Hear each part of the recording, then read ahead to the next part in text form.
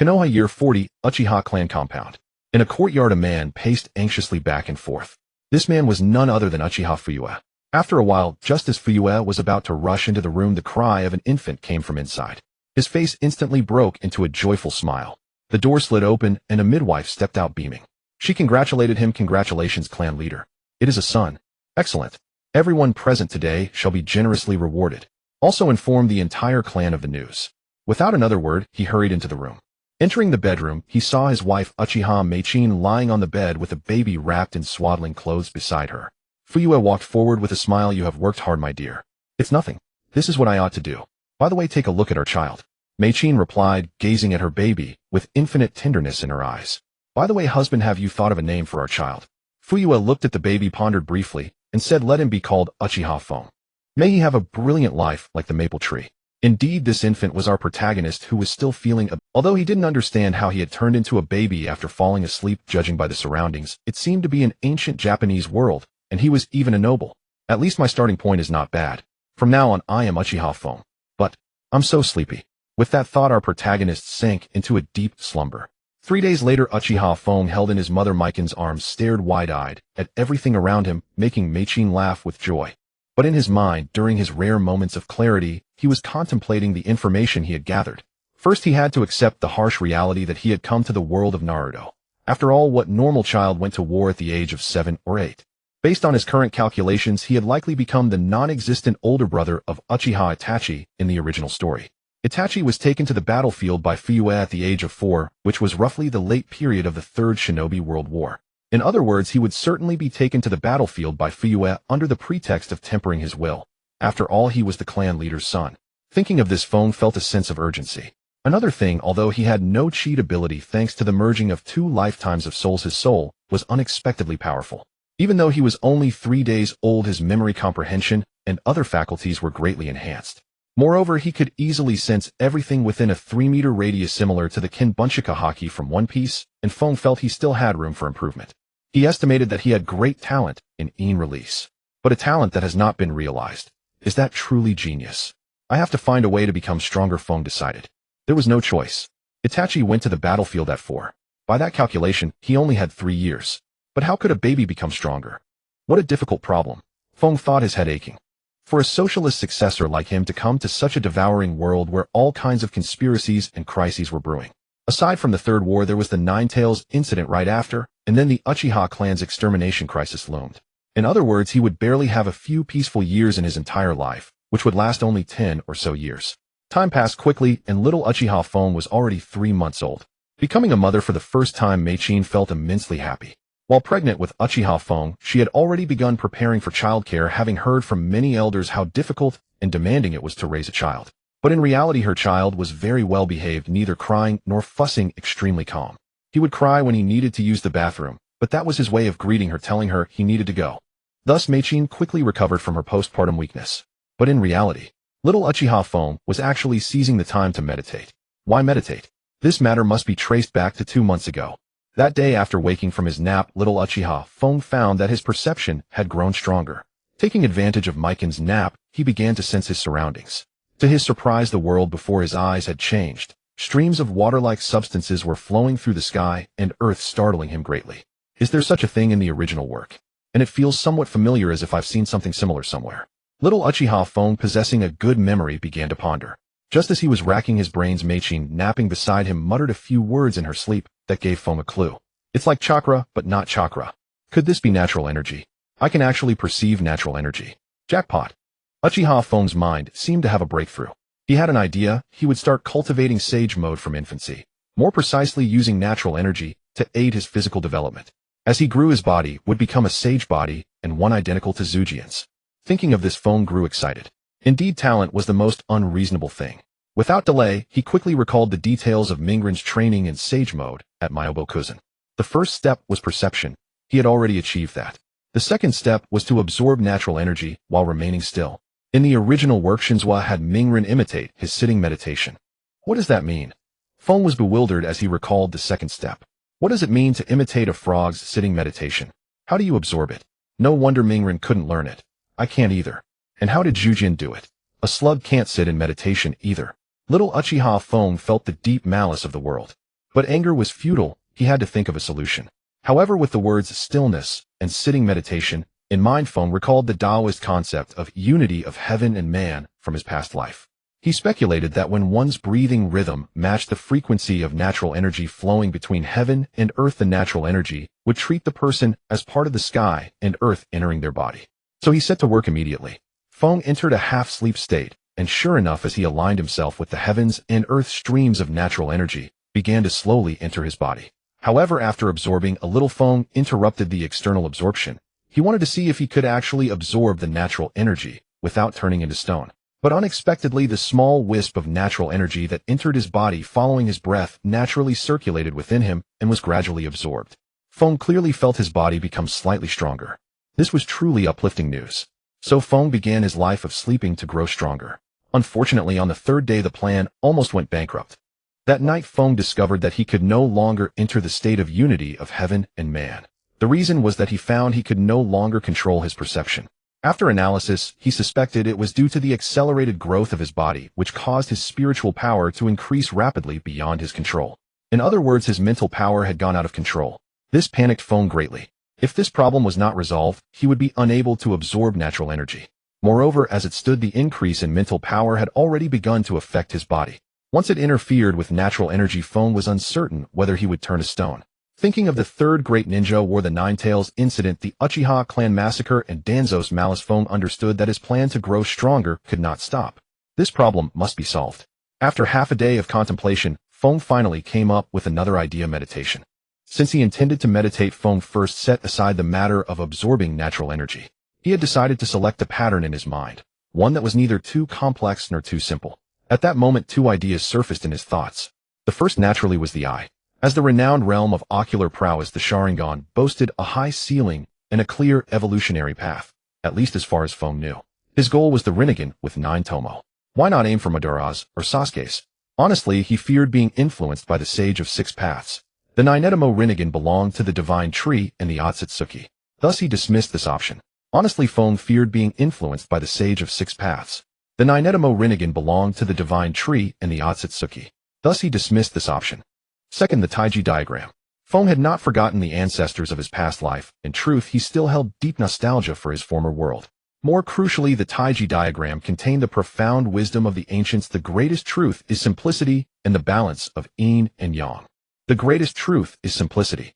Though the diagram was simple, it encompassed all things. Which mythical figure from his past life didn't employ a Taiji diagram? Why?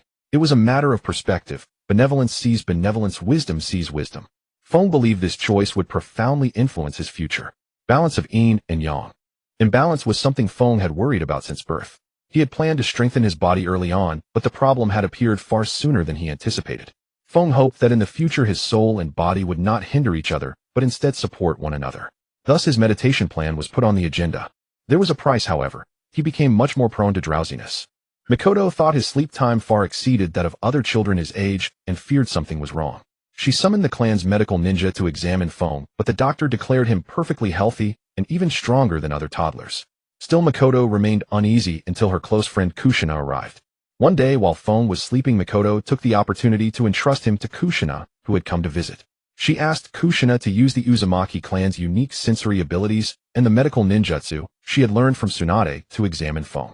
Upon examination, Kushina discovered that the boy was a genius. Exceptional in every aspect, with his body seemingly on the verge of spontaneously generating chakra. After sharing this good news with Mikoto, the latter finally felt at ease. However, unknown to anyone, including Feng, during Kushina's probing, the 9 tails within her suddenly awakened. It sensed an aura similar to Hashirama's, which terrified it.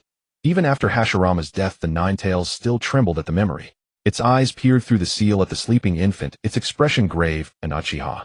How is that possible? Feng was also startled awake by that ominous aura. To conceal himself, he began to cry loudly. Kushina noticed the 9 tails' agitation and quickly left to reinforce the seal. This incident deepened Feng's sense of crisis. Over the following 2 months, Uchiha Feng's spirit gradually stabilized and came under his complete control. He also discovered a new ability, the perception of good and evil. By now, Uchiha Feng was certain that he possessed an innate yin release, and his talent in it was extraordinary. Regarding yang release, which was equally renowned as yin release, Feng began to contemplate. Apart from strengthening himself with natural energy and training in taijutsu, there was one ninjutsu he absolutely needed. The famous medical technique, the palm rebirth jutsu. But that was a matter for later.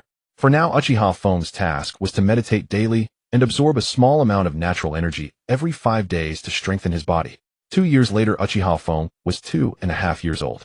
Due to years of persistent meditation and absorbing natural energy to strengthen his body, he developed rapidly. Feng felt that his current physical constitution could rival that of an 80-year-old child.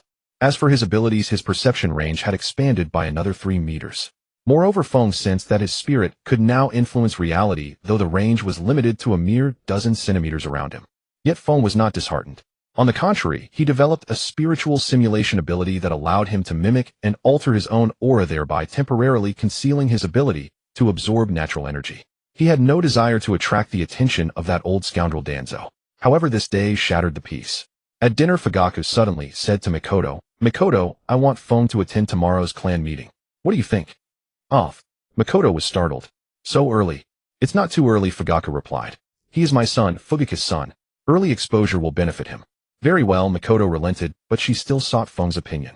"Feng, will you go with your father to the clan meeting?" "Sure," Feng answered, thinking to himself that this was a perfect opportunity to gauge the current situation. According to the original timeline, the Third Great Ninja War was about to begin. He wondered if Sasori had already made a move against the Third Kazekage. The next day, under Fugaku's guidance, Feng arrived at a solemn meeting room where people were gradually taking their seats. As the clan head, Fugaku naturally sat at the head with Feng beside him. Because of his young age, Feng technically should not have been present, and there was no seat for him. However, as the clan leader's son, no one objected. Once everyone was present, Fugaku declared the clan meeting officially open. First, the elders reported on their respective projects.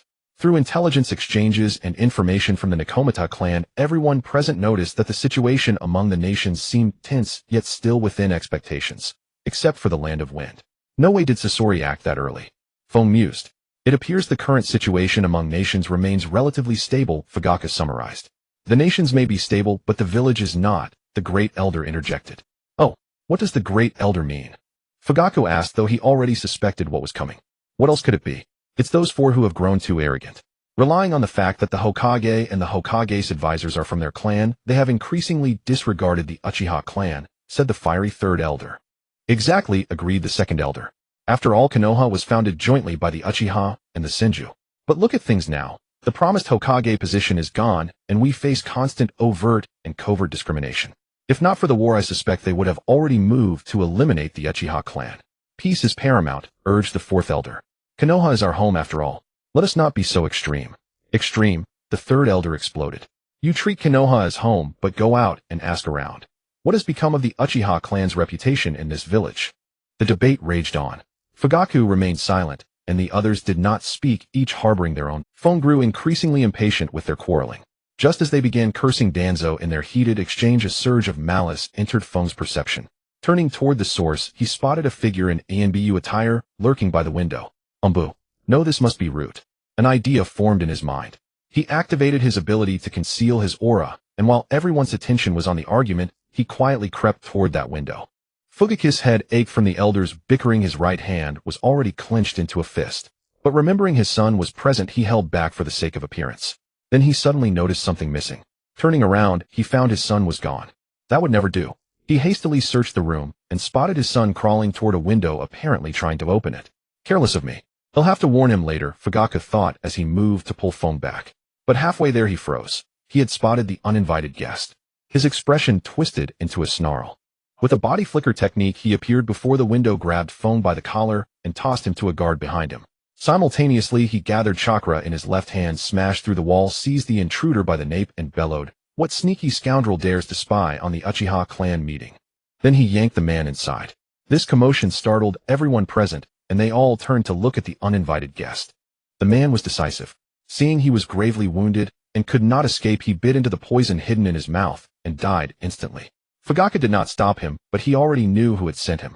"Root," Fugaku said in a low voice. "What? That bastard dares to do this. He has no regard for the Uchiha clan at all," the third elder roared. But no one echoed him. "Enough," Fugaku said. "This meeting is adjourned. Someone dispose of the body." Dismissed. Without waiting for a response, he picked up Feng and left. On the way home, Fugaku quietly asked Feng, "What were you doing at the window?" "I saw a man standing outside for a long time. He looked tired, so I wanted to let him in to rest. Feng lied without changing his expression. Is that so?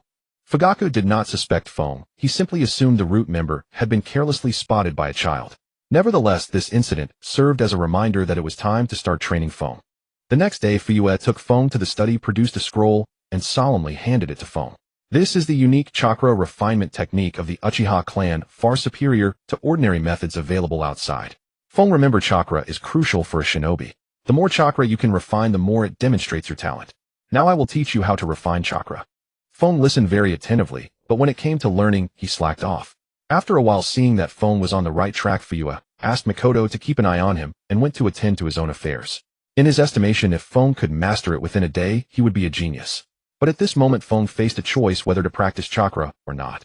He could sense that if he wished, he could succeed instantly, but chakra and sage mode were opposites. In other words, if sage mode absorbs natural energy from the outside to strengthen oneself, then chakra is extracting energy from the Bodhi cells, a typical exploitation of the body, especially for children. In the end, Feng decided to practice chakra. There were two very important issues. First, the issue of his own status. He was the son of the clan leader. You might not be the best, but you absolutely could not be a waste. The problems brought by being a waste were very severe, especially in such a world. In the end, Feng had no doubt that even Makoto would become much cooler towards him. Second, the issue of growth. Nowadays, almost all ninjutsu were performed using chakra. Feng could not be sure what changes would occur if ninjutsu were performed with sage chakra. Moreover, it would be troublesome if discovered. Based on the above 2 points, Feng decided to practice chakra, but he would strictly control the amount of chakra.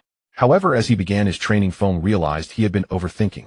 Thanks to his half-sage body and Uchiha bloodline, the refinement technique was quickly mastered. But soon a surge of chakra aura began to emanate from his entire body, and a shockwave rapidly spread outward from Feng as the epicenter. Soon Makoto was drawn over by the sudden commotion. When she discovered that it was her own son causing it, a radiant smile involuntarily spread across her face. As expected of my son, he is truly a genius. In Makoto's eyes, the chakra amount Feng was displaying had nearly caught up to that of Kushina at the same age. After a short while, Feng stopped feeling the abundant chakra within him. He tensed up and immediately checked his body condition, only to find that there was no sign of exhaustion. He let out a sigh of relief and at the same time gained a deeper understanding of the terrifying nature of the sage body. Excellent. I knew my Feng was a genius. Makoto laughed as she ran over, hugged Feng, kissed, and tousled him for a while before finally setting him down. Today we can stop here for the chakra refinement technique. Feng can go play or exercise. No, I just practiced for a little while. Feng said in a whiny tone. It's fine, you're still young. Practicing chakra refinement too frequently is bad for your health. How about this, let mommy teach you hand seals? Makoto comforted him. Alright. Feng had no choice but to compromise, but inwardly he thought hand seals. A real man just needs to clap his hands and call whatever he wants. However, that was a plan for the future. For now, Feng could only obediently learn hand seals from his mother. In the evening, Makoto immediately told Fuyue the good news that Feng was a genius. Although Fuyue said it was only natural, the smile on his face betrayed his inner joy. He also announced that tomorrow he would take Feng to practice ninjutsu. Early the next morning, Feng appeared full of energy in the courtyard waiting for Fuyue to take him to practice ninjutsu. After all, it was the first ninjutsu he would learn, or it would be a lie to say he wasn't excited. But something unexpected happened. Fuyue brought him to the study.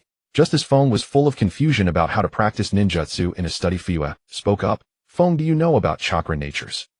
Yes, there are fire, lightning, wind, earth, and water. Feng replied. Correct.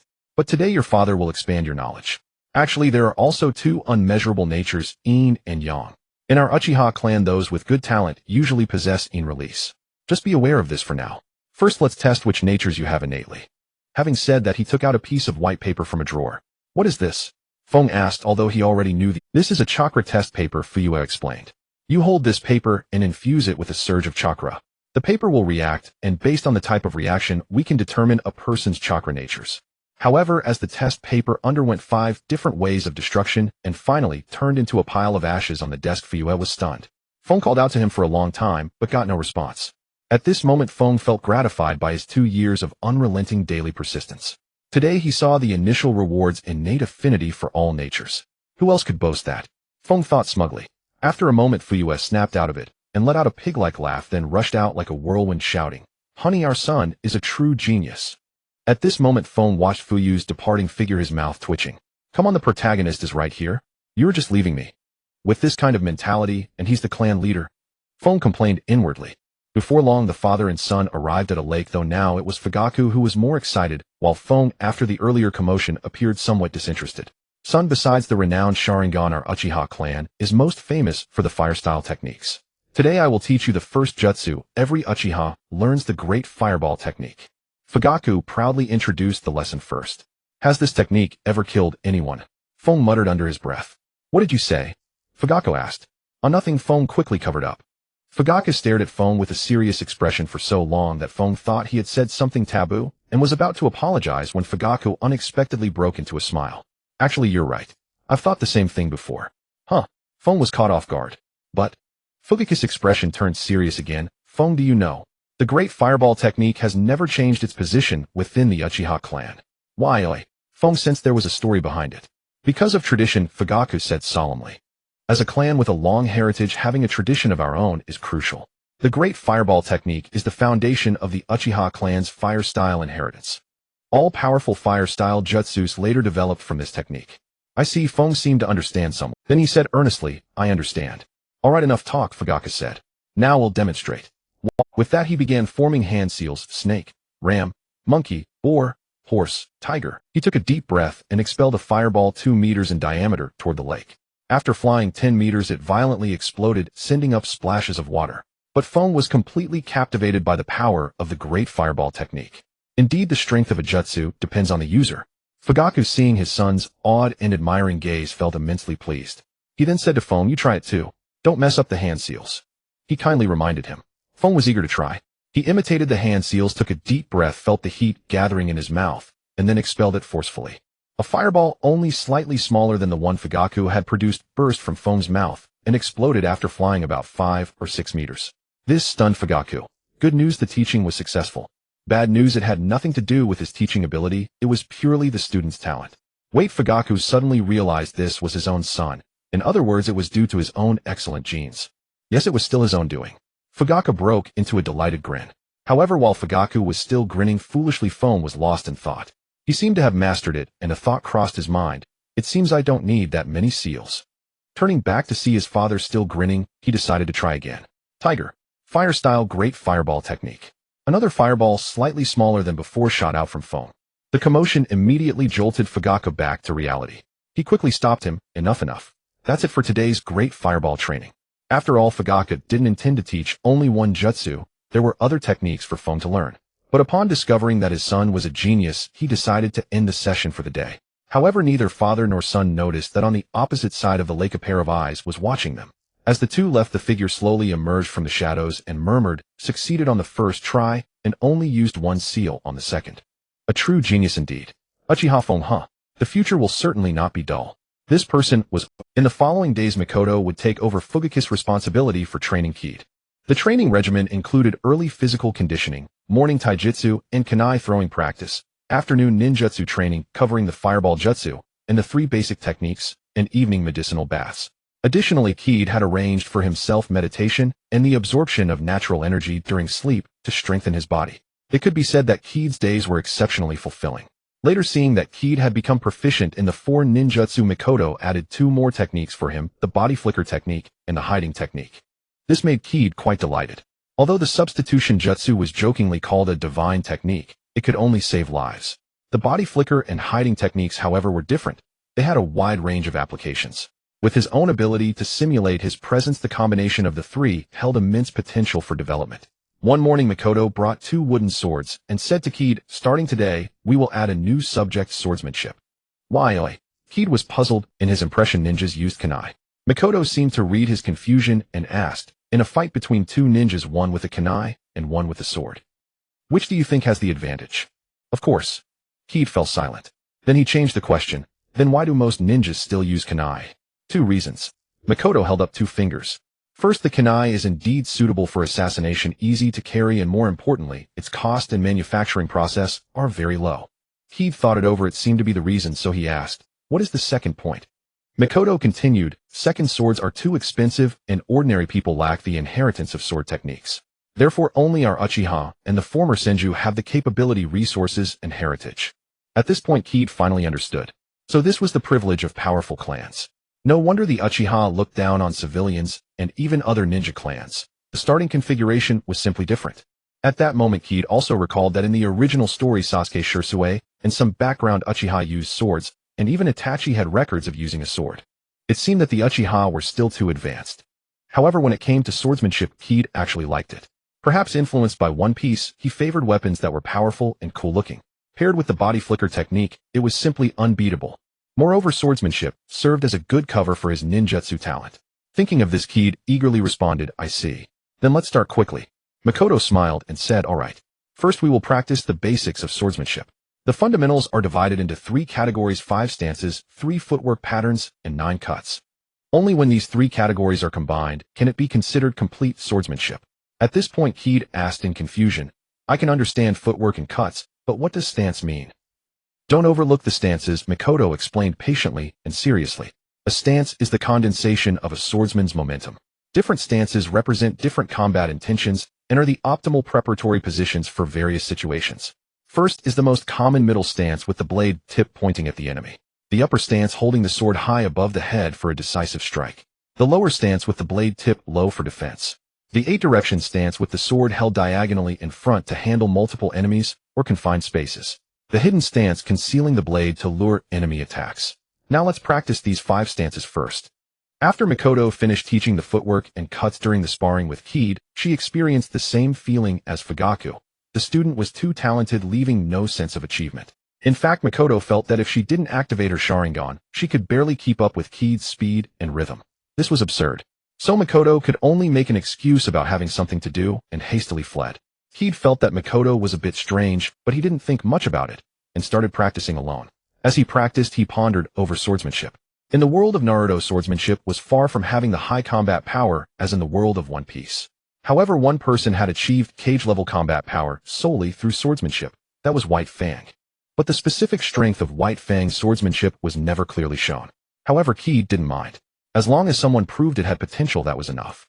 Now that Keed Uchiha was practicing swordsmanship, he would naturally bring it to a new height. Currently, Keed had 2 ideas for swordsmanship. First, integrate ninjutsu, incorporating chakra nature transformation practice into swordsmanship. This was the mainstream approach in the ninja world. Second, in release. By strengthening in release, cultivate a heart sword within the mind, achieving the realm of cutting through anything. And once the heart sword is perfected, integrate it into the Taiji diagram. Then the Taiji diagram will gain the power to divide everything, Keed murmured to himself. Moreover, I have already developed a perception similar to observation haki. In the future, can I develop the pressure of conqueror's haki? I truly look forward to it on this path of becoming stronger. Awakening of the eyes. Another year had passed, arriving at the year 43 of Konoha. Over this year, Fong's progress accelerated rapidly. He also learned several drank and crank ninjutsu, encompassing the 5 elemental natures Jinjutsu and the shadow clone technique. Fong had obtained all of these through persistent coaxing and pleading with Makoto. Makoto, unwilling to see her son's extraordinary talent go to waste, taught him everything she could. Thus, Fong estimated that aside from lacking practical combat experience, his strength was now close to that of a special jonin. Yet Fong took no joy in his growing power, for his meditation had hit a bottleneck. The Tai Chi diagram had become clearly visible, but its assistance was far less potent than at the beginning. This vexed him greatly. He could not believe that the all-encompassing Tai Chi diagram possessed only such limited capabilities. Surely he had failed to develop it fully, but he had no clue how to proceed. Another major event occurred this year, the birth of Itachi. Indeed, Itachi was one of the future culprits behind the clan's annihilation, and now he was Fong's younger brother Uchiha Itachi. A person whom Fong considered deeply pitiable. Brainwashed by the Hokage, he slaughtered his own clan that had given him everything, then rushed off to become a spy for the Hokage, and finally sacrificed himself, offering his eyes for his younger brother. Fong's assessment of him was utterly ridiculous. Honestly, Fong had once considered eliminating this unborn child, but every time he saw his mother's gentle demeanor, he could not bring himself to act, and could only silently withdraw. On the day of the delivery, Fong and Fugaku waited together in the same courtyard as before, but this time there were 2 people. Fugaku paced back and forth just as he had the first time, while Fong sat on the steps, his expression grave, occasionally glancing toward the room with eyes full of complexity. At that moment, he himself did not understand what was going through his mind. Was it joy at having a younger brother? The bleakness of the future clan annihilation? Or the sorrow of his parents' tragic death? He could not say. He did nothing, simply waiting in silence. After an unknown length of time, the sound of a baby's cry came from the room. Fugaku dashed to the door in a single stride, waiting for the midwife to emerge, while Fong merely stood up slowly and walked over. The door opened, and the midwife congratulated Fugaku. "Congratulations, clan leader. It's a son." Fugaku was overjoyed and rushed into the room to check on his wife and child. Feng entered the room slowly, but no one noticed that there was not a trace of joy on his face. Approaching the bedroom, he merely stood by the door, quietly observing the scene inside. After Fugaku and Mikoto agreed to name their second child Uchiha Itachi, they realized someone was missing. Mikoto's keen eyes spotted Feng behind the door and quickly called out, "Feng, come and see your little brother." Only then did Feng force a smile and come forward. Approaching the bedside, he looked at the newborn Itachi. "So this is my little brother." Mikoto replied with her usual gentle smile, "Yes, his name is Itachi. He is your little brother. As his elder brother, you must take good care of him." "I understand," Feng answered with a smile, but the joy on his face quickly faded. Mikoto, seeing her eldest son's expression, thought he was tired from waiting so long and told him to go rest. Feng acknowledged and turned to walk out slowly. He himself could not comprehend how utterly shattered he felt inside. As he looked at the baby brother before him, he harbored the resolve to kill him, even if it meant being doubted or resented. Yet when his mother gently told him to take care of his brother, he had agreed, without hesitation. What was he truly thinking? What did he want? He himself did not know. Lost in confusion, he walked slowly, completely unaware of the change occurring within him. But Fugaku and Mikoto noticed it. They naturally perceived the change in their eldest son. As they looked at his departing figure from the reflection in a nearby mirror, they were astonished to discover that a pair of spinning three-tomo Sharingan had appeared in Feng's eyes. The joy of their younger son's birth was instantly washed away. As the clan leader and lady of the Uchiha clan, they understood too well the conditions required to awaken their bloodline limit. On any other day, the couple would have boasted about their son's genius, but on this joyful occasion, neither could utter a word. Finally, Mikoto broke the silence. "Has something happened to Feng? Have we been neglecting him too much lately?" "No," Fugaku denied. "It seems we have never truly understood this son. We need to talk with him." After returning to his own room, Feng gradually came back to his senses. He finally discovered in the mirror that his eyes had awakened, but he had no time to dwell on it, for the Tai Chi diagram in his mind was stirring anomalously. Just moments ago, with the birth of Yu, Feng's heart underwent violent upheaval. The surge of sundry negative emotions began to stimulate his eyes. Amidst cataclysmic disorientation, the torrent of negativity was overwhelming. Coupled with the profound spiritual foundation derived from his soul's mutation upon reaching the three-tomo, there was even a tendency toward further advancement. However, thanks to the Taiji Tu's forceful stabilization of the cerebral turmoil, Feng managed to regain his clarity in time. When Feng examined the state of his mind, he discovered that everything had undergone a radical transformation. First was the Exine Dao, a thing he had begun cultivating a year ago, yet it had always remained a formless mist utterly devoid of any blade-like shape. After this upheaval, that Exine Dao began to show an embryonic outline. This is truly an unexpected revelation. It seems the emergence of the Exine Dao requires various forms of mental or volitional tempering. In other words, it needs a whetstone. Feng realized a direction. Next was the Taiji Tu. Previously, after gradually constructing its shape and color within his mind, the Taiji Tu's development had come to a standstill, and its assistance to his spiritual power was greatly diminished. This mental turbulence, however, was only overcome thanks to its stabilizing, or rather suppressing, effect. Yet even the Taiji Tu was affected. It moved. It began to rotate slowly on its own. In that moment, the Taiji Tu reverted to its original state as a novice's divine tool, leaving Feng profoundly astounded. He murmured, "When exhausted, change, but when changed, one finds a way, oh, when a way is found, one achieves. How foolish I have been." At last he understood the fundamental usage of the Taiji Tu, rotation. He recalled from his past life that the Taiji Tu, through high-speed rotation, could manifest different forms, and he now grasped how to employ it henceforth. Coming back to his senses, Feng felt a surge of relief. How perilous that moment had been. He then slowly approached the mirror, observing the changes and enhancements brought about by his eyes gradually transforming into the three-tomo state. He could not help but sigh inwardly. Truly a world dominated by bloodline. This Xiaolunian is utterly unreasonable. But the danger was indeed grave. Still, now that it's awakened, it provides an extra safeguard for the future Third War. Thinking thus, Feng began to recall the information about the Xiaolunian. The Xiaolunian is exclusive to the Uchiha clan. Many Uchiha are not geniuses by nature, but once they awaken it, they instantly become one endowed with the three talents of insight, hypnosis, and replication. The simplest example is Dai Tu. Setting aside his later Mangekyo, consider his midstage initially a laggard, but upon awakening the two-tomo on the battlefield, he transformed as if a different person, immediately matching Kakaxi's pace. One can only say bloodline is utterly unreasonable. But bloodline is a double-edged sword, and the Xiaolunian side effects are especially severe. It renders its wielder's mind extremely unstable. Previously, Feng always felt that those who had awakened the Mangekyo were off-kilter. Now it seemed clear that they had awakened too early, leading to mental derangement. Why did such a problem arise? Feng suspected it was related to the origins, for all three origins seemed abnormal. First, the Six Paths Sage. He did not possess the Mangekyo, but the awakening of his Xiaolunyan and Rinnegan occurred in states of mental collapse. Second, Yinshuo Yuo. He awakened the Mangekyo because he failed to gain his father the Six Paths Sage's recognition, turning his love for the ninja sect into hatred. Third, the Ten Tails. The Xiaolunyan's origin is the Ten Tails as evidenced by its 9-tomo Rinnegan. However, the Ten Tails is a mindlessly savage beast with no room for positive emotions.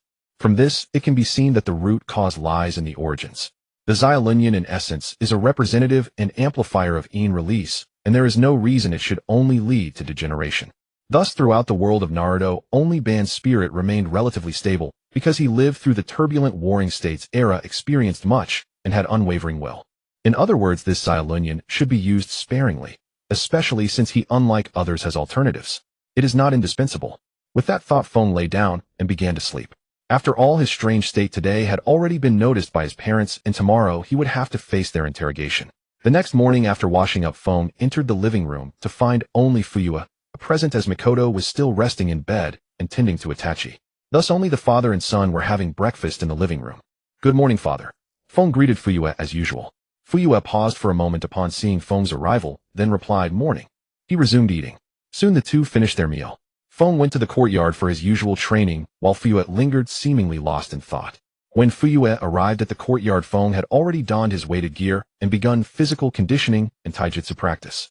Seeing his son not only gifted but also exceptionally disciplined, Fuyue couldn't help but show a gratified and proud smile. However, the events of the previous night had sounded an alarm for him. After all, children are still children. Their time to grow is too short and their experience too limited. Considering the situation last night, Fuyue's first instinct was that someone had spoken ill to Feng, so he immediately sent people to investigate who had recently contacted Feng. But Feng had been training in the courtyard and rarely went out. Thus, Fuyue concluded that the child might have been overthinking things. He needed to talk to him early to see what was going on. If he couldn't resolve it, he would have to discuss it with Mikoto.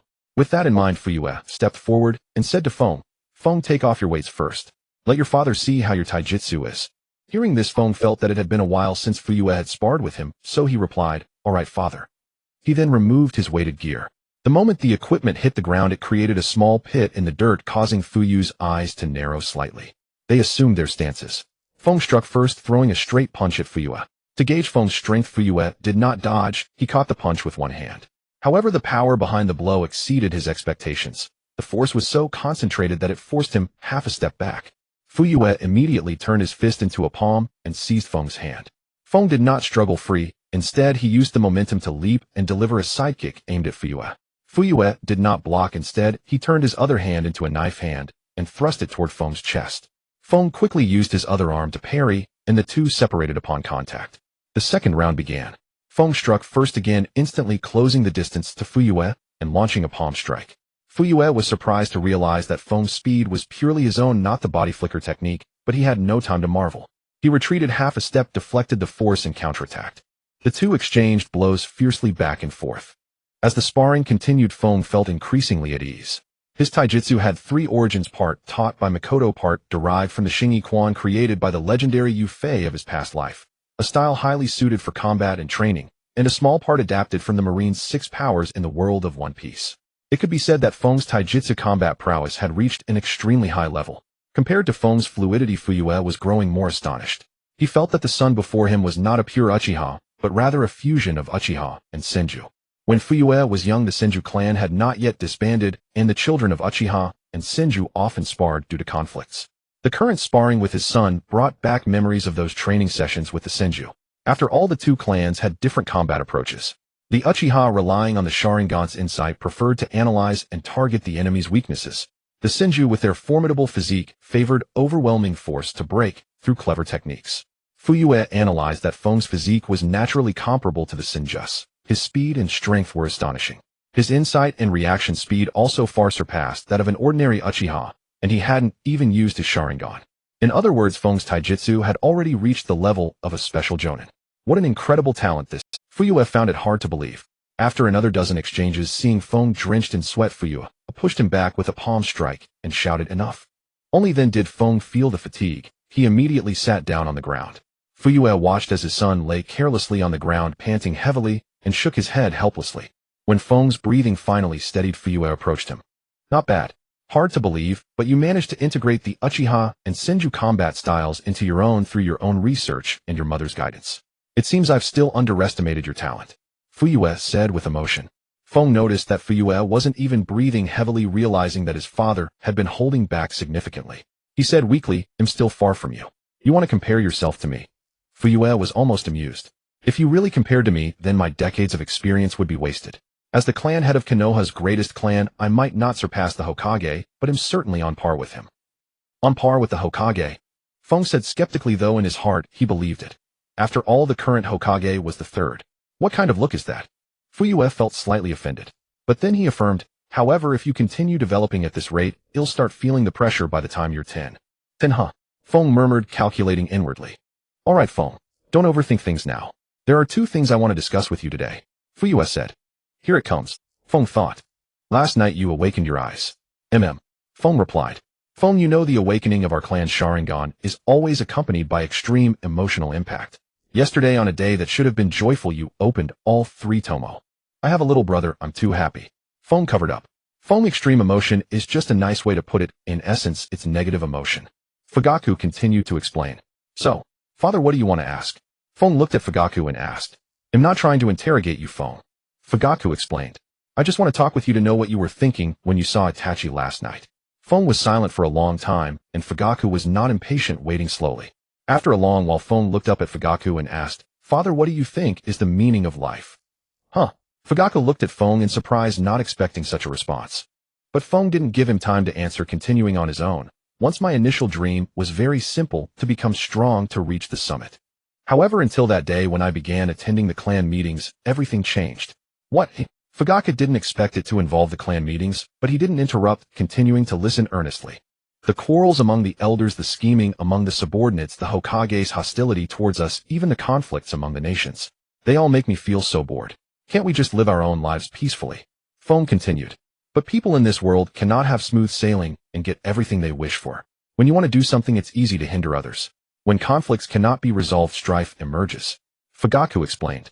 "I understand that, but some conflicts shouldn't exist in the first place. Those conflicts are just chain reactions caused by some people's excessive selfishness. For example, that spy at the clan meeting that day. In Konoha, who would take such an interest in our Uchiha clan?" Feng continued. Fugaku had nothing to say. What Feng said was true. He could only ask, "What does this have to do with Itachi?" "Nothing directly, just something I associated," Feng explained. "Associated?" Fugaku couldn't understand how these things could be linked. Truly, children tend to overthink. "Seeing my newborn brother, I thought about how people are born into this world, growing up while exploring it, but in the end they realize they are here to suffer. All kinds of things come rushing in, related or unrelated, all piling up. It makes one incredibly irritable, so irritable that it stirs murderous intent." "What?" Fugaku was shocked, not expecting Feng to think that way. "This child is his killing intent, so heavy. Then mother woke me up and I promised him I would protect my little brother." Feng continued. "At that time I realized something was wrong with me, so I went back. That's how it was." Fugaku breathed a sigh of relief. "Good." But then he had a new doubt. "Then what is your dream now?" "Now then." Feng was silent for a moment. He replied, "Still to become strong. Strong enough to eliminate all those who interfere with me, strong enough that almost no one dares to trouble me, even strong enough to command them with my own rules." Fugaku said in a deep voice, "Aren't you afraid of becoming the kind of person you despise?" "Not afraid. If one day I truly become a person I despise, then it can only mean that I have lost my way on the journey of life," Feng said. "But I believe I will walk unswervingly on the path ahead." At this moment, Fugaku did not feel repulsed by the domineering and killing nature in Feng's words. He only thought the child had ambition. But until one day in the future, when he was summoned from the underworld by his youngest son and asked how to defeat Feng, he would realize how terribly wrong he had been. Fugaku thought for a moment, then smiled, and said, "Very well, then proceed with this goal. Now for the second matter, Feng, you are going to school." "What?" Feng was taken aback, staring at Fugaku, unable to speak for a long time. Feng stared wide-eyed at Fuyue, silent for a long while before finally forcing out a single sentence. "Father, who do you want me to eliminate?" "What nonsense, always thinking about fighting and killing." Fuyue had just breathed a sigh of relief, but now his head began to ache again. Know with my strength what is there to learn at school. Surely you have some rival's son in there, and you want me to take him out, Feng explained. Tisk. Fuyue was at a loss for words at this explanation. Alright, let me make it clear to you, so you stop imagining things. Fuyue began to explain. The Ninja Academy system was established by the second Hokage back then. He required all ninja clans to send age-appropriate children to attend school, and strictly mandated that the children of clan heads must enroll. Initially the clans were reluctant, but later they found it facilitated communication and interaction among clans, and also conveniently showcased the strength of their younger generation to the village. Thus the major clans acknowledged this rule. Feng thought for a moment, so it's your fault. If I don't become a ninja, then the academy can't select me, right? Then the academy won't need to select you. They'll beat you to death first. Fuyue said coldly. Just kidding, don't take it so seriously. Feng quickly smiled and tried to smooth things over. But seriously, going to the academy would waste 3 years for me. Father, aren't you afraid your genius son will be ruined by their teaching? It seems you didn't hear what I just said. I want you to build connections. Fuyue felt his fists clenching. And it won't take 3 years. I've already made arrangements. Just 1 year as a transfer student. I see. Feng understood, but immediately rejected it. No. If it seems you still haven't listened. Fuyue was exasperated. That's not what I mean. A sly grin crept onto Feng's lips. This is wasting a year of my life, so you'll have to pay up. You're asking me for money. Fuyue was dumbfounded. No. Then I'm not going, Feng taunted. Fuyue compromised. Upon hearing this, Feng immediately turned serious. Can you get Aunt Kushina to teach me sealing techniques? Dream on. Fuyue gave Feng a look that said, I pity your lack of intelligence. Sealing techniques fine, but wanting Kushina to teach you. Think again. Then teach me sealing techniques. Feng backed down. Alright. Our Uchiha clan also has inherited sealing techniques. We'll bring them to you later. Then it's settled. We'll send you to school next week. Wait, do we have the healing technique? Feng suddenly pressed. What now? Fuyue said warily. Nothing, I just realized I'm still weak. Let's set a small goal, catch up to the 3 legendary ninja. Feng said without batting an eye. They're from the Senju clan. I wouldn't mind you admiring Hashirama, but admiring Tsunade. Do you think I'm stupid? Fuyue said. This technique is actually strictly controlled. Apart from the original Senju, only the medical department has it, and everyone who knows it is registered. We don't have it. They'll think of something later. With that he turned and left without looking back, afraid Feng would ask for something else. That evening Fuyue handed Feng the scroll for learning sealing techniques. He repeatedly urged Feng to protect the scroll, return it promptly after reading, and kept asking him questions. Feng agreed readily. After Fuyue left he lowered his head and studied the scroll, smiling as he said, sealing techniques are really absurd. No wonder the 6th-path sage specifically developed them to deal with the Ōtsutsuki. One doesn't need to be proficient, but one must know them. A week had passed in the blink of an eye. Fuyue took Feng to the academy. Since today was the opening day of the Ninja Academy, there were quite a lot of parents escorting their children. Feng noticed that many young masters from ninja clans had also come. Curiously he asked, Father, by all accounts someone my age shouldn't be old enough for the academy yet. Why do I feel there are so many people my age? Fuyue listened, glanced around, and whispered quietly, I forgot to remind you. According to recent intelligence, the friction between nations has become intense, especially in the Land of Wind. The Konoha higher-ups held a meeting a few days ago and declared that the seeds of war have already been sown. So all the clans are sending their young ones to the academy. Is the external environment already that harsh? Feng asked in surprise. Yes, but the news is only circulating among the higher-ups. Once you're in school, don't talk too much, understand? Fuyue cautioned again. Got it, don't worry. Feng patted his chest to assure him. Also, when sparring with classmates, hold back. Only use 2 or 3/10 of your strength. I don't want to be suddenly summoned by the Hokage only to find a coffin parked in the school. Fuyue instructed again. No, am I that kind of person? Feng retorted. But seeing Fuyue staring at him without speaking, he finally replied, Understood. Good that you know. They'll leave you here. They'll pick you up tonight. Go inside. Feng arrived at the classroom he was assigned to. Many people were already there when he entered. Looking at the classmates who were either familiar or conspicuously marked, he couldn't help but sigh inwardly, a noble class indeed. If it were mixed, probably within a few days civilian students would drop out. He found a seat by the window in the middle, sat down, and quietly observed his surroundings. However, before long Feng noticed an awkward situation. He was observing others, but everyone else was observing him. Feng slapped his forehead. He hadn't expected that the title of the Uchiha clan leader's son would be so eye-catching. This made him quite embarrassed, so he could only stare out the window, lost in thought.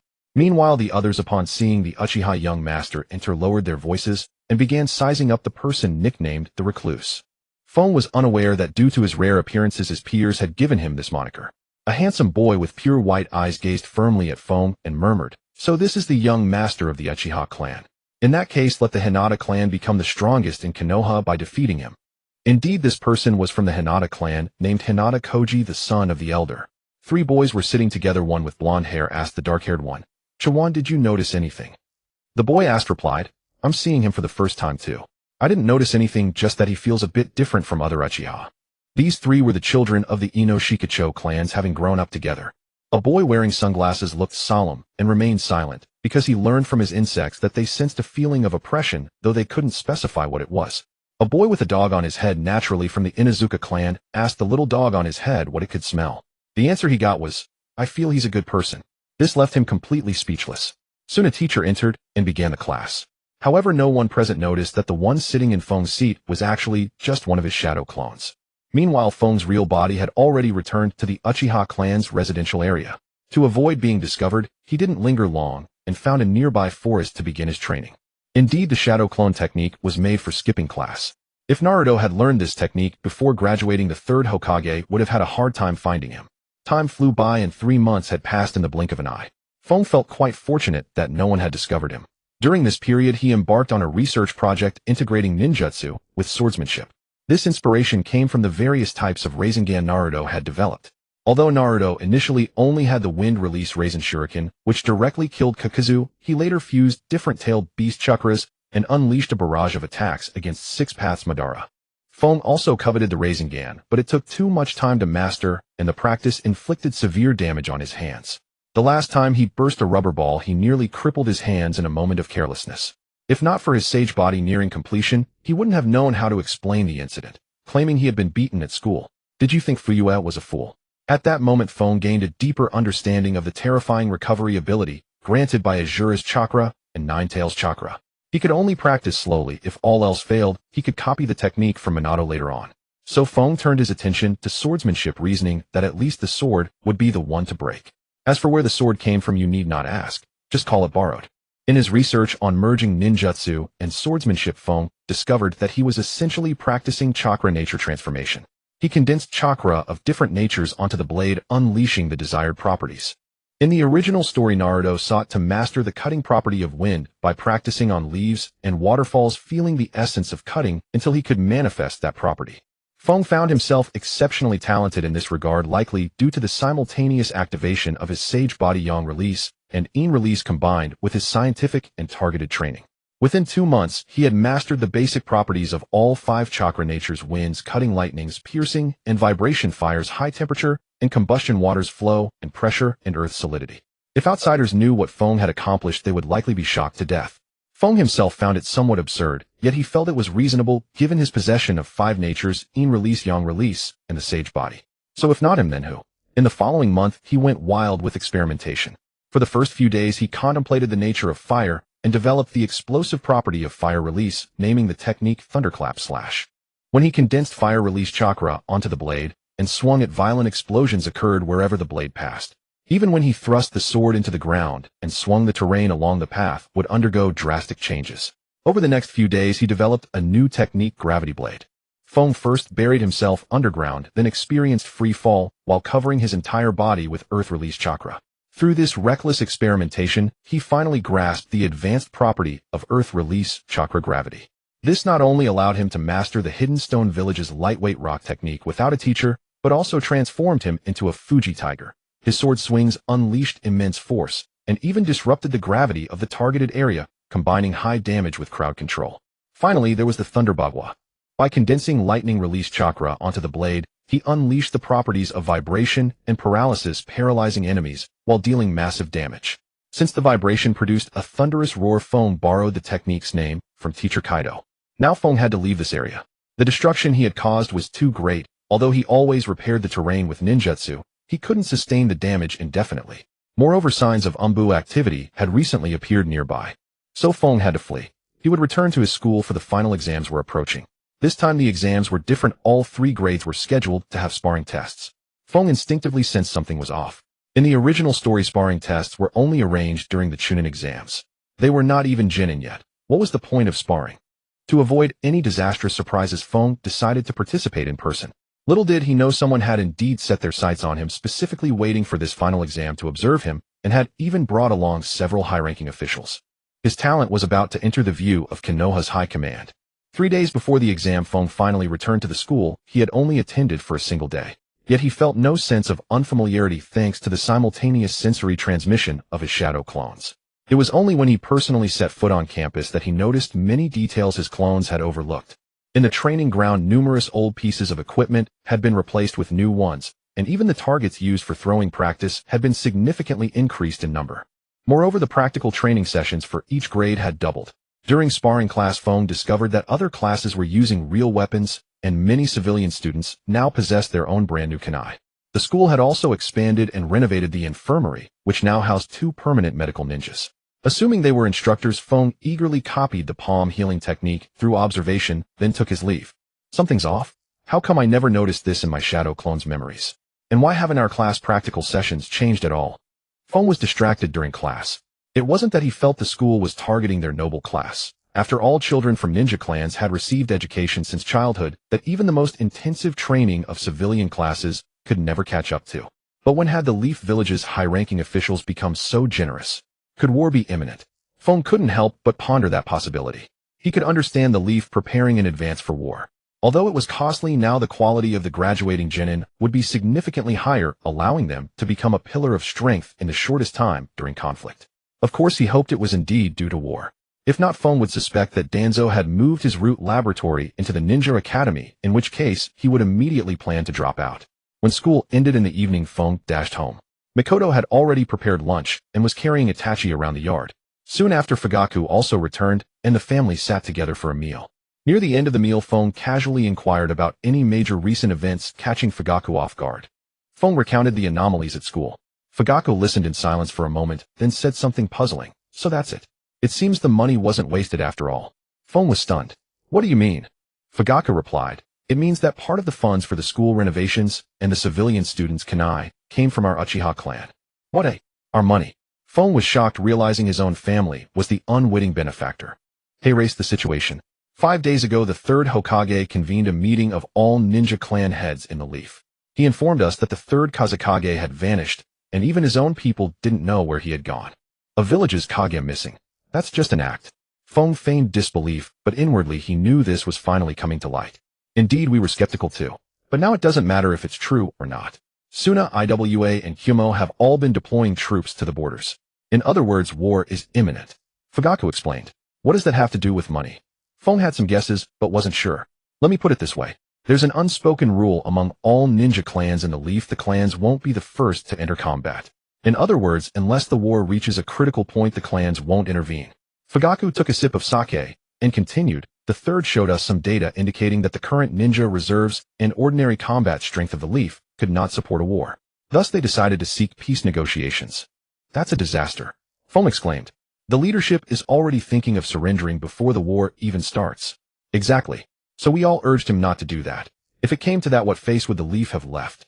The 3rd then said the village didn't have enough money to train more ninjas in a short time and asked which clans would be willing to contribute. At that, we all fell silent. Then what? Then clan leader Nara said that although we couldn't provide manpower, we could offer financial support. The 3rd replied that the village wouldn't be able to repay the debt after the war. They want money and don't intend to pay it back. Shameless. Did he mention how much the Sarutobi clan would contribute? Feng was getting irritated by the 3rd. Then I spoke up and said we didn't need repayment, but in exchange the village could not forcibly dispatch clan ninjas, excluding those in the Umbu, to the battlefield first. Fugaku continued. Why did you have to meddle? Feng was furious. I can't believe my own father would do something so foolish as to give away our clan's money. Watch your tongue. And you think I wanted to? Fugaku retorted. As the strongest clan in the Leaf, we control the largest weapons business in the Land of Fire. Too many eyes are on me. Could I afford not to speak? Besides, I did set conditions. After the meeting, I ordered my subordinates and the Cat clan to gradually raise weapon prices. As it turns out, we've actually made a profit. Fugaku said nonchalantly. Really? Feng was skeptical. Of course. But now it seems the 3rd Hokage is someone who delivers for the money he receives. The money wasn't wasted. What about the day after tomorrow's exam? Feng asked again. Probably to identify talented civilian students worth training, arrange early graduation, and give them serious instruction. Fugaku estimated. And what about the ninja clan students? I don't believe the 3rd has no plans for our class. Feng pressed on. You have a point. Fugaku was now uncertain. In that case, try not to use ninjutsu during sparring. Drag it out a bit, and only use about 2/10 of your strength. But if I fake it, the third will definitely see through it. Feng hesitated. Come on, not faking would be a bigger problem. At your age, having that level of strength. Does that seem reasonable? Do you really think I didn't know what you were up to in the forest near the clan compound? Fugaku dropped a bombshell. Huh, when did you find out? Feng was genuinely shocked this time, wondering when he had been exposed. Obviously. A month ago, someone reported a blast in the forest near the compound. I thought who would be so idle as to set off explosions in the woods. When I went to check, it was you. If I hadn't set up a barrier, you'd have been caught by the Umbu long ago. Though Fugaku complained loudly, his heart was a tumult of complex emotions. He recalled the day he saw his son condense a mass of lightning-natured chakra around his blade, then cleave a massive boulder into nothingness with a single stroke. The overwhelming complexity of that moment was indescribable.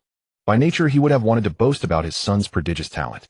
But this talent was too great, so great that it frightened Fugaku. If this talent were exposed, Danzo would immediately tell the third that the Uchiha clan was plotting rebellion, and the third would agree, saying he had noticed it too. The two would join forces and begin a massive crackdown on the Uchiha clan. What a mess. At this moment, he almost wished his younger son Itachi would have mediocre talent. Little did he know that this wish was destined never to come true. Nor did he know that his third son was even a reincarnation of an ancestor. Feng, feeling somewhat embarrassed, suddenly realized why no one ever passed through the forest. It was because Fugaku had been cleaning up after him. He quickly thanked him. Thank you very much, father. If you'd better remember that. With that, Fugaku resumed his drinking, while Feng volunteered to wash the dishes. During the few days of this interval, the teacher also informed the students of the changes to the final exams, though it did not cause a widespread stir, as it was clear that the parents had already discussed it with their children. The teacher, aware of this, directly began to announce the specific arrangements. The 3 grades would take the exams over 3 days in descending order of grade level. On the day of each exam, the classes not participating were required to observe the proceedings, and the event would be presided over personally by the third Hokage. Feng speculated that this arrangement was intended to stimulate the lower grade students through the upper grade battles, and the graduating class in particular needed to seize every moment for training. Fortunately, he was not in the graduating class, so there would be less attention on him during the exams. However, now that he thought about it, this year was the year of Obito's graduation. Feng suddenly recalled this fact. As expected, the Genin examination for the graduating class drew a large crowd: the third Hokage, the 3 Hokage advisors Jiraiya, Orochimaru, Minato, and over a dozen Jonin. The level of importance had reached an unprecedented peak. After the graduating class exams concluded, many outstanding students were immediately assigned by the third Hokage to some of the Jonin present as disciples. This move undoubtedly earned him a great deal of popularity. The next day arrived, and it was Feng's grade's turn. The number of Jonin present was noticeably smaller. Then, before the exams began, the third Hokage made a major announcement: outstanding students in this exam would be allowed to graduate early. Upon hearing this, everyone present was stunned. The civilian students felt an adrenaline rush, believing themselves to be exceptionally capable. However, the students from the noble class and the Jonin on the platform fell silent. What kind of procedure was this? No prior notice had been given. The noble class children stared with wide, curious eyes at the Jonin on the platform, seeking answers, only to find the Jonin staring back at them with equal bewilderment. The atmosphere became extremely complicated. Regardless of what anyone thought, the exams proceeded as scheduled. Soon it was Feng's turn, and his opponent was Fugaku. This match, however, drew considerable attention. The third Hokage narrowed his eyes, gazing at Feng with a thoughtful expression. As the eldest son of the Uchiha clan, he had long been under observation, yet his public appearances were exceedingly rare, even earning him the nickname Shootin'. Consequently, there was almost no intelligence regarding him. Moreover, the Uchiha clan's attitude was quite ambiguous. They had not promoted him, so he should not be a prodigy. Yet no one had ever called him a failure. This left the third Hokage puzzled, and he decided to use this opportunity to observe him. In a corner of the platform, Orochimaru slowly straightened up, looking at Feng as if he were an intriguing subject of study, his eyes gleaming with interest. Just then an untimely, boisterous voice rang out. Yo, Orochimaru, you seem quite taken with that kid, huh? The newcomer was none other than Jiraiya, one of the legendary Sannin. I just find the kid somewhat interesting, Orochimaru replied. Is that so? He seems quite ordinary to me. Jiraiya cast his gaze, but saw nothing remarkable. Indeed, feeling ordinary is the biggest issue. Remember, he is an Uchiha. Yet how much of the Uchiha shadow do you see on him? Orochimaru responded. Jiraiya now sensed something amiss. The child was too calm, even carrying a hint of gentleness. But how could that be? In Jiraiya's eyes, the essence of the Uchiha was deeply loving, yet their temperaments were innately arrogant. Could it be that the Uchiha clan had got the wrong baby? Jiraiya murmured softly. This drew a look of pity from Orochimaru, who seemed to question his intelligence. Realizing his question was foolish, Jiraiya fell silent, focusing intently on observing Feng's performance. Minato looked at Feng with curiosity, thinking, so this is the highly talented child Kushina mentioned. His chakra reserves seemed quite abundant. As a genius himself, Minato quickly discerned Feng's uniqueness. Stepping onto the arena, Feng pondered how to resolve the battle, for Fuyue had instructed him to display a portion of his talent appropriately, but never to fully expose himself. However, Howard of the Rixian clan, who stood opposite Feng, thought otherwise. Seeing Feng's absent-minded demeanor, Howard felt slighted and seethed with rage. He resolved to defeat him before everyone, using the secret technique he had painstakingly mastered over the past few days. Once both sides were ready, they assumed combat stances. Howard made the first move, attacking Feng with the gentle fist technique. But in Feng's eyes, Howard's movements were far too slow. Initially, he had intended to end the fight with a single slap, but upon seeing the gentle fist, he swiftly changed his mind. Strictly speaking, the gentle fist did not originate from the ninja sect. It was passed down from the mother and brother of the Six Paths sage. In the realm of ninja taijutsu, it stood at the pinnacle. After all, in later stages, Kagaya's 80 Gods vacuum strike had forced Naruto and Sasuke to merely dodge. Thus Feng changed his plan. Just as Howard's gentle fist was about to make contact, Feng's body retreated slightly, precisely evading Howard's attack range. Howard pressed his advantage, unleashing a flurry of punches, yet none found their mark. This frustrated Howard deeply. In his perception, Feng was like a sheet of paper. Before he could even strike him, Feng seemed to be pushed back by the force of his own punches. The jonin on the platform remained silent. Though the disparity was evident, Feng's performance astonished all of them. Bastard, are you only capable of running? Howard roared. After speaking, he threw another series of punches, secretly plotting to force Feng out of the arena. When Feng was only a few steps from the edge, Howard's heart leaped with joy, and he shouted, now? 8 trigrams vacuum palm. A high-pressure stream of chakra burst from Howard's hand, hurtling straight toward Feng. A gasp of astonishment rose from the audience below, but Feng remained unfazed. He formed a blade with his left hand and gently swept it through the incoming chakra, effortlessly dispersing the 8 trigrams vacuum palm that Howard had placed so much hope in. A dead silence fell over the arena. Yet Feng paid it no heed. He had already grasped the essence of the gentle fist, acupoint striking, and a unique method of chakra condensation. So he decided to stop playing. With a flash, he vanished from Howard's sight. As Howard searched for his location, a voice came from behind and above, fire-style Phoenix Sage Fire technique. A massive blaze carrying 4 or 5 shuriken hurtled toward Howard. The searing heat froze him in place, leaving him unable to move. Before he could react, the flames erupted in a violent explosion before him. When the smoke cleared, Howard found himself unscathed. A figure had appeared before him without warning. It was Schumann, who had intervened in time to save the child. The referee belatedly announced, Uchiha Feng wins. Thunderous applause erupted from the audience. This match was far more spectacular than the previous ones combined. Both Howard's 8 trigrams vacuum palm and Feng's Phoenix Sage Fire technique left a profound impression on everyone. But the jonin on the platform saw things differently. Whether it was Feng's reaction speed, his movement, or the power and release speed of his ninjutsu, they could find no peer among his age group. If he were to awaken the Sharingan in the future, his strength would surge dramatically. He was without a doubt a genius among geniuses. Dashyuan exclaimed in astonishment, such a massive chakra reserve. And he's a Uchiha. His interest in Feng deepened. Zillai remained uncharacteristically silent. For some reason, he sensed a hint of sage art energy within Feng, though it was distinctly different. The third Hokage's expression turned somber. He's barely using any effort. It seems I need to test him with a genius. With that thought, he glanced at Shuemin and made up his mind.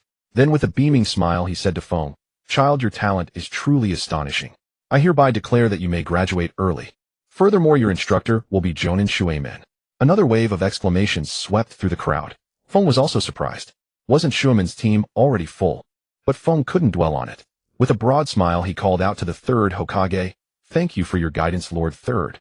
With that, he stepped down from the platform. Soon after, the day's final exams concluded, and everyone dispersed. Feng followed the crowd, but before leaving, Shuemin approached him and informed him to gather at the training ground the day after tomorrow. Since there was another exam tomorrow, he could only assemble the team the day after, which meant giving Feng and his 2 teammates a day off. Upon returning home, Feng found Fuyue already there and immediately expressed his displeasure. Father, why didn't you come to watch my exam today? Fuyue glanced at him and said, a sure win is nothing to fuss over. But I've already graduated. Feng said proudly. Huh, what's going on? Fuyue was clearly unaware of the third Hokage's actions. So Feng recounted how the third Hokage declared him graduated and assigned him to Minato's squad. What kind of move is this? Fuyue was puzzled. And from what I know, Minato's squad is already full. Full, eh? Feng pretended not to know. Yes, in the graduating class, a civilian girl named Rinora was assigned along with a Uchiha clan member named Obito, and Kakashi of the White Fang, who graduated at 6, was also added, making exactly 3. If it weren't for the Uchiha member, I wouldn't have known. But that Obito seems to be a dead last. Fuyue had heard of Obito's incompetence. Upon hearing Fuyue's words, Feng muttered to himself, this Obito will become someone important in the future. Far more than you, the clan head. Wait, a genius. Fuyue suddenly realized something, his eyes lighting up. I understand. The third Hokage wants to use Kakashi to test your true strength. And if war breaks out in the future, your foreman squad minus, you would still be complete. Quite a shrewd calculation. But Fuyue shifted his tone. Minato is a truly capable man. Learning from him will greatly benefit you. Also, if you have questions about sealing techniques, you can consult him. Understood. Feng wholeheartedly agreed with this. For this man who was called father by the child of prophecy, his talent was truly terrifying. Without any bloodline, he dominated an era. If not for his premature death, Naruto could have been the protagonist of a power fantasy. By the way, you have a day off tomorrow. Stay home and don't go out so the Umbu won't have to tail you everywhere, Fuyue instructed. Got it, Feng replied. The next day after breakfast, Feng unusually did not go for training. Instead, he went to the study, found a book on human biology, and began reading. Why? Because his immortal body was nearly complete, but he had stalled it, always stuck at the final step. First, because he was familiarizing himself with the application of yang release. Second, because he discovered that the immortal body seemed to have a pitfall. So how did Hashirama die? Feng pondered, perplexed. After all, Madara once said that Hashirama would heal automatically from injuries without even needing hand seals. Yet after the battle at the Valley of the End, he died. A person who suffered less damage than his opponent yet died after the war. Don't say it was from overexertion, whose body after overexertion would have cells that could overwhelm a person after death. Unless the immortal body had a problem. Feng had always been puzzled. The Sharingan had such severe side effects, so why didn't the immortal body? Yet the original text only showed its advantages: chakra, reserves, surpassing tailed beast, strong regenerative abilities, and the ability to perform techniques without hand seals. How could it be so similar to the demonic statue of the outer path? At that moment, Feng felt a cold sweat break out on his forehead. He seemed to have discovered a terrible secret. Coming back to his senses, Feng quickly recalled information about the demonic statue of the outer path. In the original story, after absorbing the chakra of the 9-tailed beasts, the demonic statue transformed into the 10 tails. So strictly speaking, the demonic statue was a container for chakra, even a chakra production machine. The other tailed beasts were essentially chakra natures. Only when the two combined did they become complete and more powerful.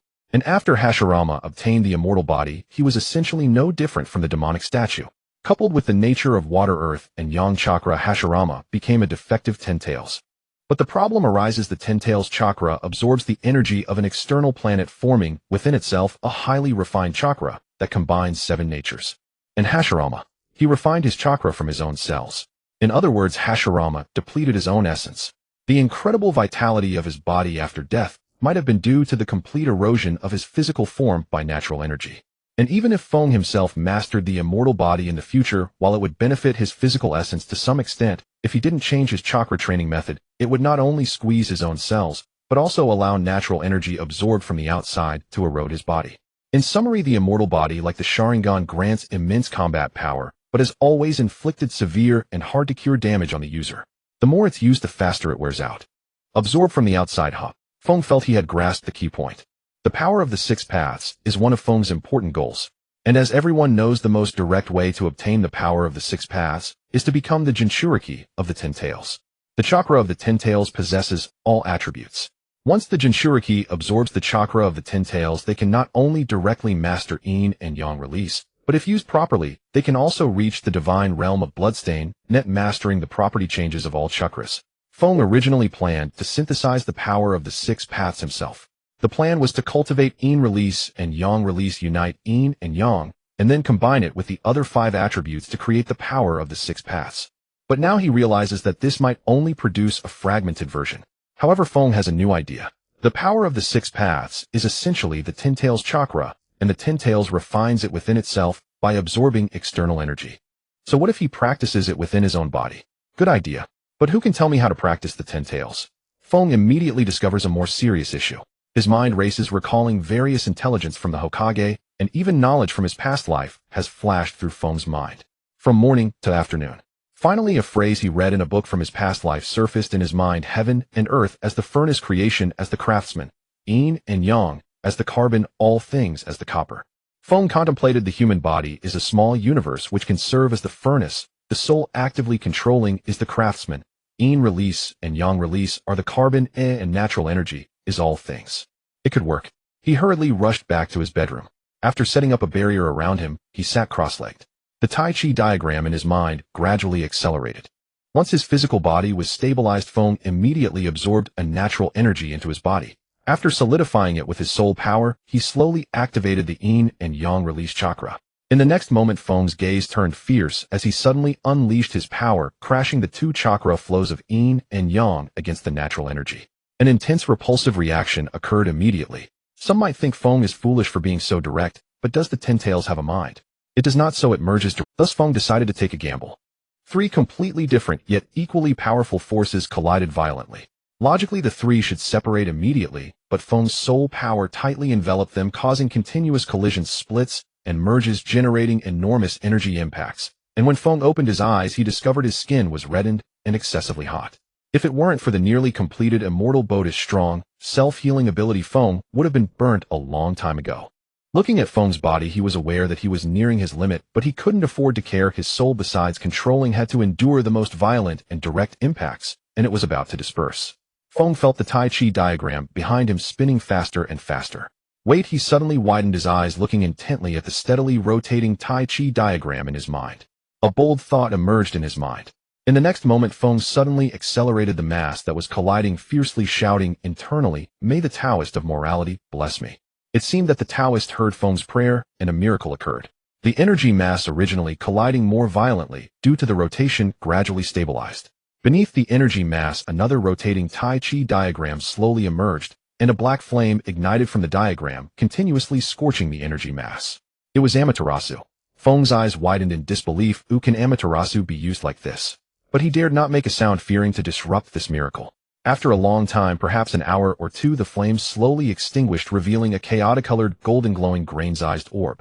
No, it couldn't be called an orb, it was a golden core. A golden core that condensed the power of the six paths. Feng succeeded. He simulated the Taoist principles of alchemy from his past life, and successfully refined the power of the six paths that did not originate from the Ten Tails. Feng observed for a long time. When he realized he couldn't sense anything, he slowly extended his soul power towards the golden core. The moment he touched it, the golden core suddenly exploded, followed by Feng opening his eyes, in reality involuntarily letting out a comfortable exclamation. At this moment, Feng could clearly feel that his physical body, soul, and even the chakra within him were undergoing an unprecedented transformation. Before long, everything came to a halt. Feng immediately checked his changes. First, his physical body had completely evolved into an immortal body, and its qualities in all aspects had reached a terrifying level. Thinking of this, Feng approached the window and suddenly threw a punch at the artificial hill in the yard.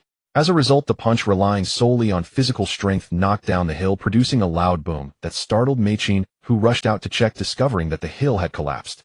At this moment, Feng pretended to be startled and quickly moved to stand still beside the collapsed hill. Meichin came to take a look, puzzled about what Feng had done to knock down the hill, but seeing that Feng was fine, she relaxed. After all, she had a deep understanding of her son's outrageous talent, reminding him to go to the training ground next time and not to do such things at home. Feng nodded repeatedly while starting to clean up the mess, estimating that his physical strength and intensity were already approaching that of a tailed beast. With a bit more training, he estimated that his future normal self would be able to match the strength of the seventh gate. At the same time, his exploration of the soul had also concluded with significant increases in values and abilities, and he had mastered Amaterasu. Moreover, his soul power had undergone changes, granting him the ability to interfere with reality. If combined with Yin release, he could even become another Arima Yakumo, and his body was strong with high potential for growth. A typical imitation surpassing the genuine article. As for the chakra, Feng discovered that he had an additional deep-colored chakra within him. It could be described as a stream, because Feng noticed it swimming around in his body like a fish. Wherever it passed, the chakra color would darken a bit, while the surrounding chakra lightened. Feng was very excited, realizing that this chakra was undergoing a transformation. He estimated that it could circulate through his entire body twice, so he needed more golden cores. Although he could only create one every 2 days now, he believed that if he persevered, he could complete it before the battle. By then, his chakra would completely transform into the power of the six paths, completely breaking free from the limitations of the shinobi sect. Moreover, Feng speculated that he could directly form a bloodline limit within his body, a divine realm that even many Ōtsutsuki could not achieve. Every Ōtsutsuki that has been refined represents that they possess their own unique power system. What excited Feng even more was that the power of the 6 paths he cultivated differs from that of the 10 tails. The 10 tails can be artificially extracted, allowing it to be pulled out from the Jinchuriki's body. Obito and Madara have encountered such events. However, what he refined was truly like a supplement thoroughly absorbed by his body, soul, and chakra, undergoing permanent enhancement, unlike the 10 tails Jinchuriki, who would almost become useless once separated from the 10 tails. Today Feng felt very happy, and both Fugaku and Meichin sensed it. They both thought their son had invented some new jutsu, but Feng just smiled and said nothing. Only he knew that this day was a milestone on his life path. Meanwhile, in an unknown space, a figure radiating royal aura sat on a black throne, observing Feng's happy expression, and couldn't help but let out a soft laugh. Have you finally stepped onto the right path? Young one, I look forward to our upcoming meeting. The next morning, Mikoto rose early to prepare breakfast. As it was the first day of her son becoming a ninja, a memorable day, she decided to spare time to make a hearty breakfast and a bento box, even while caring for Itachi. When Kaede left, Fugaku and Mikoto with Itachi in her arms saw him to the door. Mikoto kept reminding Kaede to take care of himself. Although Fugaku said little, the proud smile on his face was unmistakable, and his young brother just grinned foolishly at him. Kaede smiled, bid farewell to his parents and brother, and dashed toward the training ground. Upon arriving, he saw a girl with facial markings sitting on a bench. She must be Rin. Kaede surmised and immediately approached to greet her. Hello, I'm Uchiha Kaede. Are you also waiting for Minato? Rin, seeing such a young boy greeting her, promptly replied, Yes, hello? I'm Rin. Are you also a newly graduated ninja? But our class doesn't seem to have you, Rin realized as she spoke. Oh, about that, Kaede quickly explained. The day before yesterday, during the exam, due to my outstanding performance, the 3rd Hokage publicly announced my early graduation and assigned me to Minato Sensei's team. So you weren't there and wouldn't know. Oh, I remember now. You are that shooting young clan leader of the Uchiha clan, Rin exclaimed in realization. Shooting? Who said that? Kaede was shocked. Who in the world was bad-mouthing him? Everyone says it. The young Uchiha clan leader is a shootin who almost never leaves home. It was only yesterday that people started talking about you being not just a shootin, but also a prodigy, Rin said. Well, just as Kaede was about to explain, a hurried figure rushed toward them, drawing their attention. The newcomer, wearing goggles, ran all the way to Rin before stopping, panting heavily with hands on his knees. Sorry, I helped an old lady cross the street on the way. It took some time. I'm not late, am I? Hey, young clan leader. It was none other than Uchiha Obito. Thinking he was late, he had rushed over, only now noticing the young clan leader there, and hastily bowing. Kaede quickly stopped him. No need, no need. Catch your breath first. The teacher will probably test us later, so don't mess up your performance. In Kaede's eyes, Obito was a true example of someone who becomes 10 times stronger after turning dark. Kaede had long wanted to meet him. After all, which weakling could go toe-to-toe with Minato after falling to darkness? And they were quite suited in terms of space-time talent. Now, looking at the man before him, Kaede couldn't help but sigh inwardly. A pearl hidden in the dust. It seems only old Madara can help him complete his transformation. After a while, a white-haired boy carrying a ninjato and wearing a mask walked over and said coldly, Are you Jinin waiting for Minato Sensei? It was Kakashi. Yeah, are you too? Obito greeted him directly. I'm different from you. With that, he went to sit by a tree, ignoring them. Hey, what do you mean by that? Obito was annoyed. Even the young clan leader wasn't putting on airs, so why was Kakashi so arrogant? Kaede just smiled and urged Obito to let it go, but inwardly he grew alert. He sensed someone watching them, yet his perception detected no one nearby. There was only one possibility, the 3rd Hokage. In the Hokage's office, the 3rd Hokage, Jiraiya, Orochimaru, and Minato were watching a crystal ball.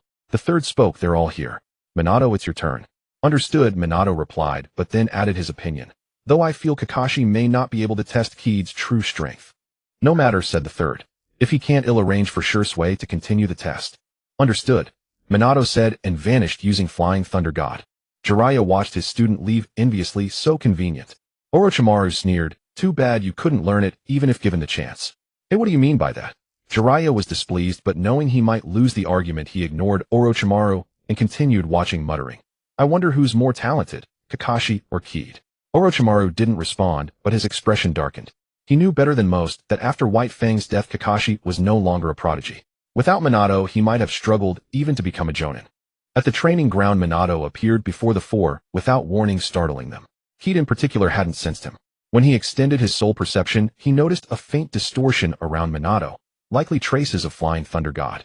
It seems the golden core has elevated my soul's essence, allowing me to perceive space-time at a basic level, Kaede thought. Good, everyone arrived on time. Now let's introduce ourselves, Minato said. Kaede, you go first. Alright, Kaede said. Uchiha Kaede. What I like most is training to become stronger. What I hate most is being disturbed. My dream is to become strong and then enjoy life. His words stunned everyone present and the three in the office. This kid's dream wasn't to become Hokage. Everyone thought, Kaede, why don't you want to become Hokage? Rin asked the question on everyone's mind. The three in the office silently applauded her, and the third even decided he would personally sign her Chunin promotion report. Kaede turned to Rin and said helplessly, my father is Uchiha Fugaku, the current head of the Uchiha clan. What does that have to do with you not becoming Hokage? Obito asked bluntly. But Minato quickly cut him off and signaled the next person. Though Sonny Minato was no political idiot. In the Hokage's office, silence lingered. Orochimaru and Jiraiya looked at the third as if asking, what do you think? The third, feeling uncomfortable under their gaze, said, is this my fault? But it's the truth, Jiraiya said directly. No one has ever heard of an Uchiha becoming Hokage. Can't blame him. Orochimaru, though silent, agreed. The third quickly changed the subject. Alright, let's keep watching. By then the others had finished introducing themselves. Kaede was patting Obito's shoulder and encouraging him, saying he would surely achieve great things. Obito for the first time met someone who sincerely believed he would amount to something, and he was almost moved to tears. This made the spectators feel awkward but unable to say anything. Kaede paid no attention to others' gazes, thinking if you knew what this kid would do in the future, you'd be even more exaggerated than me. Just then Kakashi uncharacteristically spoke up. Teacher, I have a question. What question? Go ahead. Why is this team composed of 4 people? A new Genin team has a dead last child, and then me, a Chunin, added. Kakashi asked. What do you mean? Even if I'm a dead last, what's wrong with the kid? Kaede is a genius who graduated early just like you, isn't that okay? Obito wouldn't let Kakashi off even though they had just met. I'm not looking down on him, but he is indeed young. And the unusual 4-person composition makes me curious, Kakashi explained. Enough, Minato interrupted. Because many Jonin are out on missions lately, there aren't enough to lead teams. The Hokage made this arrangement. Understood. Understood, Kakashi accepted. There's still some resentment in your heart, Minato saw through Kakashi. How about a spar between you and Kaede? Is that allowed, Oi? Kakashi was surprised but excited. He wanted to test this Uchiha, who had also Of course, Minato said with a smile. I think Kaede won't refuse. On the training ground, Fong and Kakashi stood facing each other with Minato, Obito, and Lin watching from the side. Go for it. Crush him, Fong. Obito cheered wildly for Fong. Lin couldn't stand it anymore and urged, or I don't disturb them. Only then did Obito fall silent. At that moment Kakashi looked at Fong. Seeing no trace of fear or retreat in him, he gained a measure of respect for him, and said, as expected of the young clan leader of the Uchiha, your mental fortitude is indeed commendable. Now let me see your true strength. Fong was taken aback for a moment, then let out a chuckle. I have heard of the White Fang's reputation. I wonder how much of his legacy you carry as his son. This remark made the atmosphere in the office awkward again. The third Hokage looked at his 2 disciples who were now staring at him and felt utterly exasperated. Why did he always end up being the one caught in the crossfire? That incident had caused him to quarrel with Danzo for the first time, as Danzo had acted far too dishonorably. Thus he felt a deep sense of guilt toward Kakashi. With no other choice, he resorted to the same tactic. Watch carefully. On the field, Kakashi was somewhat angered. His father's death was a thorn in his heart, and hearing it brought up again shattered his composure. So without further ado, he pulled out 3 kunai and hurled them at Fong, then swiftly charged forward, aiming to end the battle immediately. Fong decided to toy with him. He leaped into the air, dodging the kunai, and formed hand seals, muttering, Fire Release Phoenix Sage Fire Technique. 5 shuriken enveloped in flames streaked toward Kakashi. Kakashi remained calm, weaving agilely to evade all the shuriken, but he lost his chance to close in on Fong. Taking advantage of the smoke screen, he sprinted rapidly, seeking another opportunity to approach. However, to his surprise, Fong charged directly at him with a kunai in hand. They engaged in close-quarters combat, and after merely 3 exchanges, Kakashi was forced to retreat and put distance between them. His eyes widened as he stared at Fong, the hand holding the kunai, trembling slightly. He realized that this hand would be unable to fight for a short while. Such immense strength, Kakashi marveled. But the next moment Kakashi crouched low, dodging an attack from behind. Fong had already appeared at his back, yet the previous lesson told him not to clash with Fong Hiden. As Kakashi focused entirely on evading the attacks, an alarm rang in his mind. Out of the corner of his eye, he spotted another Fong approaching from behind. Clone technique. When did he? But it was too late.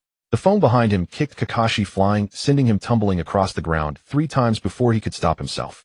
Violent coughing indicated the severe blow he had just taken. Why do I see traces of Tsunade in an Uchiha? Jiraiya exclaimed in astonishment. The third Hokage and Orochimaru also wore grave expressions.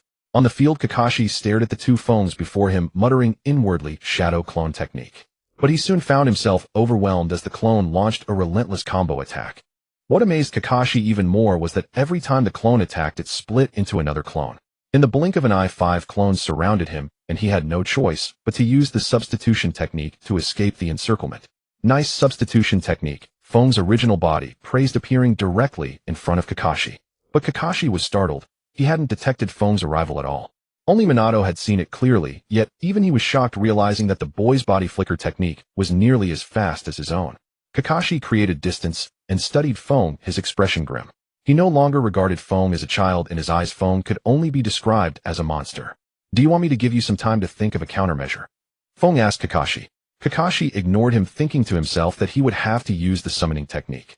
Kakashi took out a scroll filled with it, and then shouted, "Summoning technique." A puff of white smoke appeared, and 5 giant hounds charged at Fong. Seeing this, the corner of Fong's mouth curled slightly. He suddenly thought of a move, and forming a single hand seal, he cried out, "Fire release, great fire annihilation." A massive torrent of flame erupted from Fong's mouth, engulfing both Kakashi and the 5 dogs completely. Kakashi was horrified. What? Such a huge fire release. He quickly dismissed the summoning and performed a jutsu, earth release mud wall. A wall of earth rose up, covering him. But Kakashi soon realized that even the earthen wall he had created was catching fire. As the flames dissipated, only a half-burned wall remained. Fong charged forward and kicked the wall apart, but Kakashi was nowhere to be seen. Just then, the ground beneath Fong suddenly burst open. Kakashi had used the earth release headhunter technique. Just as Kakashi was about to grab Fong's foot and pull him into the ground, Fong's body glowed with lightning. He had covered his entire body with lightning release chakra, and Kakashi's hand reaching for Fong was instantly numbed by the electric shock. Moreover, Fong pulled Kakashi out of the earth. "You've lost, Kakashi," Fong said calmly. But Kakashi could know. Everyone present was stunned. Obito, the quickest to react, cheered loudly. Minato hurriedly stepped forward to announce, "The match is over. Uchiha Fong wins." He then checked on Kakashi's condition, finding only minor injuries and a concussion from the electric shock. He promptly gave the other 3 some time off and took Kakashi to the hospital for recovery. In the Hokage's office, the 3 men sat in silence. It was Jiraiya who spoke first. "Apart from the fire release, this kid is a dead ringer for Tsunade. Immense strength, incredible speed, vast chakra reserves, and devastating jutsu. Are you sure he's an Uchiha? Old man, do you think the Senju clan, after disbanding, intermarried with the Uchiha? Impossible. Fong is definitely an Uchiha. His lineage is traceable, and his bloodline is unmistakable. Moreover, the Uchiha would never allow a Senju to join them. There's only one explanation: this child is extraordinary," the 3rd Hokage denied. "Exactly," Orochimaru agreed. "I'm looking forward to seeing him unlock the Sharingan." "The Sharingan," Jiraiya mused. "Though his bloodline is pure, his temperament suggests it might take a while for him to awaken it. But war is coming," Orochimaru added. "As a prodigy of the highest order, the Uchiha clan will surely nurture him heavily. Sending him to the battlefield for training is inevitable. Therefore, the full development of his talent will only take a few years. Fugaku is truly fortunate to have such an exceptional son." With that, both men turned to the 3rd Hokage. He took a puff of his pipe and said, "Have Fong first familiarize himself with the life of a Genin under Minato. Then I will promote him to Chunin, just like Kakashi, ahead of schedule." "That's it. I thought you'd assign him to the Umbu," Jiraiya said curiously. "Not that I don't want to, but I can't," the 3rd Hokage explained. "War could break out at any moment. The Umbu will be the first to engage in combat.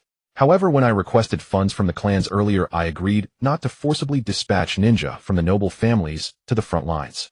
As the young clan leader of the Uchiha, a prodigy like Fong being sent to war would be fiercely opposed by the clan, which would be detrimental to the overall situation. So I cannot keep him in the Umbu for long." Jiraiya understood. Unlike Kakashi and Minato, Fong's status constrained how the 3rd Hokage could. "Alright, I'll call Minato in later and see what he thinks," the 3rd Hokage concluded. Soon Minato arrived at the Hokage's office. The 3rd Hokage, seeing him, asked, "Is Kakashi all right?" "He's not seriously injured," Minato replied. "What do you mean, not seriously injured?" Jiraiya asked in confusion. According to the doctor's examination, aside from the electric shock damage caused by lightning-natured chakra that led to his unconsciousness, Kakashi's limbs, especially both arms, have reached their limit. He cannot undertake missions for a short time. The doctor recommends a longer period of rest, otherwise his arms might suffer secondary injuries. Minato explained. "Such immense strength," Jiraiya said in a deep voice. "Moreover, this Uchiha Fong has excellent control over his power. He usually appears this way, and no one ever noticed how great his strength is." Orochimaru said. "Indeed, but he was very measured in his actions and didn't cause any substantial harm to Kakashi." Minato added, moreover, I think Feng only displayed about 30 to 40% of his true strength. These words caught the attention of the three. The third Hokage asked, what makes you say that? Lord Third, as you know, Kushina and Feng's mother Mikoto are good friends, so I've met Feng a few times and know something about his other aspects. Minato said. For example, Orochimaru asked. Swordsmanship. Once Kushina said that when she visited Mikoto's home, she saw Feng practicing swordsmanship in his yard. At that time Kushina praised Feng in front of Mikoto, and Mikoto said that her son's swordsmanship had already surpassed hers. The three fell silent. They knew Uchiha Mikoto. She had once been a genius of the Uchiha clan with considerable fame in Konoha. Later she married Uchiha Fugaku and became the clan leader's wife, gradually fading from public view. A child, not even a Jonin, yet he made a former Jonin acknowledge her inferiority in swordsmanship. Interesting. Next time I'll go find him and have a sparring match in swordsmanship. I'm already curious about his level of swordsmanship. Upon hearing that Feng's swordsmanship was so formidable, Orochimaru's interest in him grew even more. Also, Feng didn't use the Sharingan today. Minato added. He's awakened the Sharingan. The three were astounded. They had thought Feng might awaken it in the future, but never expected he had already done so. How do you know? It was from Kushina the other day. She said Mikoto's child is really amazing. He's even awakened the Sharingan. I asked how she knew, and she said that when she was at Mikoto's house, she overheard Mikoto coaxing her younger son Itachi to sleep, saying that Itachi would also become a genius in the future and awaken the Sharingan like his brother. Minato said. So that means the Fugaku family actually knows the situation. It's just that Fugaku has been hiding it. The third Hokage analyzed. But that doesn't make sense. According to the Uchiha clan's nature, if a genius appears in the family, shouldn't they publicize it widely? Jiraiya said in confusion. There is only one possibility. Orochimaru spoke up. That is, Fugaku believes he doesn't need to publicize it. Doesn't need. The other three were drawn by Orochimaru's words. What do you mean by doesn't need? The third Hokage asked in a deep voice.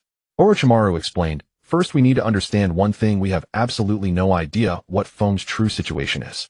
What we currently believe is merely based on the just concluded battle and hearsay. His true situation is known only to himself and his parents. 3 people in total. The three nodded, indeed that was the truth. Orochimaru continued, then let's analyze Fugaku's motive for hiding Feng's talent. There are only 2 possibilities, either Feng is a waste, or it's for his own good. As parents they are certainly concerned about their child's talent. If it's the former, if Feng is a waste, then spreading it would affect his position as clan leader. Fugaku is the head of the Uchiha clan, a man who cares greatly about face. If his son were a waste he would certainly hide it. That situation is impossible if Feng's performance is not that of a waste. Jiraiya said. Then exclude that, and look at the second for his own good. That is, in Fugaku's eyes hiding Feng's talent is the correct choice. But that doesn't match Fugaku's nature. Jiraiya said in confusion. Sigh. Orochimaru sighed. You're such an idiot. Don't you understand? Fugaku believes his son's talent is so extraordinary that even he as a father has to hide it for him. That is to say, Jiraiya realized belatedly. In his eyes Feng's talent is so astonishing that if he doesn't need to publicize his son's talent to accumulate popularity or public support, in his eyes those are mere trifles. As long as Feng follows the steps and practices steadily, growing up smoothly, there will be no problem for him to inherit his position. Everything will come naturally. There's no need to create unnecessary complications. The third Hokage voiced Orochimaru's point. Exactly, Orochimaru said. Moreover, if outsiders learn of his son's exceptional talent, it might attract external dangers. So for Uchiha Feng's safety, Fugaku acted against his usual nature and did not publicize it. Orochimaru added. The group fell silent for a long time. Finally, the third Hokage spoke. Before the war begins, having such a genius emerge in the village is a good thing. Keep today's matters confidential. He'll brief the Yimbi you shortly. Minato, place Feng in your squad for now. Let him familiarize himself with the life of a mission-performing ninja. In a few days, he'll assign your squad a mission to eliminate bandits. Observe Feng's performance. Understood. Minato replied. Should we still test him? Orochimaru asked. Of course, but not now. He'll have Shursui make contact. Orochimaru, you can also go to the training ground under the pretext of discussing swordsmanship and observe his level. The third Hokage replied. After all, our main task now is to face the upcoming war. Jiraiya, go to the land of rain. It's the border of 3 nations, and check the situation there. Orochimaru, go to the border of the land of water and observe the situation. Although they didn't participate in the last great ninja war, no one can be sure they want this time. Understood. The 2 replied. Also look for Tsunade while you're at it. The outside is unsafe now, we'll let her return. Although she may not be able to go to the battlefield, Konoha is still safe. The third Hokage added. 3 days had passed since their last confrontation. On the second day, Minato restarted the class, leading Feng, Rin, and Obito into their lives as shinobi. This meant they were officially ninjas now. Do not underestimate the significance of this. In Feng's past life, it meant you had gained the ability to live independently and secure your own source of income. In other words, you were now an adult capable of living on your own. You must understand that ninjas receive payment by completing missions, and the majority of their financial income came from this source.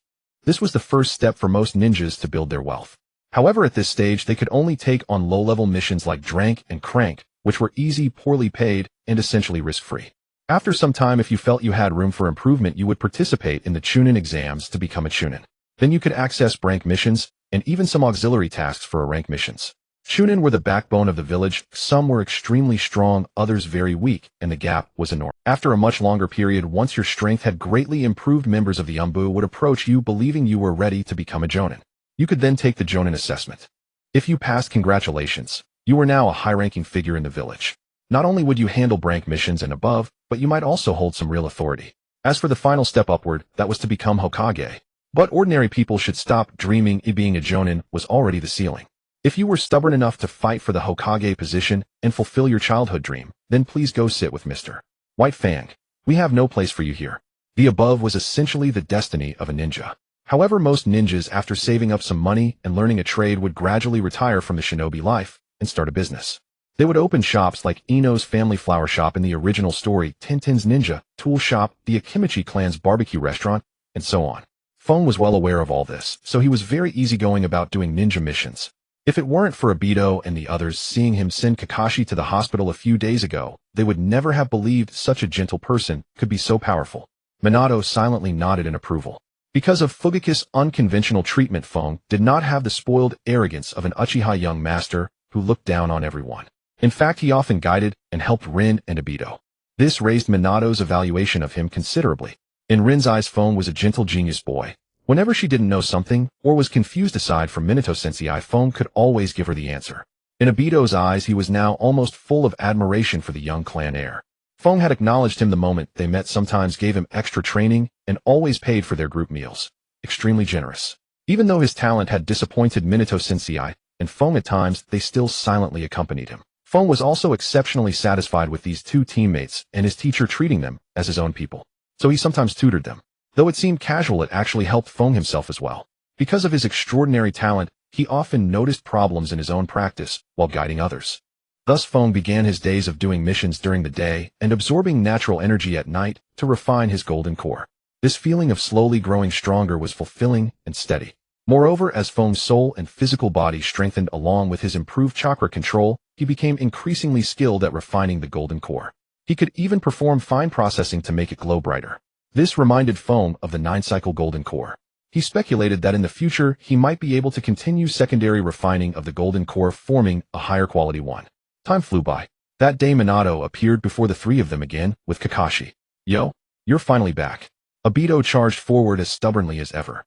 Unfortunately, Kakashi ignored him. Then Minato spoke. Alright, Obito. Kakashi has recovered and can now undertake missions. This time our squad has received a rank mission. You have today off to rest.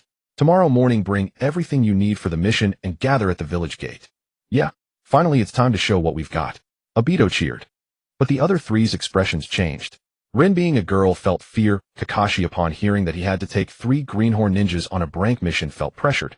After all, he had been a Chunin for years and fully understood the difficulty of rank missions. Feng sensed that this was yet another test. What exactly is the mission? Kakashi asked. Clearing out a bandit hideout. Since the bandits aren't numerous, I specifically took this on to give you some training, Minato explained. Are there hostages? Kakashi asked. That's for you to discover yourselves. He'll only observe from the sidelines throughout the entire mission and won't intervene unless you're in danger, Minato explained. Alive or dead? Feng suddenly asked. Clearing out. That depends on how you interpret the word. Minato deftly threw the question back to Feng. Then he left. The 4 of them looked at each other, momentarily unsure of what to do. Finally, Kakashi said, I'm leaving first. See you tomorrow. Wait, Kakashi, Feng called out. Moi. Kakashi turned around. What is it? We need your help. Why do we need him? Obito said discontentedly. Simple. Because we're rookies, Feng said bluntly. And Kakashi is a Chunin with extensive mission experience. We don't know anything. Kakashi finally looked seriously at this young boy who was even more talented than him. What should we prepare for our first mission outside the village? What should we bring? What's essential? How many weapons, food, and medical supplies? What should we pay attention to during the mission? Especially for a clearing mission, Obito Rin, you don't think you can avoid bloodshed, do you? Have you ever killed anyone? A series of questions left Obito and Rin silent. But why didn't Minato-sensei tell us? Rin asked, her face pale with shock. Sensei actually brought the answer with him, Feng said. Then he looked at Kakashi. Kakashi is also a member of our squad. When doing a mission, who is more trustworthy than your own teammate? Especially an experienced ninja. Don't you agree, Kakashi? Can you help us? Obito and Rin remained silent, looking at Kakashi. They now understood what they were about to face. Feng had parents, but the two of them were orphans with nothing. Kakashi looked silently at Feng for a long moment. All right, I'm willing to help you. At that moment, he finally opened his heart a little. Feng smiled. Welcome to Minato's squad, Kakashi. In the distance, Minato watched the group's performance, and a smile appeared on his face. Clear awareness, tolerance to accommodate others. Feng, you are even more outstanding than I imagined. Kakashi stayed behind. Without much ado, he directly listed a roster of items to bring, specifying what and how many. Obito and Lin were astonished, realizing that there were so many intricacies to going on a mission. Kakashi even recommended several decent shops where the goods were both affordable and practical. The next morning, the four assembled at the village gate. After Minato arrived, they set off under his guidance toward the mission site. 2 nights later, the 5 of them gathered around a campfire. Minato began detailing the specifics of the mission. The bandits they were to eliminate were actually a roving gang that had fled from the water country. They had been elusive until 5 days ago. They had set up camp in a valley and showed no signs of leaving. From the water country? Kakashi asked, puzzled. I know what you're thinking, Minato explained. The village's Umbu discovered them long ago and suspected them to be spies from the Mist Village, but based on tracking, they're not. They're just a band of rogues. The residents near the valley noticed the anomaly, and a local wealthy family commissioned this mission from the village. But shouldn't a mission like this be too much for a newly formed squad like ours? Lin asked curiously. You're right, but I still accepted it to give you some real combat experience. Minato said. But isn't it too soon? Even the usually thick-skinned Obito felt a bit nervous. This relates to a piece of confidential information. Kakashi and Feng might already know something. The ninja world is on the verge of instability with signs of war brewing. In other words, you don't have much time to grow. I have to resort to some extreme teaching methods. I don't want my students to be burdens too afraid to kill when, if you can't pass this trial, you might as well give up being ninjas now. Minato revealed the reason. The four fell silent, especially Obito and Lin, still reeling from the news that war was imminent. Minato got straight to the point now. I'll tell you tomorrow's mission. Starting from now, you have 24 hours. You need to reach the destination on your own, scout the situation, how many enemies there are, whether there are hostages, their equipment, the terrain, and then formulate an attack plan. You have only 24 hours. Understood. Understood. The four replied. At dawn, led by Kakashi, the four set off toward the bandits' camp. When they were still some distance from the valley, Kakashi signaled for a halt and turned back. Ahead is the valley where the bandits are stationed. We need to gather intelligence first. Remember, be extremely careful not to alert the enemy. Right, Feng said. If we spook them, the mission will surely go awry. I suggest we observe from the side of the valley. The cliff there is steep and the bandits won't pay attention to it. We can use the elevation to watch them. Kakashi listened, surveyed the valley's layout, and affirmed that's a viable plan. Let's go. He then warned sternly, be careful with your movements. Don't get discovered. The group stealthily arrived at the valley's side, using chakra to slowly climb to the top of the slope. They then advanced in a crouch, and upon finding a suitable hidden spot, they lay flat on the ground, observing the valley below. In Feng's eyes, the place was actually quite good, narrow and deep, a dried-up riverbed with tall, dense trees. It was an excellent hiding spot. There were 4 or 5 thatched huts inside, which according to intelligence had been built by villagers from the nearby valley to take shelter from wars, but now they served the bandits well. What surprised them most, however, was the presence of a captive. The bandits were torturing him, but he remained tight-lipped. After a while, they dragged him into a hut and locked him up. The group quietly withdrew to their original location and began analyzing the intelligence. Kakashi summarized, we observed 8 people in total, 5 huts, each armed with a katana. Their behavior was extremely sloppy, nothing like ninjas. During the day, 2 guards were posted at the valley entrance. At night, there should be fewer. There were no traps set at the valley entrance. And there's 1 hostage. That's all. Obito spoke first. This is troublesome. There's a hostage. But how do you know there are no traps at the entrance? Kakashi replied, because the 2 guards were wandering around that area randomly. If there were traps, they would have triggered. That works in our favor. Now let's formulate a battle plan. Any suggestions? I suggest we strike at night during their dinner. We can poison the well water while they're not paying attention, then attack, Lin proposed. I think that's too risky. The place is too cramped to hide easily. How about we set up detonating tags on the cliff above their huts, crush them with boulders, and then go in to finish off the survivors? Obito actually used his brain this time. Feng, however, remained silent. Kakashi asked Feng what's wrong. Feng replied, I'm thinking about the hostage. What about the hostage? His clothing is in the style of the Wind Country. Why would someone from the Wind Country be here? Feng voiced his doubt. Kakashi fell silent as well. The hostage was indeed strange. They couldn't even tell if he was friend or foe. Feng voiced his doubt. Kakashi fell silent as well. The hostage was indeed strange. They couldn't even tell if he was friend or foe. Besides, if he dies, it's not our responsibility. He's not from the Fire Country. Remember what Minato Sensei said about the war last night. I can tell you more. The Wind Country is the most volatile with border skirmishes already intense, Feng explained. Obito fell silent. After a moment, Lin suggested, let's treat him as a hostage for now. Given his injuries, he won't cause much trouble, even if he's an enemy. We'll have to go with that for now, Feng said. So are we going with poison explosives or something else? Obito, knowing his own lack of strategic thinking, left the decision to his teammates. Kakashi and Feng exchanged glances and said in unison both. Thus a battle plan was set. The experienced Kakashi would infiltrate, find an opportunity to poison the well, and then, after the poison took effect, detonate a detonating tag. Feng would lead Lin and Obito to set up detonating tags on the cliff above. When they heard the commotion below, they would trigger the explosion, then descend to mop up. Kakashi would use earth release to hide. The team split into two groups and set off toward their respective targets. Kakashi waited for the opportune moment outside the valley. Feng led Obito and Rin as they hurried toward the upper part of the valley to set up explosive tags. The three of them surveyed the terrain, selected a suitable route, then concealed themselves in silence, awaiting Kakashi's signal. However, Lin seemed somewhat distracted. Feng noticed and asked, what's wrong, Lin? Probably just too nervous, Lin replied, a bit uneasy. After all, she was only 9 years old. Don't worry, Lin. He'll protect you, Obito said with a smile. Obito is right. Feng chimed in, causing both of them to look surprised.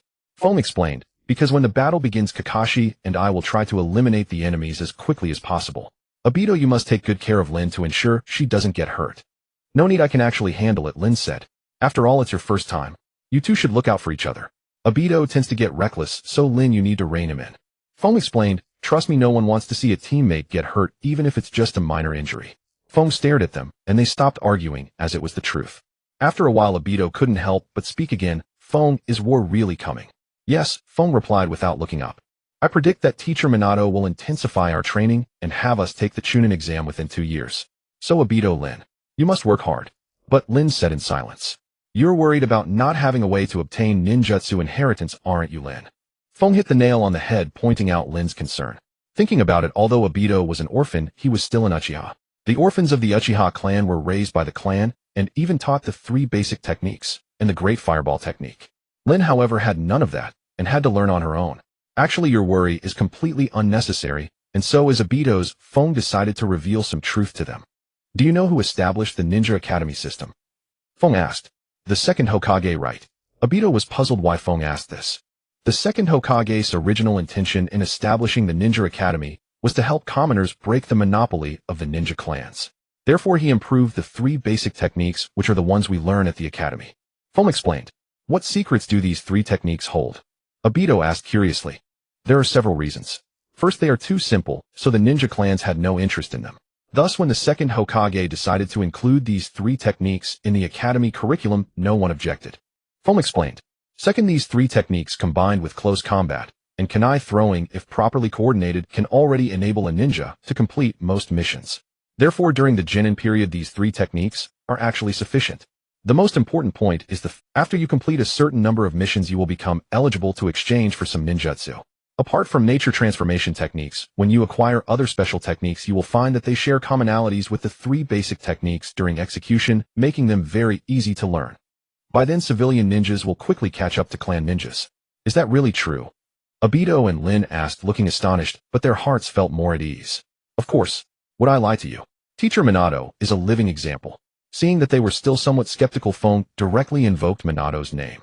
It was precisely because Teacher Minato trained the 3 basic techniques to a profound level that he was able to master the Strength Forbidden technique, the Flying Thunder God technique, which no one had mastered since the second Hokage.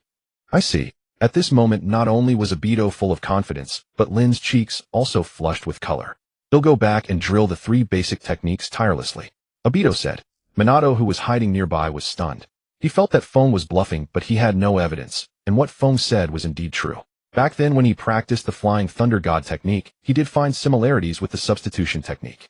However, the problem was that when he had practiced the 3 basic techniques back, then it didn't feel difficult, nor did it require such intense drilling.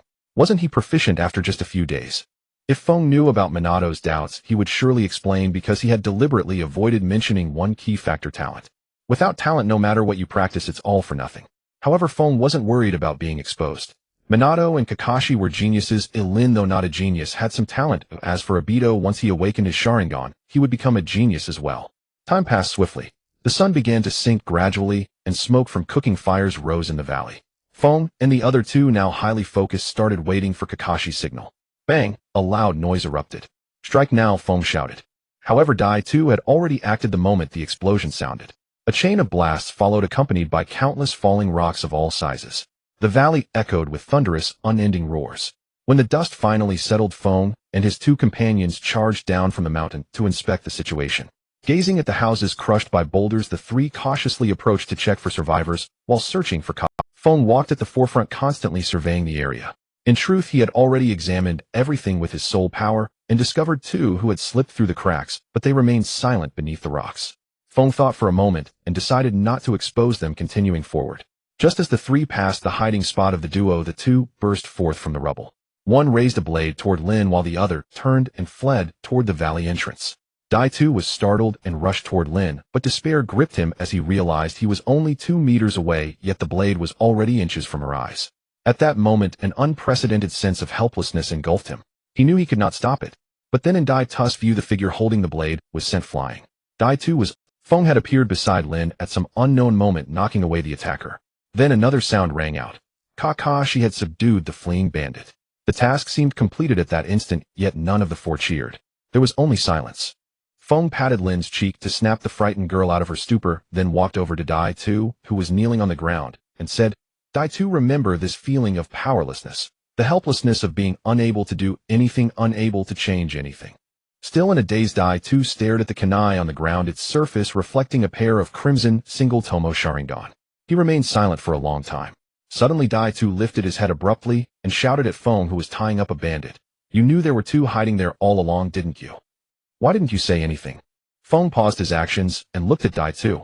I wanted to see how you would perform. Train us at the expense of a comrade's life. Dai 2 demanded. Since I did it, I was confident you wouldn't be hurt. Didn't I save Lin? And I helped you awaken the Sharingan. Feng replied calmly. You call this help, eh? Dai 2 was incredulous. Do you think the bloodline limit of our Uchiha clan is a gift? It is earned through loss of love. That is the truth. Feng said. Dai 2 fell silent. He then turned to Kakashi. Why didn't you save Lin? Instead, you went after the one who ran. Kakashi. Because if he escaped, the mission would fail, Kakashi replied coldly. Those words ignited Dai 2's fury. To hell with your mission. He threw a punch directly at Kakashi's face. After awakening the Sharingan, his strength had surged significantly, and Kakashi, caught off guard, was unable to defend himself in time. Do you all enjoy arranging others like this?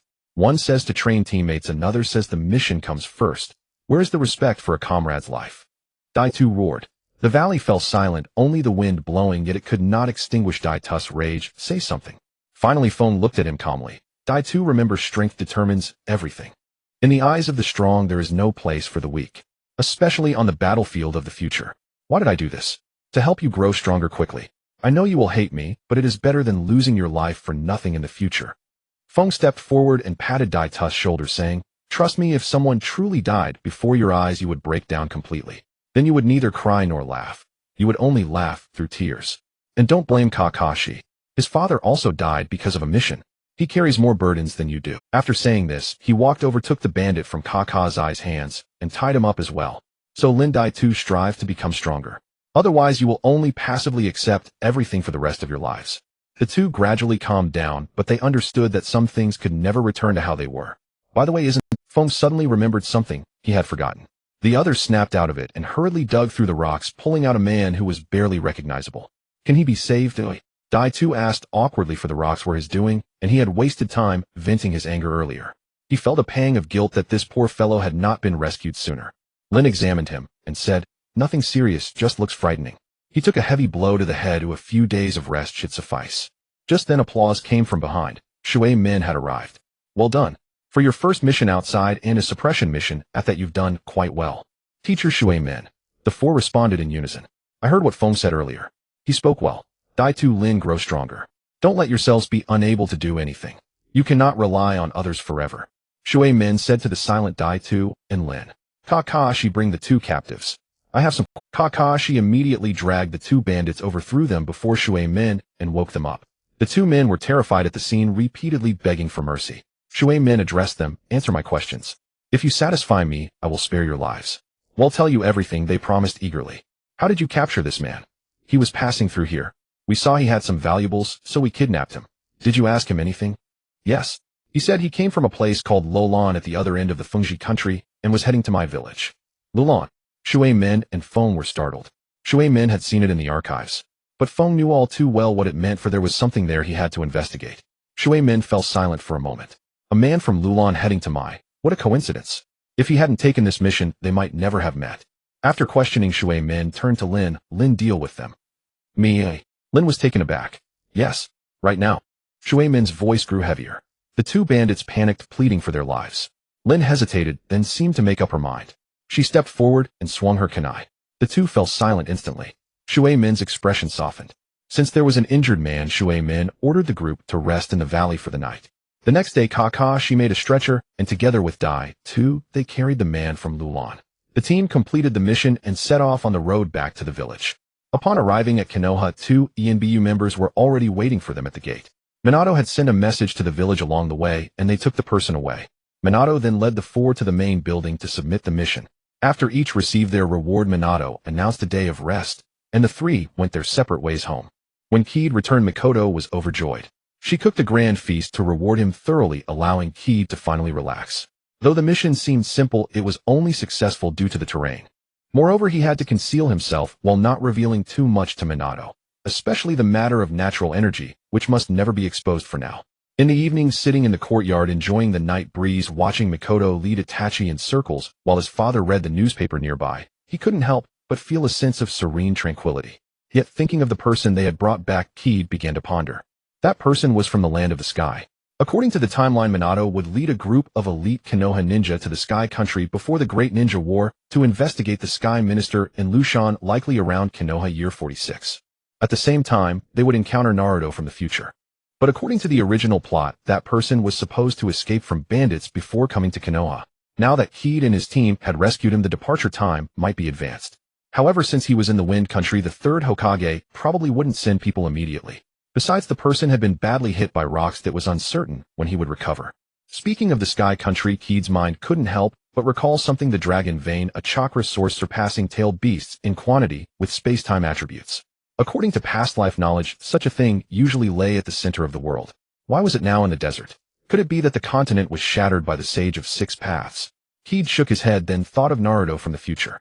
How was the future? Keed truly wanted to learn from Naruto, but considering the influence of time-space, he felt he could only hint indirectly. Moreover, his future self would surely have arranged something on Naruto, he just had to wait. Returning to the Dragon Vein, regardless of whether he would go on the mission with Minato, he must visit the Sky Country. Because the Dragon Vein's attribute was space-time. In the world of Naruto, although there were space-time ninjutsu, even Obito's Kimui, there was never direct use of space-time attribute energy. In the original work, only the Dragon Vein possessed space-time attributes. In Boruto, only Boruto had the Jogan. True usage of space-time attribute energy, or chakra, was rare. Yet this attribute was immensely powerful. So powerful it could carve out its own branch in the attribute lineage 1 that even Kaguya with her complete truth-seeking orbs couldn't defend against. In other words, rather than painstakingly acquiring truth-seeking orbs, it was more cost-effective to obtain a space-time attribute. Originally, Keed wanted to learn at least 1 or 2 space-time techniques. But the appearance of the Dragon Vein gave him a new idea. If he absorbed the Dragon Vein's chakra, like natural energy, and refined it into a golden core, what effect would it produce? Keed was now excited. Various ideas raced through his mind. Finally, he sprang up, deciding to go and give it a try. Even if he couldn't touch it, it would be a reconnaissance trip. On the other side of the Uchiha compound, Obito couldn't sleep either. Initially, it was because of the coldness between the two strongest members of the team, Keed and Kakashi, during the mission. But Keed's reasoning made him realize it was the truth. Obito, the naive boy, finally saw some of the reality of the ninja world. So he decided to seize the time to grow stronger. Since he couldn't sleep, he got up and trained in ninjutsu. But as he trained, Obito noticed something was off. His ninjutsu execution became faster, his reactions quicker. Problems he used to struggle with in ninjutsu became self-explanatory. Is this me? Obito was shocked. The dead last had suddenly become a genius. Was the Uchiha bloodline really this amazing? At that moment Obito suddenly understood why Kaede had used such an extreme method to forcefully awaken his Sharingan. I'm a genius. Hehehe. I've become a genius.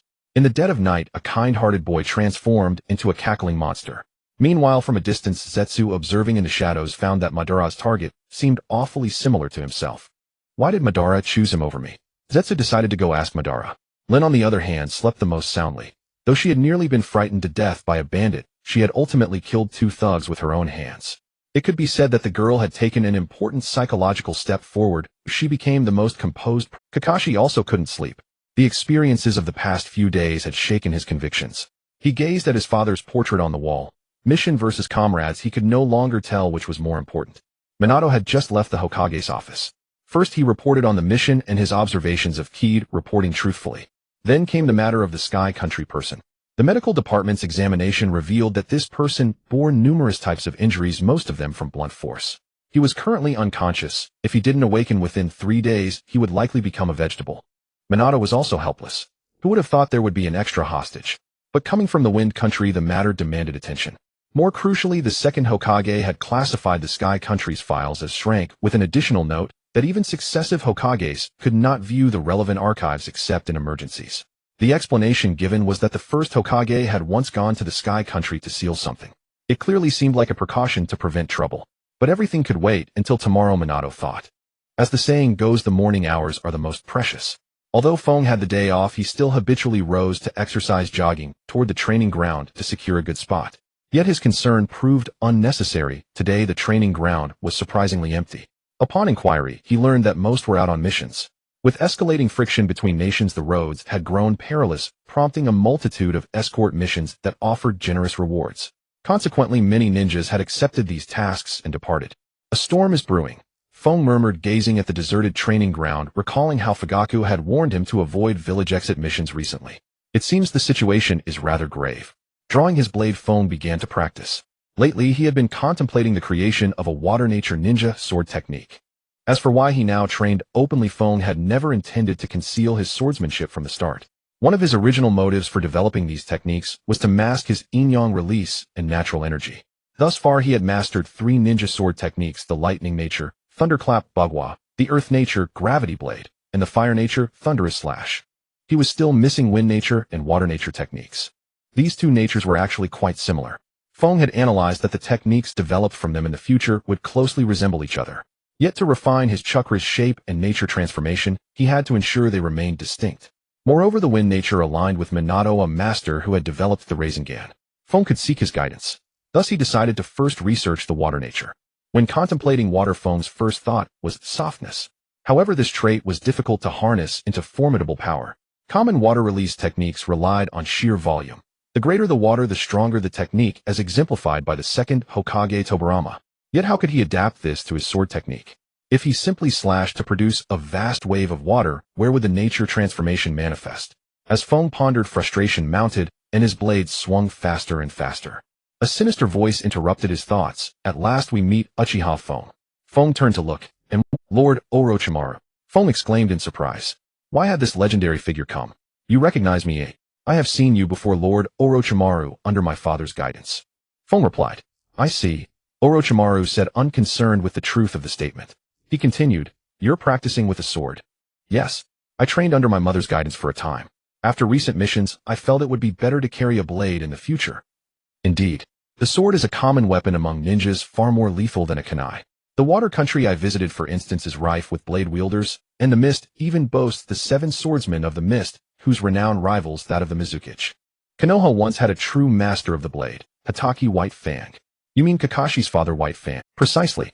His swordsmanship was elusive and formidable, shaking the entire ninja world. A pity he died too young. Orochimaru lamented. Currently, I am the finest swordsman in Konoha, Orochimaru declared. Amazing. Feng applauded. Wrong. It's because Konoha has no one left who truly wields a blade. Swordsmanship is not popular here aside from a few clans, and elite jonin, almost no one practices it. Orochimaru laid bare the village's current state. I once received guidance from White Fang, and have dabbled in swordsmanship. Let me see your level now. Orochimaru, that might not be appropriate, Feng hesitated. A ninja blade. It's not about the blade. This blade was forged by the same master who crafted the 7 swords of the mist. Since Lord Orochimaru is willing to instruct me, let us begin. Feng's tone shifted abruptly. Then let us begin, Orochimaru said, a smile playing on his lips as he watched Feng. Suddenly, Orochimaru opened his mouth and a sword was spat out, which was none other than his Kusanagi. A gust of wind swept between the two, and Feng took the initiative to strike towards Orochimaru, who responded with a sinister smile. Clang, clang, clanged. The two swords clashed repeatedly, and from an outsider's perspective both were enveloped in a radiance of blades, their figures shifting incessantly. Feng's swordsmanship was the authentic Uchiha style, grand and imposing. Orochimaru's swordsmanship, on the other hand, was a blend of his agile body techniques, characterized by the soft and deceptive nature of the serpent style. It could be said that two extreme swordsmanship schools were clashing. In Feng's eyes, Orochimaru was particularly slippery, not only in his movements and swordplay, but also in his physique. Feng felt that most of his force dissipated, as if striking a sponge, a sensation that was quite unpleasant. This was no longer just a reduction of force, it was a dissipation of power. Unknown to Feng, his body had significantly strengthened, increasing his output, which surprised Orochimaru greatly. Such immense strength, no wonder Kakashi reached his limits after just a few strikes. Moreover, this swordsmanship is fundamentally solid, combined with an overall physical prowess that far exceeds the norm. A jonin would struggle to withstand it. The two fought for nearly 50 exchanges, the entire training ground filled with dust and noise, observed by Minato and the third Hokage, as well as Jiraiya in the office. Is this a genin? Such was the only thought left in their minds. Suddenly they heard a clang as the two separated. Orochimaru, now intrigued, shouted, "Feng, let me see your true strength." "Incoming, Lord Orochimaru." Thunder slash. Feng responded loudly. With that, Feng drove his sword into the ground and swung it towards Orochimaru, causing a line of explosions to surge towards him. Orochimaru was taken aback. He had never seen such a technique before. Observing the explosive power, he realized it would be quite painful if he got caught. As the thunder slash approached him in an instant, Orochimaru calmly jumped to the side to evade it. Seeing that Orochimaru had evaded, Feng was not angry. He followed up with another strike, slashing diagonally at Orochimaru, gravity blade. Orochimaru immediately felt a strange force emanating, destabilizing his balance, and was quite shocked. Gravity blade. This technique alters gravity. No, it distorts it. He quickly drove his sword into the ground to stabilize himself.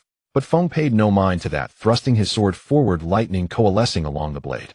Just a few steps from Orochimaru, Feng jumped high, raising his ninja blade, and shouted, "Thunder sound 8 trigrams." He then sliced down. In Orochimaru's horrified gaze, a ninja blade that emitted the sound of thunder and shimmered with white light magnified in his pupils, descending in an instant, followed by a thunderous explosion. Feng jumped out from the thick smoke, glancing at the smoke, and then at his ninja blade, which now bore some cracks. He couldn't help but mutter, from the feel of it should have struck solidly. "So you exerted such effort just to hit me, eh?" A somewhat annoyed voice came from behind Feng. Feng turned around abruptly, discovering that Orochimaru had appeared behind him along with Minato, who seemed to be stifling a laugh. "Substitution technique?" Feng questioned, but seeing that Orochimaru had no sword, his pupils contracted. "No, that's not right." Feng turned to look at the dissipating smoke, where a figure emerged. A knife-wielding Orochimaru lay in a deep pit, then with a bang, turned into white smoke. Shadow clone. Feng finally understood why he felt Orochimaru was somewhat weaker. It was merely a clone. Orochimaru stepped forward, reinserting the sword into his mouth, then approached Feng and took out a sealing scroll, saying, "You really hit hard. You wanted to cut me down that badly." "No, I just felt like my strength was disappearing during our clash, and in the end I got a bit anxious and used my full strength," Feng quickly explained. Orochimaru remained silent for a while, then tossed the scroll to Feng. "This is for you. Open it."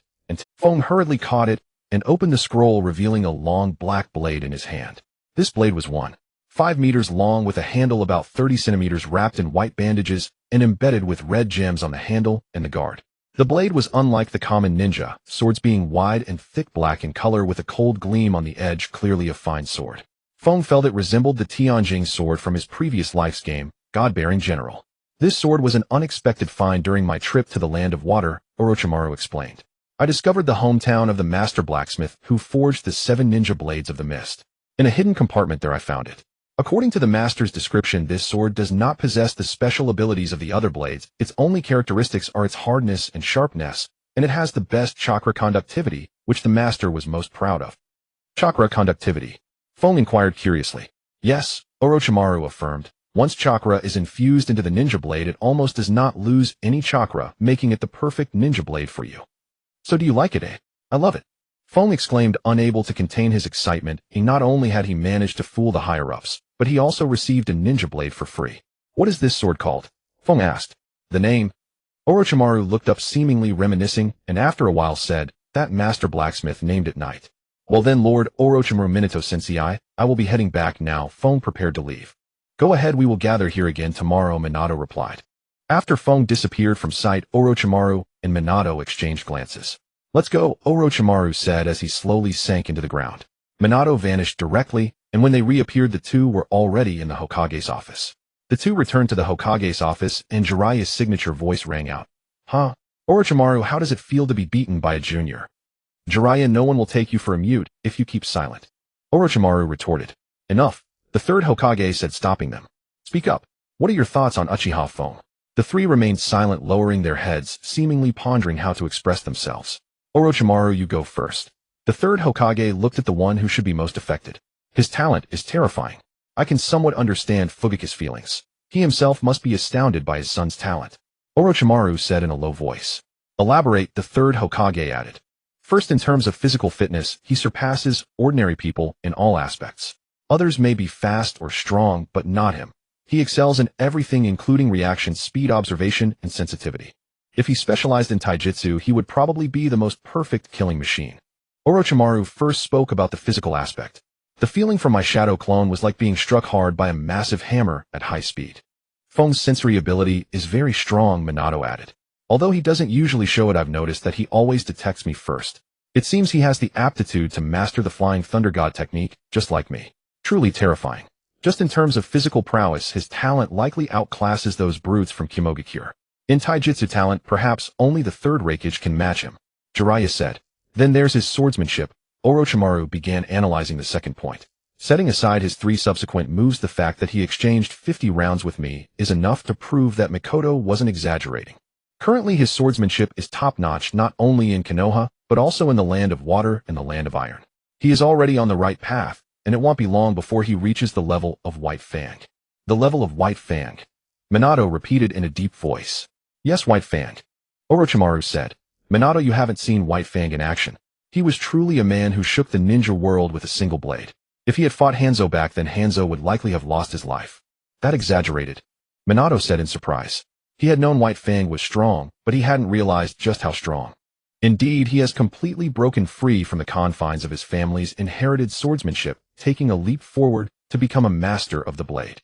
Orochimaru affirmed. I know how strong White Fang was, Jiraiya said. But why do you think Uchiha Fugaku can catch up to him? Look at his sword techniques and combat performance, Orochimaru explained.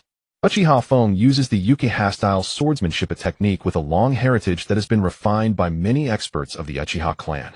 It is a very orthodox and powerful sword art. For ordinary Uchiha clan members, it is sufficient to benefit them for a lifetime. However, conversely, precisely because this swordsmanship is so excellent, almost all Uchiha members' blade techniques are confined within it for their entire lives. The sword technique being too good becomes a cage. So what did this child Fugaku do that makes you think he can break out of this cage? The third Hokage asked. The third Hokage asked. Normally, to break this cage, the only way is to study different styles of swordsmanship and make breakthroughs in actual combat. But he didn't. He still uses the Uchiha-style swordsmanship, but he has broken it apart. Orochimaru explained Fugaku's uniqueness. Broken it apart. The three were momentarily confused, puzzled. But then they seemed to realize something. It means that normally the first move should be followed by the second, but he follows the first with the fifth. Normally it should be executed in sequence, but he deliberately uses it in reverse. Orochimaru took a sip of water and continued. In other words, he has never been bound by the technique. He always centers on himself, using the sword art however he sees fit. He has his own style and his own understanding. This is the path of a master swordsman. His talent is such that even the past masters of the Uchiha clan could not confine him. Let's talk about the remaining three techniques. The third Hokage broke the silence. The final three techniques lie in the realm of ninjutsu talent. That involves the nature transformation of chakra. He bypassed the training of chakra's form transformation and went straight to practicing nature transformation. And the key is he succeeded. Do you realize what this means? It means that in the future he will only need to make 1 or 2 hand seals, or even none at all, to execute ninjutsu. The key point is that his techniques are indeed suited for execution, with a blade unleashing the utmost power, and they are his own creations. Jiraiya said. No, that's not the focus. Orochimaru directly refuted. Huh? Jiraiya blinked, puzzled. What do you mean? His techniques exhibit not the basic properties, but advanced properties, Orochimaru stated. These three techniques are the explosive property of fire, the vibrational property of lightning, and the gravitational property of earth. Most ninjas spend their entire lives achieving just one of these, which would be considered a great accomplishment, yet he mastered 3 before the age of 5. In other words, if he wished, he could develop another Kekkei Genkai without any trouble. Orochimaru articulated the true issue. Cage-level taijutsu talent, cage-level swordsmanship talent, cage-level ninjutsu talent, plus the Sharingan he has yet to utilize. This is no longer the realm of genius. This is monstrous. Jiraiya didn't notice his own hand trembling slightly. Orochimaru remained silent, refraining from mentioning that during their battle he had sensed a menacing aura emanating from Fong, the fluctuation that a Uchiha could only emit after unlocking the 3-Tomo Sharingan. But he held back because Fong had never used the Sharingan. Perhaps in the future no one in the entire Leaf Village or the whole shinobi world will be able to suppress him. Jiraiya said, "This is a good thing. At least the Leaf Village will one day gain a pillar of support." He was also aware of the political implications involved, but he stood by his disciple, because if they set a precedent today, any future genius in the Leaf Village would never have a chance to rise. Exactly. We're overthinking. Let's leave Fong's matters for another time. Jiraiya supported Minato's statement. Orochimaru said nothing, pondering who in the future could hold Fong in check. The crucial point was that Fong was an Uchiha. He still had the potential to awaken the Mangekyo Sharingan. When that day came, he would inevitably become the next Uchiha Madara. Alright, let's move on to the next issue. The third Hokage decided to end this topic. Minato, the person you brought back, has awakened. The Umbu interrogated him, and he said that the Dragon Pulse has been compromised. What? The three exclaimed in surprise. Wasn't the seal set by the first Hokage? Who has the power to break that seal? I declassified the second Hokage's records this morning. They documented an event. Originally, the 5 great shinobi villages were established, and the Sand Village once requested the first Hokage to help solve their desert problem. The first Hokage went, but he discovered that the trees he created with wood release there could not survive. That's impossible. Orochimaru refuted. As someone who had studied the first Hokage cells, he knew well the terrifying power of wood release. But now being told that the first Hokage's trees died, ridiculous. The first Hokage's wood release wasn't the problem. The problem was the land itself. It was necrotic, the third Hokage explained. The land was dead. Is the Wind Country's desert really that severe? The three seemed to understand why the Sand Village was so eager to wage war. Their homeland was no longer habitable. The first Hokage was also astonished. He brought the second Hokage to investigate the Wind Country's situation, and they discovered a country called Lolan, within which existed something called the Dragon Pulse, a source of chakra far exceeding that of a tailed beast. The key point is that this thing's power was immense. At regular intervals its energy would erupt violently, and the desertification of the Wind Country's land, which could not be reversed, was caused by the Dragon Pulse constantly absorbing natural energy. Is there any way to deal with it? Jiraiya asked. No. The first Hokage could only seal it, and it took the second Hokage several days to design the seal. After the first Hokage forcibly sealed the Dragon Pulse, the second Hokage directed the locals to build a massive tower over the seal to prevent the Dragon Pulse from drawing in natural energy. Additionally, the people of Lulan could extract some of the Dragon Pulse's chakra through the tower and the seal for their daily needs. But just a few months ago, a mysterious figure appeared, shattering the peace that should have prevailed. A mysterious figure, the three questioned. Yes, he called himself An Lushan. Upon arrival, he used his puppet-making skills to gain the queen's trust, becoming the behind the scenes minister of Lolan, gradually stripping the princess of her power. Then, using the Dragon Pulse as his energy core, he manufactured a large number of autonomous puppets. To extract even more chakra from the Dragon Pulse, he opened more vents on the seal. That man is either insane or a fool. He's playing with fire and will only burn himself. Originally, due to the war, I didn't want to get involved. But then that man from Lulan revealed a piece of information that changed my mind, the third Hokage explained. What information? The three asked gravely. And Lushan is planning something big. He seems to be constructing a massive flying fortress capable of destroying a nation. A flying fortress? Jiraiya exclaimed in disbelief. It might be true, Orochimaru said. With my current technology I could theoretically build one too, but the energy source would be a problem. The Dragon Pulse solves that, so it's plausible that An Lushan is building a giant flying fortress. Then what are we waiting for? Let's send ninjas to deal with it immediately, Jiraiya urged excitedly. At this time, going deep into the Wind Country. Do you want to start a war? Orochimaru rolled his eyes. So the village must send a small elite squad, quietly bypassing the Wind Country's defenses to resolve this matter, correct? Minato summarized. Yes, the third Hokage affirmed. And we must arrange for extraction personnel, and even the dispatched members must be kept secret. The departure time and route need to be meticulously planned, so I can't send anyone on short notice. The key is who should we send? And how many? Orochimaru added. For a moment the office fell into silence again. What a troublesome time this is, Jiraiya sighed, tilting his head back. Thinking was never his forte, and now such a complex matter gave him a terrible headache. Should I go? Orochimaru suggested. No, neither you nor Jiraiya can go. Once war breaks out, you two will need to serve as army commanders, each responsible for a front line. The third Hokage directly rejected the idea. Then I'll go, Minato said. You certainly must go, Minato. Your sealing techniques are crucial. You need to repair and strengthen the seal. So Minato, do you have any recommendations? The third Hokage asked for Minato's opinion. I recommend Shikoro. His parasitic insects can bypass puppets for reconnaissance and even damage their cores. Shikoro indeed would be helpful and highly effective, the third Hokage pondered. What about Shikaku? Orochimaru suggested. Shikaku might not be suitable, Minato considered for a moment before rejecting the idea. The puppets in Lulan are too numerous. Shikaku's shadow imitation technique would be severely countered. I need someone who can help me hold back a large number of puppets, Minato stated his requirement. What about Chose's expansion technique to hold off many puppets? Orochimaru suggested again. Chose, that works. I also want to bring someone else. I originally planned to take Kakashi, but I've changed my mind. Minato explained. You want to bring Uchiha Kaede? Why? The third Hokage asked, puzzled. I want to leverage the Uchiha clan's Jinjutsu. Jinjutsu? Yes. Lulan is after all a nation, and in Lushan has usurped the prince's authority.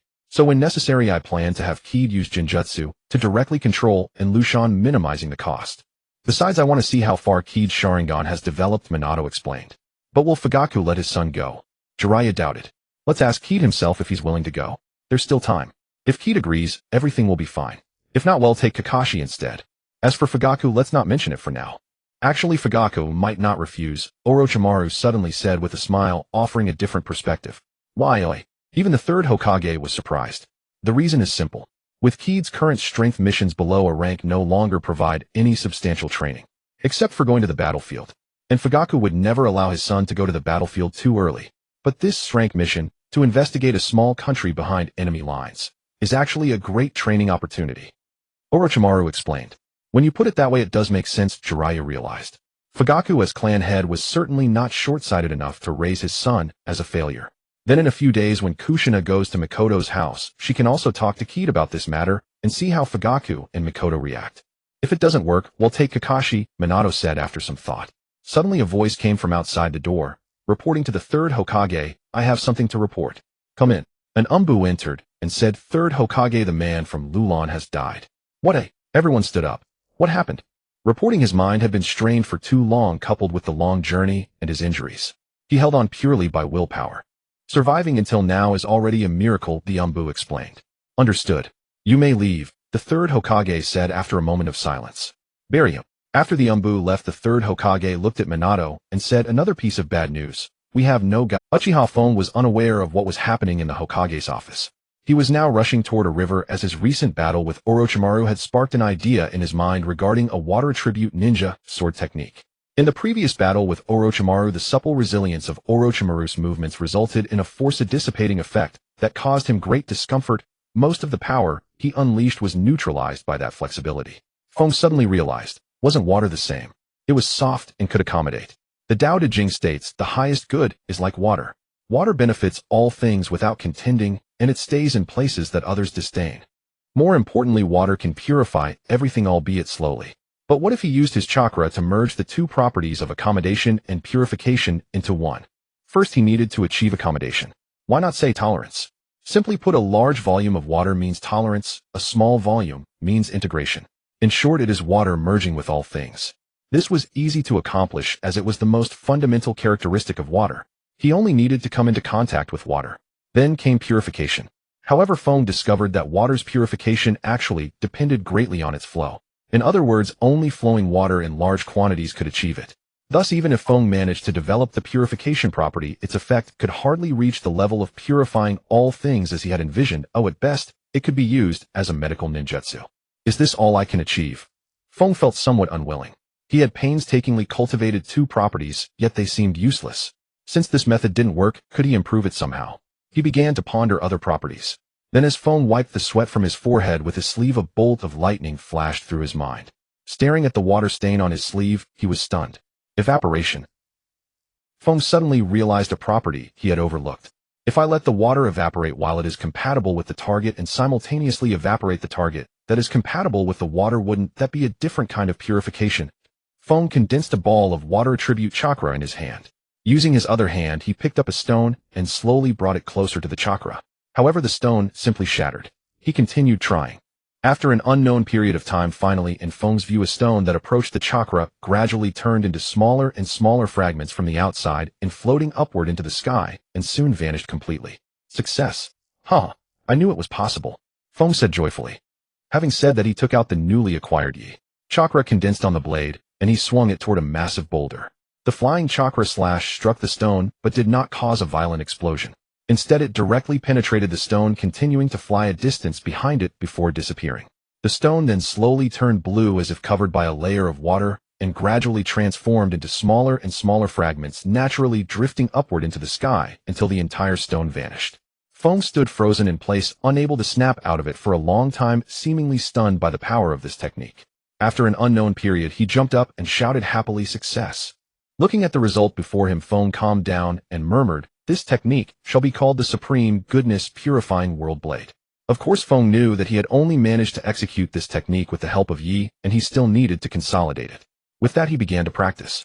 Returning home in the evening, Feng told Fugaku about the day's events, leaving Fugaku completely stunned. Well, now you've truly become the Hokage's key target of attention. However, he could only advise Feng to keep a low profile and maintain a good relationship with Minato. After all, it was truly not the time to stir up trouble. Even if the Hokage side wanted to target him, they wouldn't do so at this stage. However, what Fugaku didn't expect was that Minato the teacher would come for a home visit the very next day. On the second day, under Shumen's guidance, Feng and the others began a new round of training. Among them, Daido's progress astonished everyone, and they couldn't help but feel that they had to look at him with new eyes after just 3 days. On the third day, no one was happier than Shueimon. After all, a student he taught, especially a poor one, had suddenly improved. As his teacher, he was naturally delighted. He immediately rewarded Daido with 2 coupons for Yao Ramen, which made Daido, the bottom-ranked student, extremely happy. This was the first time in his life that he had been praised and rewarded by a teacher. Originally, Shueimon had been hesitant about whether to let his class participate in the Chunin exam because of Daido. Now that the weak link was gone, he could confidently submit the application forms. After the training, Shueimon suddenly called Feng over and said he could give him a ride. This caught Feng off guard. "Teacher Shueimon, have I done something wrong recently? Do you need to visit my home? What are you thinking?" "It's just that Jiyoshi and I want to play with your mother, and I'm going to pick her up. It's on the way, so I can give you a ride."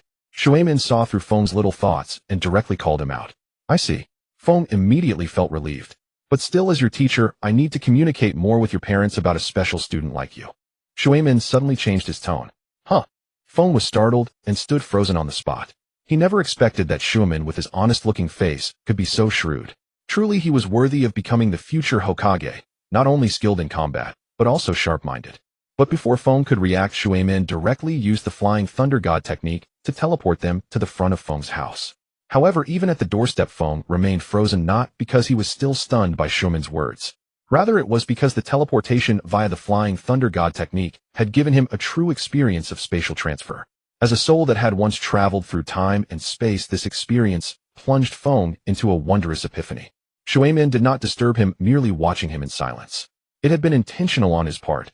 He wanted to see if Feng had the aptitude to learn the Flying Thunder God technique. Now it seemed that Feng would not disappoint him. Before long, Feng seemed to awaken from his epiphany and began to jog slowly along the path. Shueimon followed closely behind him. In a moment, Feng's entire body seemed to move in a rhythm of special cadence, and then his figure vanished and instantly reappeared 5 meters ahead. It was then that Feng truly came to his senses. Looking back at the strange state he had just experienced, he turned around abruptly and saw Shueimon staring at him in utter astonishment. Shueimon was truly stunned at this moment. He had never expected that just by taking Feng through one Flying Thunder God teleportation, Feng could perceive the special spatial fluctuations of the technique and perform a Flying Thunder God version of the body flicker technique. Indeed, after mastering the Flying Thunder God, it greatly aids the practitioner's body flicker technique. The practitioner senses the peculiar fluctuations during the technique and integrates them into the body flicker. This is exactly why in the original story Feijian praised Shueimon's body flicker as superior to his own. It was a secret shared by all Flying Thunder God practitioners. But now someone who had only experienced the Flying Thunder God had directly accomplished it. Shueimon couldn't help but exclaim, "Feng, I have underestimated your talent." Every time you surpass my expectations. Not at all, just luck, pure luck, Feng quickly denied. He would never admit it, especially since he had not yet fully grown. Alright, stop being modest. Let's go inside. Your mother must be waiting. Shui Min interrupted the conversation and walked toward the door. However, the shock within him had not yet subsided. Upon entering the home, he was greeted by joyful laughter. He saw Kushina amusing Itachi while Makoto was busy in the kitchen. Feng called out loudly, "I'm back." Kushina turned around and said, "Yo, Feng is back." "Huh. Minato, what brings you here?" Minato smiled, as a teacher visiting a student's home is quite normal, isn't it? Makoto poked her head out of the kitchen. "Minato is here too." "Perfect timing, then stay for dinner before you leave." Kushina was about to decline, but Minato answered first, leaving her stunned. When had her Minato become? Minato explained, "Actually, it's just that I have something to discuss with Fugaku and Makoto, so I might as well stay for a meal." "Is that so?" Kushina looked suspicious. "Of course it is. It's not like I'm saying your cooking is bad." Minato often seemed helpless in front of Kushina. "Alright." Kushina reluctantly believed him. After a while, the meal was ready. Fugaku returned as well. Seeing Minato's family here for dinner, he naturally welcomed them warmly. He even took out a bottle of fine sake to entertain Minato, and the dinner table was filled with harmony and joy. After the sumptuous meal, Makoto took Itachi and Kushina to play in the yard. Feng sat beside Fugaku. Fugaku once again expressed his gratitude to Minato. "My son is unruly. I am grateful for your care during this time. Should you ever need anything within my ability, I will spare no effort to help." "Not at all. This is what a substitute ninja like me should do. Besides, Feng is outstanding in every aspect. It is my honor to be his teacher." Minato quickly demurred. "I know my son's temperament well. If not for you being his teacher, he would have been causing trouble every other day." Fugaku affirmed Minato's role again. "Actually, the only flaw of this child, Feng, is that he is too outstanding." Minato suddenly shifted the topic, making a somewhat contradictory statement. "Oh, what do you mean?" Fugaku quickly asked. "Clan leader Fugaku, you know a child's excellence can attract admiration from others. But when a child's excellence exceeds a certain threshold, he becomes unsociable, feeling out of place with others. Even if there are still people around who admire him, his heart is filled with loneliness because no one can understand him. Thus he can only immerse himself in his own world." Fugaku pondered. "Indeed, that is true." Minato continued, "As parents, you have actually raised Feng very well. You keep him company, and with your top-tier strength, he has never really felt lonely. But after he entered the academy, everything changed. Loneliness began to envelop him, and that sense of being out of place constantly surrounded him." "Indeed," Fugaku affirmed. "To be honest, I am aware of this. That's why during that time he often skipped school to hide alone and practice ninjutsu, and I didn't stop him. Now with Feng's growth rate and his current level of strength, he will likely reach cage level within 3 years. But a child is still a child. He inwardly desires a stage where he can fight to his utmost. That is why he agreed to spar in swordsmanship with Lord Orochimaru yesterday, because he yearns for an opportunity to fully unleash his abilities." "Do you mean, Minato, to let Feng completely remove the restrictions on himself?" Fugaku asked. "Clan leader Fugaku, you have been concealing Feng's talent all along. I understand, and do not think it is wrong. If I were in your place, I would have done the same. But if Feng does not undergo more training while still in his developmental stage, once he truly reaches cage level, it will be too late to think about training." "May I ask what you have in mind, Minato?" Fugaku asked. "I know that due to the current situation, Clan leader Fugaku, you dare not let Feng go out. But have you considered that once war breaks out, it will be easy for you to have moments when you cannot look after him? What I mean is, before the war begins, let Feng undertake several high-difficulty missions. This will not only allow Feng to gain training, but also fully unleash his abilities." "But Feng is still a genin," Fugaku hesitated. "I will recommend him," Minato said. "To be honest, Clan leader Fugaku, I will be undertaking an strength mission soon, and I want to bring Feng along." "And strength mission?" "And strength mission." Fugaku instinctively sensed something amiss. "Due to confidentiality, I can only share part of it. Besides, I would like to ask a favor of you, Clan leader Fugaku. I hope you can keep it a secret," Minato explained. "Naturally," Fugaku assured. "May I ask if there is a safe route through the Land of Wind's border within the Uchiha clan?" "The Land of Wind? Are you planning a direct decapitation strike?" Fugaku asked in surprise. "The target is not the Land of Wind, we merely need to pass through it," Minato clarified. "Passing through the Land of Wind, a route to its border." Fugaku pondered. "Yes, after the mission concludes, regardless of success or failure, I will use Flying Thunder God to teleport the team directly to a safe evacuation point in the Land of Fire," Minato stated. Fugaku reflected for a moment, then turned to Keed and asked, "What do you think?" Keed looked at Minato and inquired, "Sensei Minato, why did you bring me on this mission? What exactly do you need me to do?" Minato chuckled lightly and replied, "Indeed, I brought you because I need your help. I require your the Sharingan." Fugaku and Keed exclaimed in unison. Yes, I need you to use the Sharingan's Jinjutsu to gather intelligence when necessary, even to control someone's actions. Minato elaborated further. I volunteer to go, Keed agreed. Keed. Fugaku tried to stop him, but Keed cut him off. Father, I understand the risks, but I wish to see the world outside, Keed declared firmly. Whether we succeed or fail. I want to see if there are others who can stand beside me. At these words, both Fugaku and Minato fell silent. Fugaku thought, stand beside him. How could there be? Let him go out, find that all others are mediocre, and he'll naturally grow bored and want to stay in the village. Minato thought, stand beside him. I recall Jiraiya Sensei mentioning he took on a disciple with the Rinnegan who was in the land of rain. He'll need to adjust the route to avoid any conflict between them. But since Keed agreed, things were simpler. Then I entrust my son to your care, Minato. Fugaku consented. Rest assured, clan leader Fugaku. Since I decided to take Keed, I will take full responsibility for him. Keed's eyes gleamed with a strange light. Finally, I can witness the legendary dragon vein. Can it help me convert all my chakra into 6 paths power? Perhaps even glimpse the godlike realm of the all-encompassing net.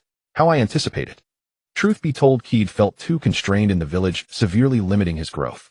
This venture outside was a chance to fully convert to 6 paths power. Keed had long coveted the dragon vein's spatio-temporal properties. Absorbing some to develop space-time ninjutsu or dojutsu would be a tremendous gain. Minato bid farewell to the Fugaku family and returned home with Kushina. None present realized that this journey would unleash Keed's full potential, leading to a terrifying surge in power. Minato would later understand that bringing Keed out of the village might have been a mistake. Half a year slipped by. The preparation period proved far longer than anyone had anticipated. During this time, Konoha's intelligence division and Umbu poured immense effort and resources into mapping out a route to Lolon, finally completing the plan by the middle of Konoha year 45. Minato and his 3 companions first infiltrated the Land of Wind by shadowing a smuggling caravan, then traversed 3 cities before shaking off all pursuit and heading toward Lulon. 3 days later, the silhouette of Lulon gradually emerged before them, a futuristic city utterly alien to the current shinobi world. The 4 of them stood at a loss, unsure how to proceed. Truly, you don't know until you see it. A city like this appearing in such a remote corner. This Lushan is no ordinary man, UNVGWay remarked. A completely unfamiliar style, added Akimichi Choza. Let's first observe the locals' attire, then blend in and gather basic information, Minato said. After surveying the surroundings, they noticed the city's towering skyscrapers and numerous puppets. Fortunately, the residents favored wearing masks, so the 4 each donned one and wandered the streets before quietly slipping into a hidden corner. What do you make of this city? Minato asked.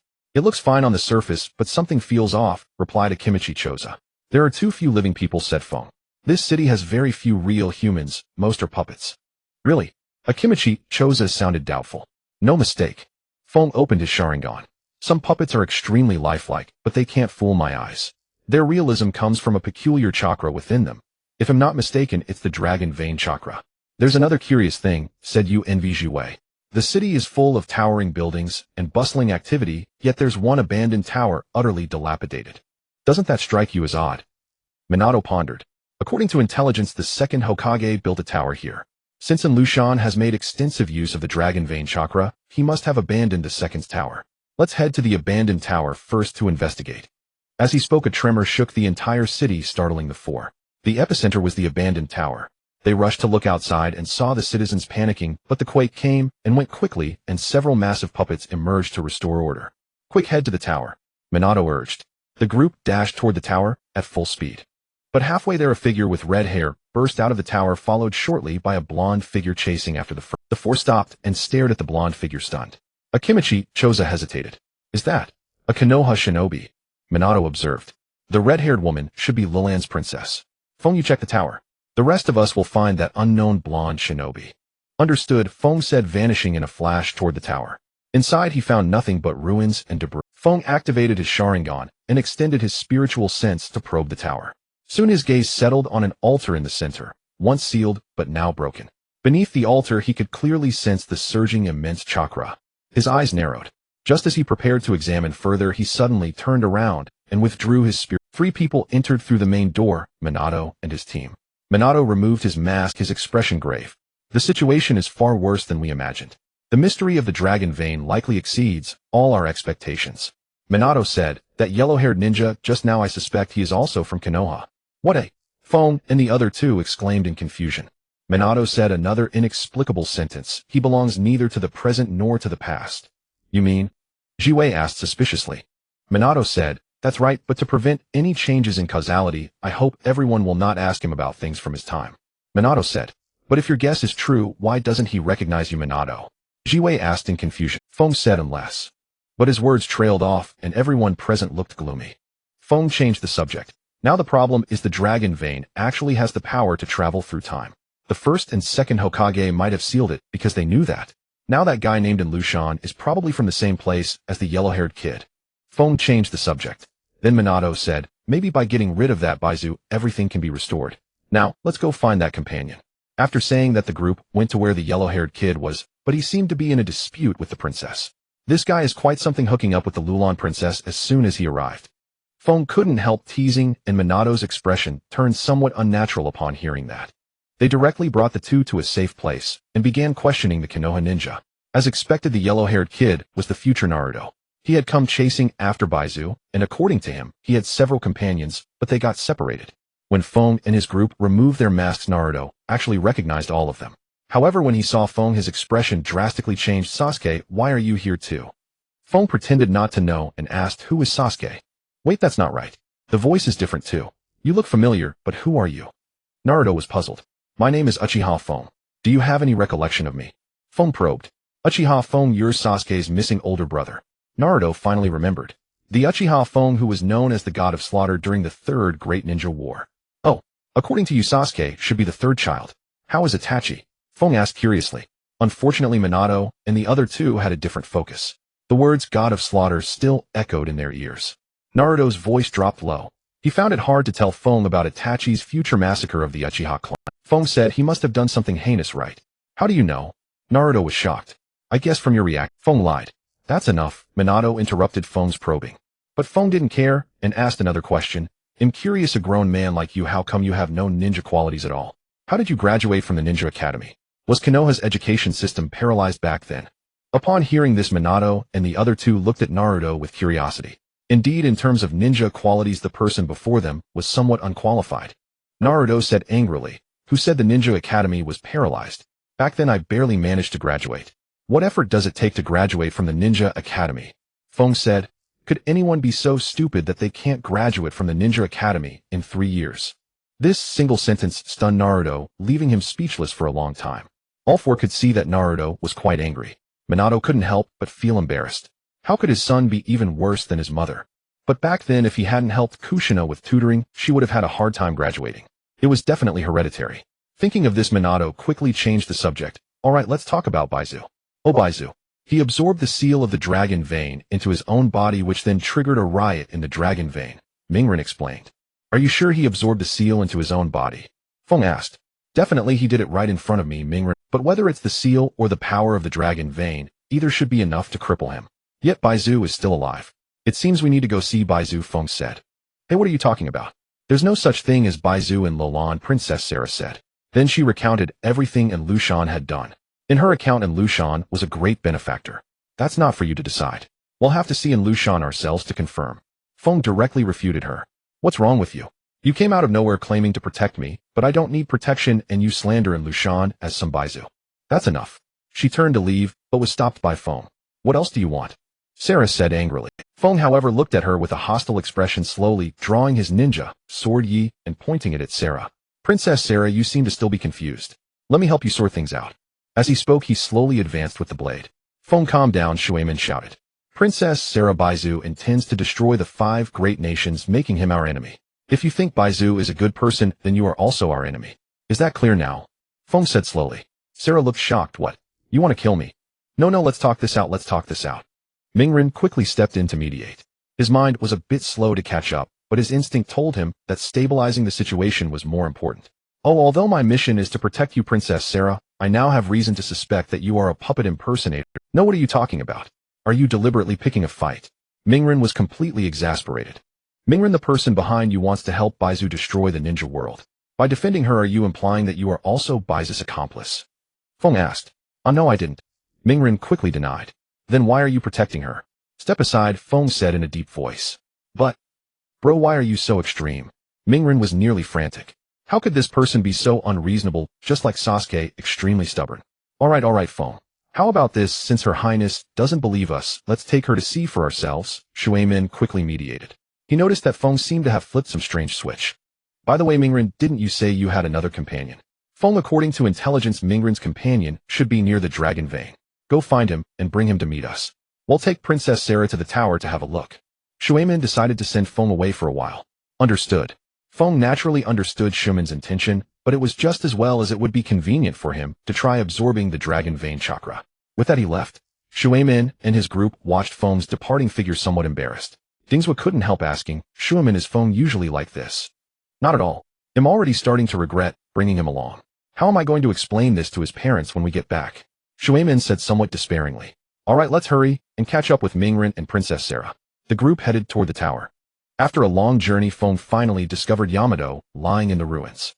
He glanced at him, used Yin release to cast a dreamlike illusion, hypnotized Yamato, and placed him in a safe place, then turned his attention to the dragon vein chakra. Just as Feng was about to begin, a squad of puppets arrived. Upon spotting Feng, their eyes glowing red, Feng was not flustered. He clenched his fist and charged forward.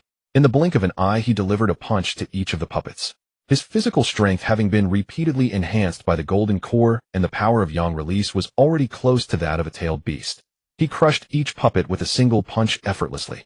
However, to his astonishment, due to the dragon vein's power, the puppets had an extremely strong self-repair ability. Feng couldn't help but activate his Sharingan, observing the chakra threads on the puppets. He had to praise 100 legs in the art of puppetry. Only Sasori could rival him. Thinking this, Feng understood that without cutting off the dragon vein's power supply, the puppets would revive. So he drew his blade and said, let's use this technique, Supreme Purity World Purifying Blade. Tornado form. With that he swung his blade. A water tornado about the height of several puppets surged toward the puppets, quickly enveloping them, and then dissipated completely within 3 seconds. As for why the puppets didn't self-repair, it was naturally because the water tornado Feng had slashed directly severed the connection between the puppets and the dragon vein. Far away in the tower, 100 Legs was greatly startled. He discovered that his squad of combat puppets had lost contact. But with the dragon vein chakra, who could have destroyed the puppets? Could it be that Minato Namikaze used a sealing technique to cut off the connection between the puppets and the dragon vein? As expected of the 4th Hokage, it seems I must speed up and eliminate all of them here. Feng naturally did not know that he had caused 100 Legs to misunderstand, and even if he did, he wouldn't care. At this moment, he sheathed Yo and looked at his handiwork with great satisfaction. Of course, next time for convenience, Feng would directly cut the chakra threads. Feng looked at the dragon vein chakra, slowly reached out his hand, and extracted a clump of it. Without delay, he began to refine it within his body. It must be admitted that compared to natural energy, dragon vein chakra was indeed much more violent and harder to refine. After success, this golden core emitted a faint blue glow. Seeing no obvious problem, Feng directly absorbed it. A tingling sensation spread throughout his body, and Feng let out a comfortable cry. At that moment, a ball of purple energy suddenly entered Feng's eyes. An excruciating pain instantly struck, and Feng involuntarily crouched on the ground, unable to move. After a long while, the pain gradually subsided. Feng opened his eyes and quickly used a kunai to examine his reflection. He noticed that his eyes seemed to emit a purple glow. Feng then began to observe his surroundings with his eyes. He discovered that his dynamic vision had become much stronger. As for what other changes there were, Feng had not yet discovered. Purple. The power of time or space. Feng thought of Sasuke's 6th Tomo Rinnegan, which possessed a space-time ability called a Minota Jikara, capable of swapping the positions of 2 objects. It was indeed a very practical space-time ability. If he absorbed a certain amount of dragon vein chakra, causing the purple in his eyes to reach a certain concentration, perhaps in the future, he could awaken space-time related abilities. Thinking of this, Feng decided to absorb more dragon vein chakra while he still had time. However, an unexpected turn of events occurred. A surge of dragon vein chakra suddenly erupted right in front of Feng, catching everyone off guard. Feng was directly sucked into the dragon vein chakra. Instantly, only a pile of rubble and the sleeping Yamato remained on the scene. When Feng awakened once more, he found himself in a strange realm. Above his head, the sky held neither sun nor clouds. There was no blue sky, only an abstract, distorted plane. The space was also quite small, roughly the size of a football field. It seems to be a pocket dimension. Feng's face turned grave as he spoke. Indeed, this is a pocket dimension, one specially created for you. Welcome, Uchiha Feng. A voice came from behind Feng, startling him into spinning around. A figure clad in a white robe and black boots stepped into his view. The pair of dragon horns atop his head and the golden Rinnegan with 9 Tomo left Feng utterly astonished. Ōtsutsuki. Yet when he truly discerned the face, he was shocked to realize it was his own, or rather the face of his older self. Who are you? The newcomer smiled. Indeed, you are me, and I am the future you. My younger self. He was the future Uchiha Fong, and he was evidently immensely powerful. Fong gradually let down his guard and asked, "Why did you bring me here?" "Why? Certainly I have matters to discuss.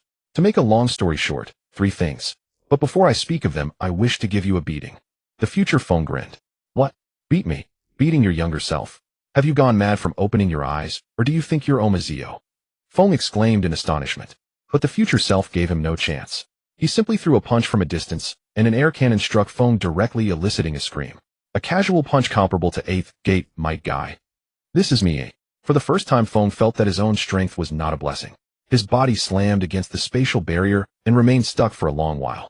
Then the future Fong shouted, "Fight back. When you satisfy me, you'll stop." Fine, so that's how it is." Fong was amused despite himself. Back then, Sugo had gone to confront Omazeo with the Heisei saber. Today, he would take a watermelon knife to slash at an Ōtsutsuki with Rinnegan. With that thought, malice surged within Fong. He drew his ninja blade knight and shouted, "Gravity blade," as he slashed at his future self. Yet the blade stopped 3 feet from the future self, as if striking an invisible barrier, sparks flying. It could not advance further. "Not bad. You understand that gravity has little effect on me, so you directly use it to attack." The future Fong smiled. "But this gravity is too simple.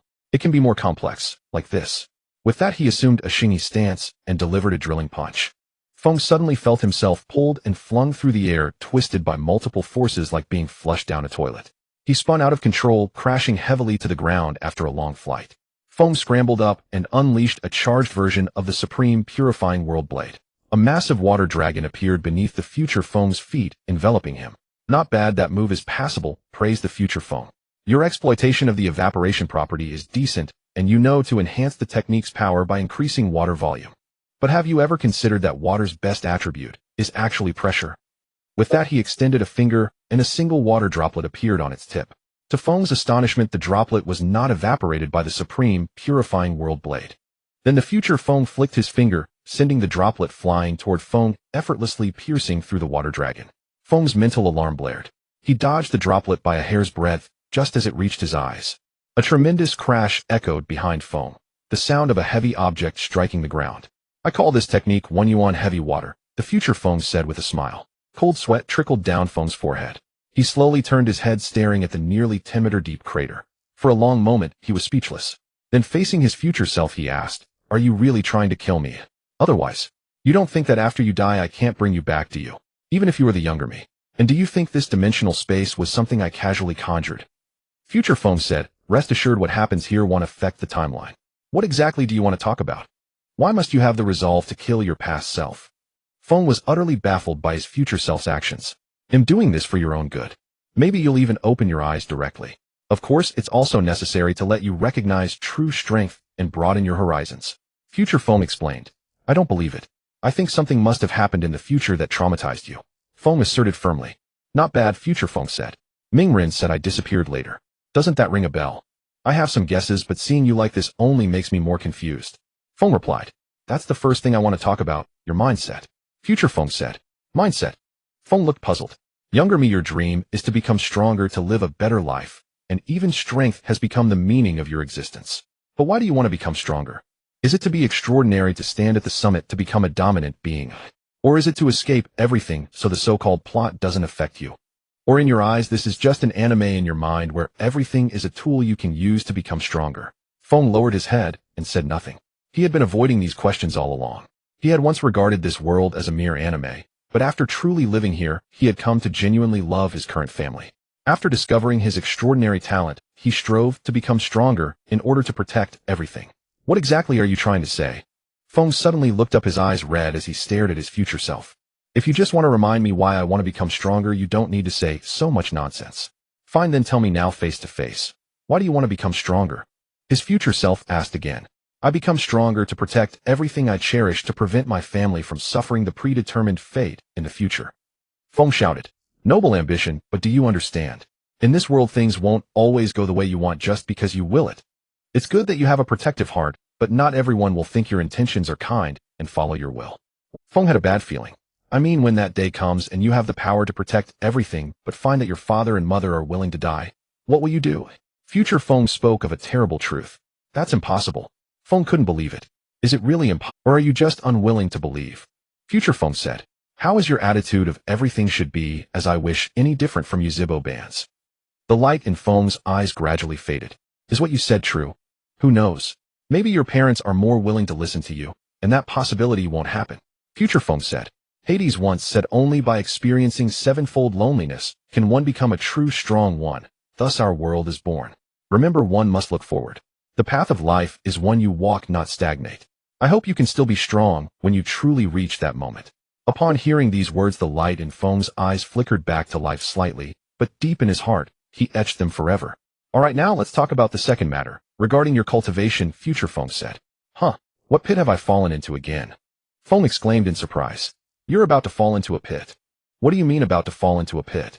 What's wrong with converting all my chakra into six paths power? Your presumption is correct, but you've overlooked one thing. Your bloodline, Future Feng explained. Is there something wrong with the Ōtsutsuki? Feng asked in confusion. First, you need to understand the matter of the bloodline net. The cultivation system of the ninja world was passed down by the six-path sage, which is entirely derived from the six-path sage's bloodline net. And the six-path sage's bloodline net essentially originated from his mother Kagaya's bloodline net, which was formed later. This is also why they can absorb the chakra of the ninja world so effortlessly. Otherwise, if Ishiki had done the same with the 10 tails he created, he would have been resurrected long ago. Once you complete the transformation, your entire being will undergo a thorough metamorphosis, especially your bloodline. You will directly become a member of the Ōtsutsuki clan, albeit a blank version, and will have a deep connection with the two of them. Do you understand? I understand, but isn't that good? The Ōtsutsuki's potential is immense, Feng said, somewhat puzzled. But what if after you transform into an Ōtsutsuki, you gradually abandon your physical body? Future Feng revealed something that Feng had never considered. How is that possible? Have you forgotten the six-path sage? He died, and after death he resides permanently in the Pure Land. Don't you find that strange? After he became the 10 tails Jinchuriki, he could be considered a true Ōtsutsuki. Future Feng presented the most direct evidence. Why is that? Because of Ōtsutsuki Shirbai. Feng's face turned pale. The one who became a god, Ōtsutsuki Shirbai. That's right. It was he who became a god, abandoned his physical body, and became an entity capable of manipulating rules. What does that have to do with the six-path sage? Have you forgotten? He attained godhood in the ninja world. The six-path sage's state is so similar because he was influenced by him. In fact, I suspect that the six-path sage is an avatar of Shibai's other self. The entire ninja world is also his experimental ground. Future Feng voiced his speculation. Have you been influenced too? Feng looked at his future self. His influence is subtle. I also discovered the problem when I was refining pills and found that my physical bodhi's strength couldn't keep up. It took me a long time to break free from the influence. You should be glad that we extract power through alchemy rather than planting trees, otherwise the influence would be even more severe. What should I do? Feng asked seriously. To break free from Ōtsutsuki Shibai's influence, you must first have many things of your own. Therefore, your complete transformation is not urgent. First, you need to make your physical body, soul, and chakra fundamentally independent from Ōtsutsuki Shibai's system, so that you can form your own bloodline net unaffected by external influences. In fact, I hope you don't become an Ōtsutsuki, but rather transform into a being similar to the Ōtsutsuki. You don't need to worry too much about the soul aspect, as you have the Taiji diagram of the Tao ancestor. As for the physical body, you can develop some special abilities such as the armament Haki and steel balloon from One Piece, the biofield and super adaptability from DC, and the light body from Ultraman. As for chakra, I suggest you develop a bloodline rejection, one that has never appeared in the ninja world. You must make a name for it.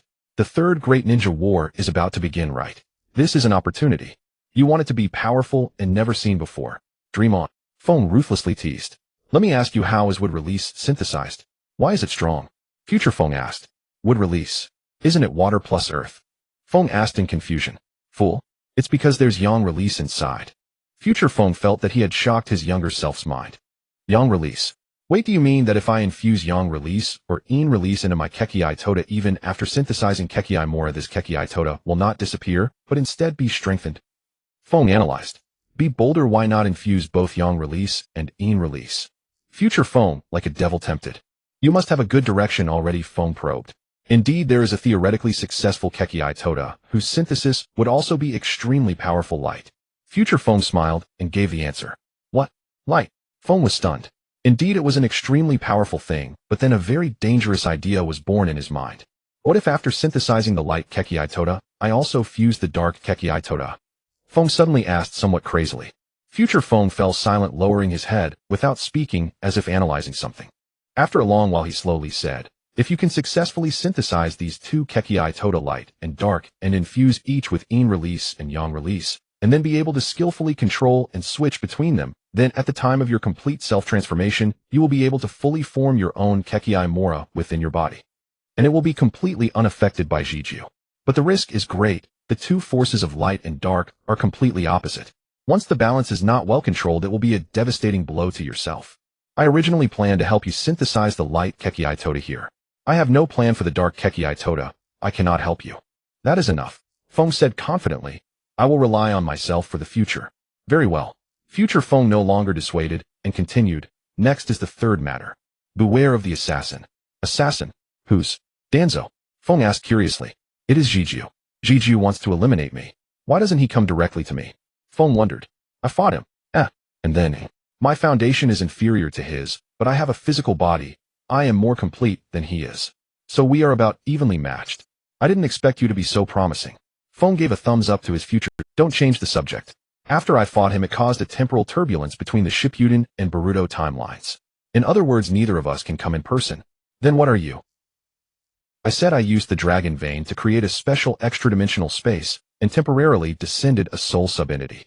Jiju cannot do that. Without a physical body, his limitations are too great. He can only rely on his experimental subjects to kill you, but the opportunity is only once. As for whether it's Boruto Kawaki or Jura, I'm not sure. It shouldn't be someone who knows Shinjutsu, right? Feng asked cautiously. No, Shinjutsu is essentially a rule. It has too great an impact on time and space. I have one last question. How can you match Jiju? Feng asked seriously, looking at his future self. I knew you would ask that.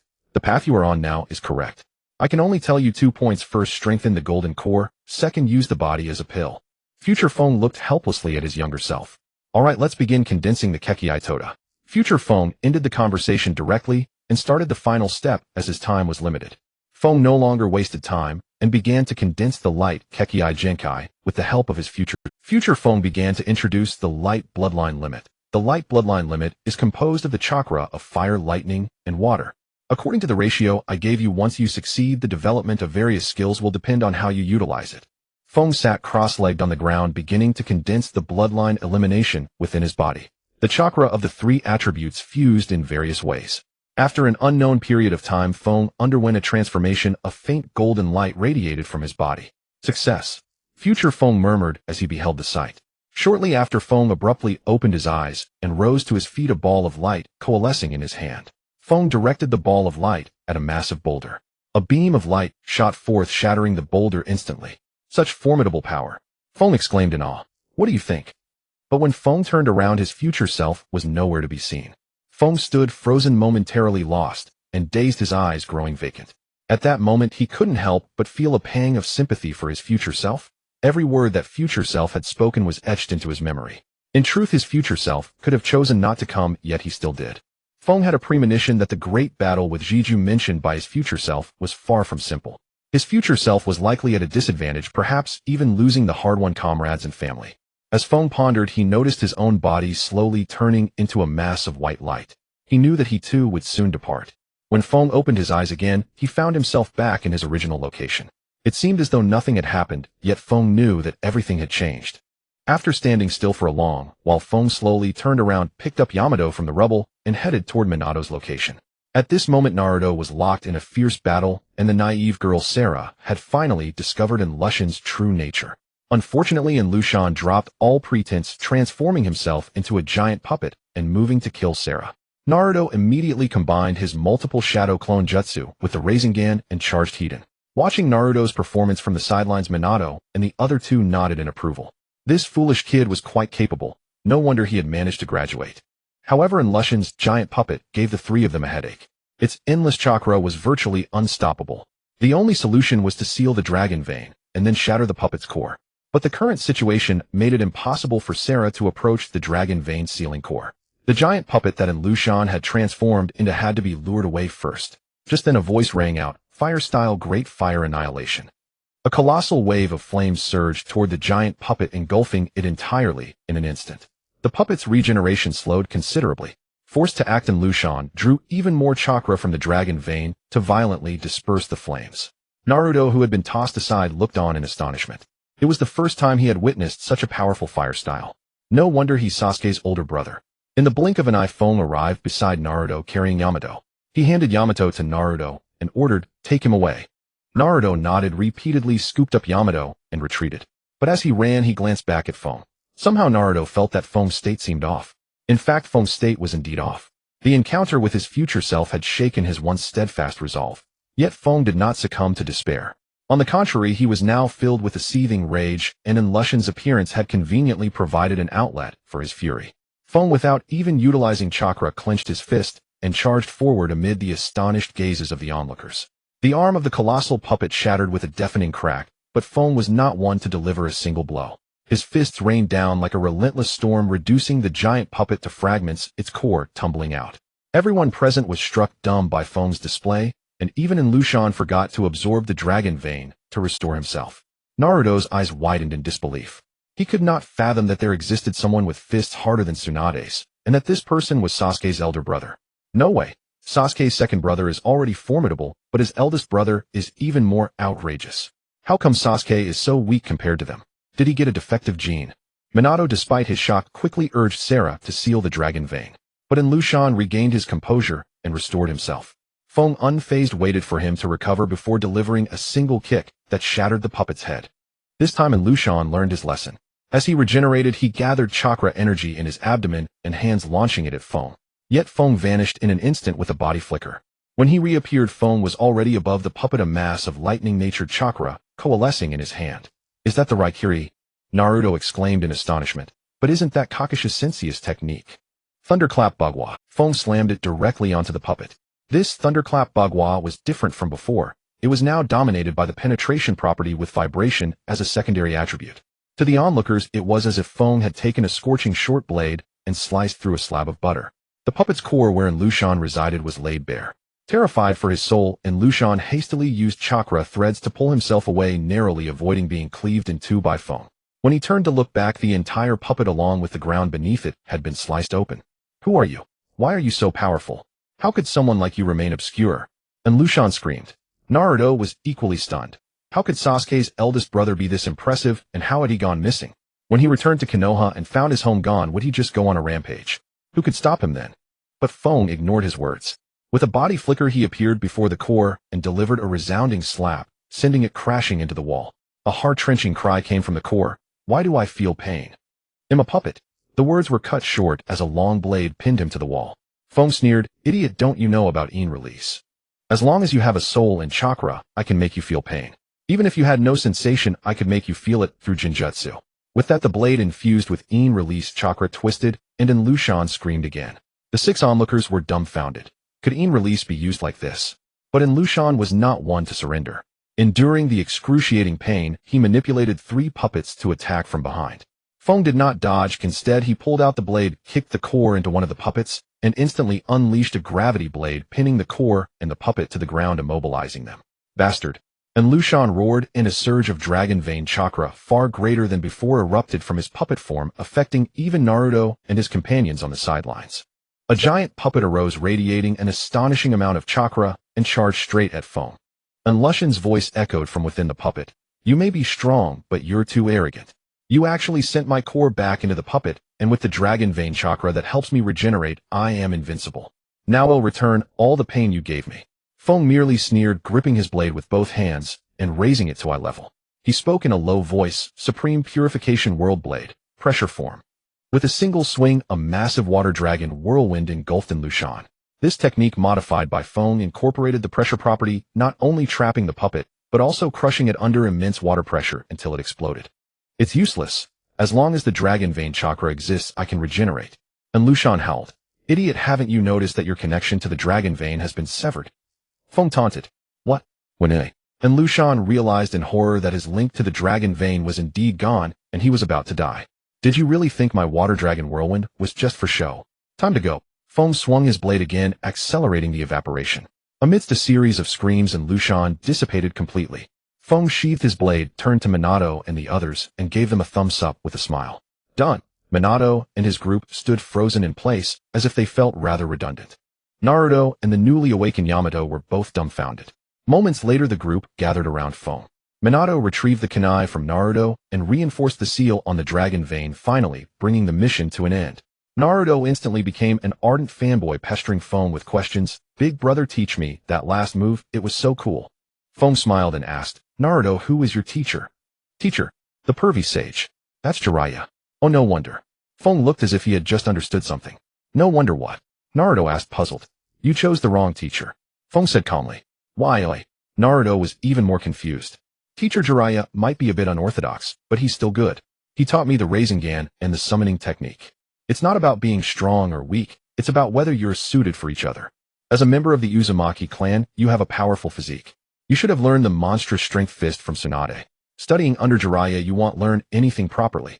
Take the Rasengan for example. It was created by Minato Sensei. You could have asked Kakashi to teach you. As for the summoning technique, the Shikatsu forest would actually suit you better, as it could awaken the yang release within you. Moreover, the Senju and Uzumaki clans have been close for generations. Tsunade would be willing to teach you the unique bloodline secret techniques of the Uzumaki clan, the mind's eye of the Kagura, and the adamantine sealing chains. Right now your physical potential is less than 10 or 20% developed. There's still plenty of room for improvement." Fong explained. "What? I chose the wrong teacher." Naruto's face collapsed in despair. So it was Jiraiya Sensei who had been Just then Minato stepped forward and said, "Although Jiraiya Sensei is very strong, what Fong said is right. He really isn't the best teacher for you. When you return, go learn the monstrous strength fist and the Uzumaki clan's secret techniques from Lady Tsunade." Looking at his own foolish son, Minato as a father decided to show him the right path. Otherwise there was a risk of him being wasted. "All right," Naruto said helplessly. At that moment white light began to glow around Naruto and Yamato. Minato saw it and said, "It seems it's time to say goodbye. I'm glad to have gone on this mission with you." "Ah, big brother, we're parting already." Naruto looked at Minato with reluctance, still not realizing that the man before him was his father. Fong then said to Naruto, "Don't forget what I told you, Naruto. You still have a long way to go before you become an Also, if you ever meet my two younger brothers, please pass on a message for me. Tell them that their big brother has always loved them. I'm sorry." He lowered his head as he finished. Naruto watched Fong, who had suddenly fallen into sorrow, and didn't know what to say. But time was up and the two. Minato also said goodbye to Sarah. Sarah was grateful to Minato and his group. She also decided to leave with her people, no longer relying on the dragon vein to survive. Minato and his team set off on their journey home. Future timeline Konoha year 65, Konohagakure. In the Hokage's office, Tsunade looked at Naruto and Yamato with a probing expression and asked, "You really don't remember what happened after you were sucked into the dragon vein?" "I honestly can't recall a thing," Yamato said awkwardly. "I feel like I should remember something." Naruto rubbed his head, looking confused. "But I just can't remember." Tsunade didn't really expect Naruto to remember anything and was about to kick them out when she suddenly saw Naruto's eyes turn into Sharingan. She slammed the table and stood up. "Naruto, what's wrong with your eyes?" But Naruto stood frozen, as if possessed. Then, as if someone else had taken over his body, he spoke. "Naruto remembers to learn the monstrous strength fist and the Uzumaki clan's secret techniques from Lady Tsunade. Remember to tell my two younger brothers their big brother has always loved them." After saying that, Naruto collapsed to the ground, leaving Yamato and Tsunade staring at each other in bewilderment. When Naruto woke up, Tsunade asked sternly, "Naruto, who was that person?" Naruto answered dazedly, "I only remember a name, Uchiha Fugaku." Tsunade fell silent. The image of a spirited young man appeared in her mind, but she said nothing. She simply told Naruto to rest, and then come to her to learn the monstrous strength fist, and refused to discuss anything else. Fong had been back for several days. Minato said that Fong had contributed greatly this time, and gave him a few days off to rest well at home. Of course, it was also because Minato was shocked by the state Fong was in when he brutally beat Baizu, thinking that Fong's first long-term mission had left him mentally strained, hence such a frantic outburst. Fong was gradually adjusting because his future self had told him that the time was not yet right, and moreover assassins sent by Jiju would come in the future, so he could not stop strengthening himself. Thus Fong began his daily routine of developing the light release, refining the golden core, and studying the dark release.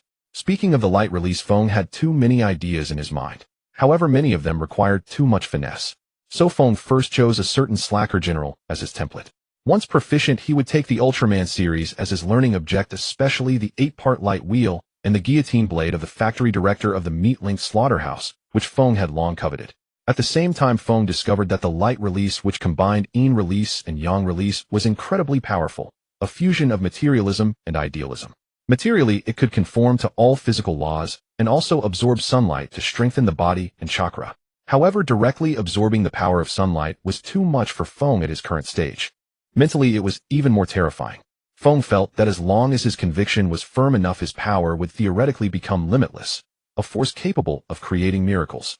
At this moment, Feng somewhat understood why Zhuan Naoyang could resist the influence of divine techniques with just a pair of Mangekyo. It was entirely a miracle created by the power of love and bonds. Feng also took time to study body enhancement. When he asked his future self about the direction of his path, his future self was evasive. Feng felt that he was afraid his words would limit Feng's development, so he only mentioned 2 points. Among them, using the body as a pill intrigued Feng. At first glance, it meant abandoning the method of using the body as a furnace and refining one's entire being into a golden core. But thinking that his future self said he didn't want to become an Ōtsutsuki, Feng believed that the deeper purpose of his future self was to cultivate both his nature and life.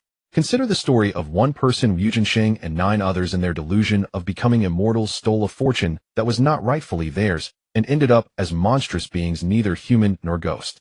Zhang Jiwei, a mere mortal who only practiced basic skills, became a mortal immortal. If not for the Tianshi degree, Zhang Jiwei would likely have ascended. Now he himself was the same, too obsessed with becoming an Ōtsutsuki. But in fact, this path was more like a trap. The Sage of 6 Paths had directly demonstrated it to him. Therefore, of all paths, safety comes first. Let's not become fodder for Jiju. During transformation, we must innovate. But that's a matter for later. Feng also had a clue about the dark release. He decided to use chakra of wind, earth, and water natures, but the specific synthesis method required experimentation. Of course, he also had to spend time playing with his younger brother. Although his brother would do something very filial in the future, Feng believed that with proper education, the future wouldn't be that bad. Watching you playing with a small light ball in his hand, Feng smiled from the bottom of his heart. At this moment, he suddenly felt that he might have neglected his family too much. So he had to do something for the family. After returning, Shui Min reported the mission situation to Sandai, but omitted the part about the future Mingren. The situation relieved Sandai. This was the only good news he had heard in recent days. Order frictions had become more frequent recently. Sandai instructed Shui Min to step up the training of his students, as there might be no time later. Understood, Sandai. Please rest assured these students can all participate in this Chunin exam, Shui Min said. That's great. Then you may go down now. You need some rest after so many days. Besides, you haven't seen your other students for a long time. Go and visit them. Understood. With that, after Shui Min withdrew, Sandai took a puff of his pipe, closed his eyes, thought for a moment, and called out, "Send someone to summon Uchiha Shui to see me." On this day, Feng was reading in the courtyard, while 2-year-old Yu was playing with building blocks. Yu was a calm child by nature, always able to focus on a task quietly and earnestly, even when playing, which was very reassuring. Just then a knock came at the door. Who is it? Feng went to open the door curiously, and a young man of the Uchiha clan about his age appeared before him. You are. Oh right, you're Shui, aren't you? Feng vaguely remembered who this person was. Yes, I am Shui. I apologize for the abrupt visit. Shui replied with a warm smile. Is there something you need? Feng was somewhat puzzled as to why Shui had come. I'm here to see you. Shui smiled. See me? Feng was taken aback. Is there something I can help you with? Well, I heard from Master Minato that your body flicker technique is exceptional. I wanted to come and exchange ideas, perhaps spar a little. I heard you were at home, so I thought I'd drop by. Would you be willing to have a contest of body flicker with me? Shui delivered the reason he had prepared long ago. I see. Sure, I have time, but wait a moment. I need to hand my little brother over to mother first. Please come in. Feng invited Shui inside. Shui entered and saw Feng carefully picking up his little brother, heading toward the inner rooms. He stepped forward and asked, "Is this Itachi?" Yes, he's adorable, isn't he? Feng smiled, showing you off to Shui, but then his expression changed slightly, as if something suddenly occurred to him. He quickened his pace, shook off Shui, and carried you into the house. Shijui's face stiffened, uncertain of what had happened. However, Feng soon emerged, smiling apologetically. Sorry, you just wet his pants. But I've already handed him over to mother. Let's go. Oh, I see. Shui laughed, as well, having thought something was wrong. He immediately let his guard down. Let's go. But inwardly, Feng breathed a sigh of relief, for he suddenly recalled that Shui was a staunch loyalist of the 3rd Hokage. In his past life, there had been a speculation that Itachi had been placed under Shijui's Kodoame Tsukumi, and thus carried out the clan's extermination. Regardless, he decided to keep you away from Shui. The two arrived at a forest. Feng asked, "How shall we compete?" Shui pointed to a distant mountain. Simple. Whoever reaches that mountain peak first wins. What do you think? Not bad, Feng nodded. But it's not exciting enough. He then took out a red headband and said, "If you can touch this headband before I reach the peak, you win." All right, then I won't take advantage of you. You go first, I'll wait 2 seconds. Shisui, hearing this, grew eager, a fierce desire to win surging in his eyes. Ready? Feng asked. Let's begin. Feng turned around and dashed straight in the opposite direction. Shisui was stunned for a moment, then instantly understood. Feng clearly knew he was here to test him. If it were purely about winning, Shisui could simply wait for him at the peak. But if the goal was to probe his abilities, Shisui had to chase after him. With that realization, Shisui immediately gave chase. In an instant, two flickering figures appeared throughout the forest, leaving behind only the sounds of their passage long after they had passed. But as time passed, Shisui noticed that Feng's speed had not diminished at all. The two remained in a state of relative stillness. By the time he thought of this, they had already run across a lake. Their high-speed movement caused violent turbulence on the lake's surface, sending up 4 massive splashes that stretched all the way, subjecting countless fish and shrimp to an undeserved disaster. They then entered another forest. While moving, Feng suddenly turned back to look at Shisui and said, Shisui, you must have sensed it by now, haven't you? What? Shisui asked, puzzled. The body flicker technique has its limits. Once speed reaches a certain threshold, it can no longer improve. Whether it's the bonus endurance, reaction time, air pressure, gravity, or various other factors, all become obstacles. What are you trying to say? Shisui asked seriously. Given our mastery of the body flicker, we've both reached our limits. So we must make a change based on our current foundation. After experiencing the Flying Thunder God transfer a few times, I've gained some insights. I call it the Void Walk. Watch closely. After saying this, Feng's speed increased again, but strangely the disturbances he caused gradually diminished, even to the point of being imperceptible. What? Shisui was astonished. Is this the Flying Thunder God? No, it's more like a short-range teleportation. Could it be that by entering a high-speed state, he's briefly fusing with space itself, thus achieving an effect similar to the Flying Thunder God? How did he manage that? Just from a few transfers? What kind of talent is this? What are you thinking about? Suddenly Feng's voice came from above. Shisui looked up to see Feng hovering directly over his head. When did you? Shisui turned back to look ahead, only to find Feng's figure slowly fading and then disappearing. An afterimage. Shijui's face filled with terror. If this had been a fight to the death, Feng would have already taken him down. In the blink of an eye, the two had appeared on the mountain peak, but Shisui knew he had lost. You win, Shisui said with a calm demeanor. Just luck, Feng humbly replied. In truth, your mastery of the body flicker surpasses mine. It's only because my physical constitution is stronger that I could keep up with you. As for my Void Walk, it was developed through sheer luck. No need to be modest. My grandfather is Uchiha Jing, so I know well how difficult the Flying Thunder God is. Yet you, relying solely on a few transfers, managed to develop the Void Walk, a space-time body flicker technique. That alone proves you are far superior to me. Having said that, Shisui turned and left. He'll come challenge you again next time. He'll be waiting, Feng said with a smile, waving his hand. Feng did not notice that 4 people were standing in the distance, Minato along with Kakashi and the others. Their faces were filled with shock. Who was that? They made such a commotion. Rin asked curiously. I couldn't see clearly. One of them seemed to be Feng, Kakashi said uncertainly. The one in front was Feng, and the one behind was Shisui. Obito suddenly spoke up. This immediately drew the attention of the other 3. They noticed that he had somehow already activated his Sharingan. Obito, you're using your Sharingan quite well, Minato praised. He had witnessed Obito's progress. Obito was no longer the dead last he used to be. So this is the bloodline of the Uchiha clan. Once the eyes are open, one becomes a genius. How unreasonable, Minato thought to himself. Alright, no need to watch anymore. There are few in all of Konoha who can match their body flicker techniques. But since you've seen it, it'll teach you. The body flicker is quite practical, and coincidentally your teacher excels in this area. Seeing their eagerness to improve, Minato decided to give his students some extra lessons. Then Minato Sensei, how does your body flicker compare to theirs? Obito's intelligence reverted to its usual state as he asked naively. Minato smiled at him and replied, I am stronger than both of them. And I have given pointers to both of them on their body flicker techniques. What? The 3 were astounded, Kakashi included. So the master teacher had been right in front of them all along. Then what are we waiting for? Minato Sensei, let's start the lesson right away. Obito shouted excitedly. Rin and Kakashi were also eager to begin. Minato smiled helplessly and started their training. He could only think that once they mastered it, they would likely face an even greater blow.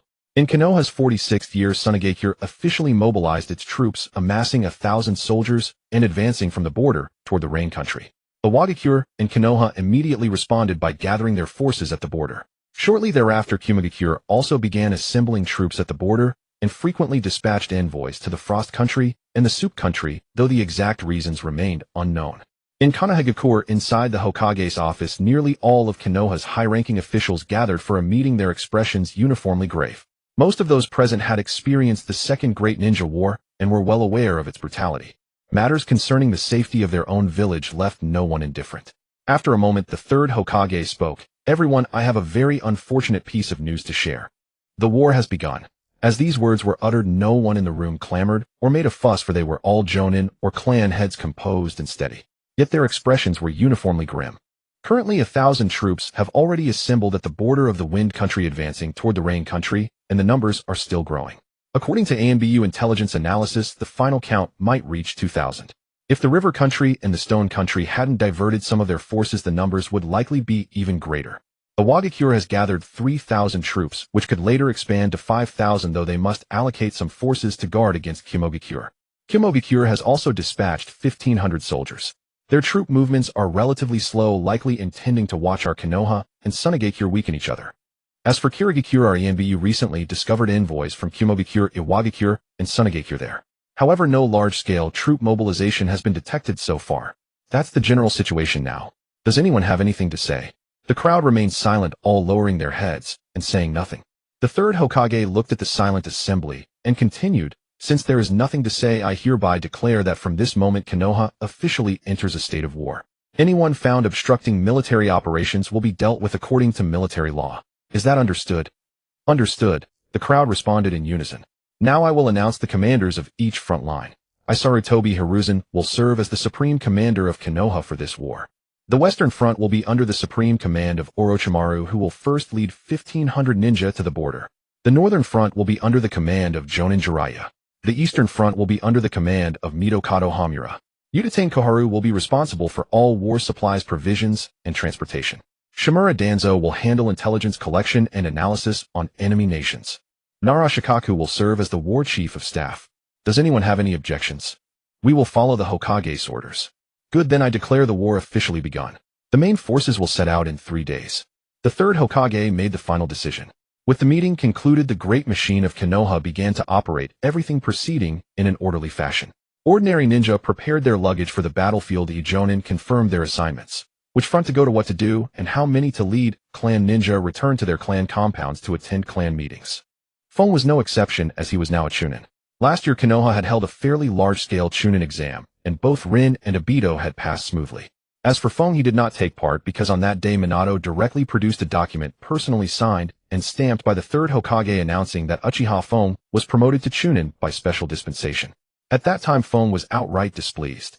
He hadn't yet enjoyed the pleasure of beating up geniuses from various clans, and now he was forced to withdraw from the exam. Minato had no choice but to assign Feng as a temporary instructor to train Yuan Yi Lin and Obito. Minato himself took Kakashi on intelligence missions. Feng suddenly felt a strong sense of responsibility. He gave the two specialized training and also shared with them a few key points about the Chunin exam from his previous life. For example, the techniques for the first stage of the exam. Rin was strong in written subjects, but Obito was not. His academic performance consistently lagged behind. So Feng told him to use the Sharingan to copy Rin's movements. Obito and Rin were stunned. Who knew you could play it that way? That was truly an eye-opener. Later, when Minato learned of this, he could barely contain himself and specifically went to question Feng about what had happened. Feng retorted with great conviction, saying that if the students he trained failed the Chunin exam, it would ruin his reputation and tarnish his name in the education field. For a moment, Minato did not know what to say. At the clan meeting, Fugaku announced the start of the war. Regarding whether Clan Ninja would go to battle, Fugaku and several elders decided that it would be voluntary. The clan also began to release some strategic supplies for exchange. After all, if not used during wartime, when would they be used? Furthermore, all those heading to the battlefield would receive a standard war supply package from the clan containing an emergency medical kit, a bottle of soldier pills, a stack of explosive tags, 10 shuriken, and 2 kunai. It must be said that the Uchiha clan truly lived up to its reputation as a great clan. Ordinary civilian ninja would probably need years of work to afford such equipment. No wonder some clan ninja looked down on civilians. After returning home, Fugaku formally informed Feng that he had already applied for his withdrawal from Minato's team. For the time being, Feng was to stay at home and not wander around. When the clan ninja began to deploy, he would join Fugaku on the battlefield. I understand, then I'll say goodbye to them tomorrow, Feng said. That's fine, since you've done many missions together. Fugaku didn't think much of it and agreed. The next day at the break of dawn, Feng took 4 bundles and 3 blades, sealed them within a scroll using a sealing technique, and departed without even breakfast. Why did that child go out without breakfast today? Meichin asked, puzzled. He's going to say goodbye, Fuyue replied while eating. Oh, I see. Mei-chin then understood, sighing and shaking her head. War. What a detestable thing. Mei-chin had also participated in the Second Shinobi World War and had lost many companions and close friends. That was why she gave up the life of a ninja to become a full-time housewife. At the training ground, no one had arrived yet. Feng sat alone on a tree root nearby, staring at the sun just rising on the distant horizon, his eyes filled with uncontainable sorrow that the morning breeze could not blow away. Before long, Kakashi and the other two arrived together at the training ground. Dai-tu immediately spotted Feng sitting by the tree and hurried over to greet him. Morning, Feng. Feng stood up, forcing a smile. Morning. Aren't you not going to the battlefield? Why are you? Lin asked curiously, but her tone bore no jealousy at all that Feng did not have to go to the battlefield. I came to say goodbye to you all.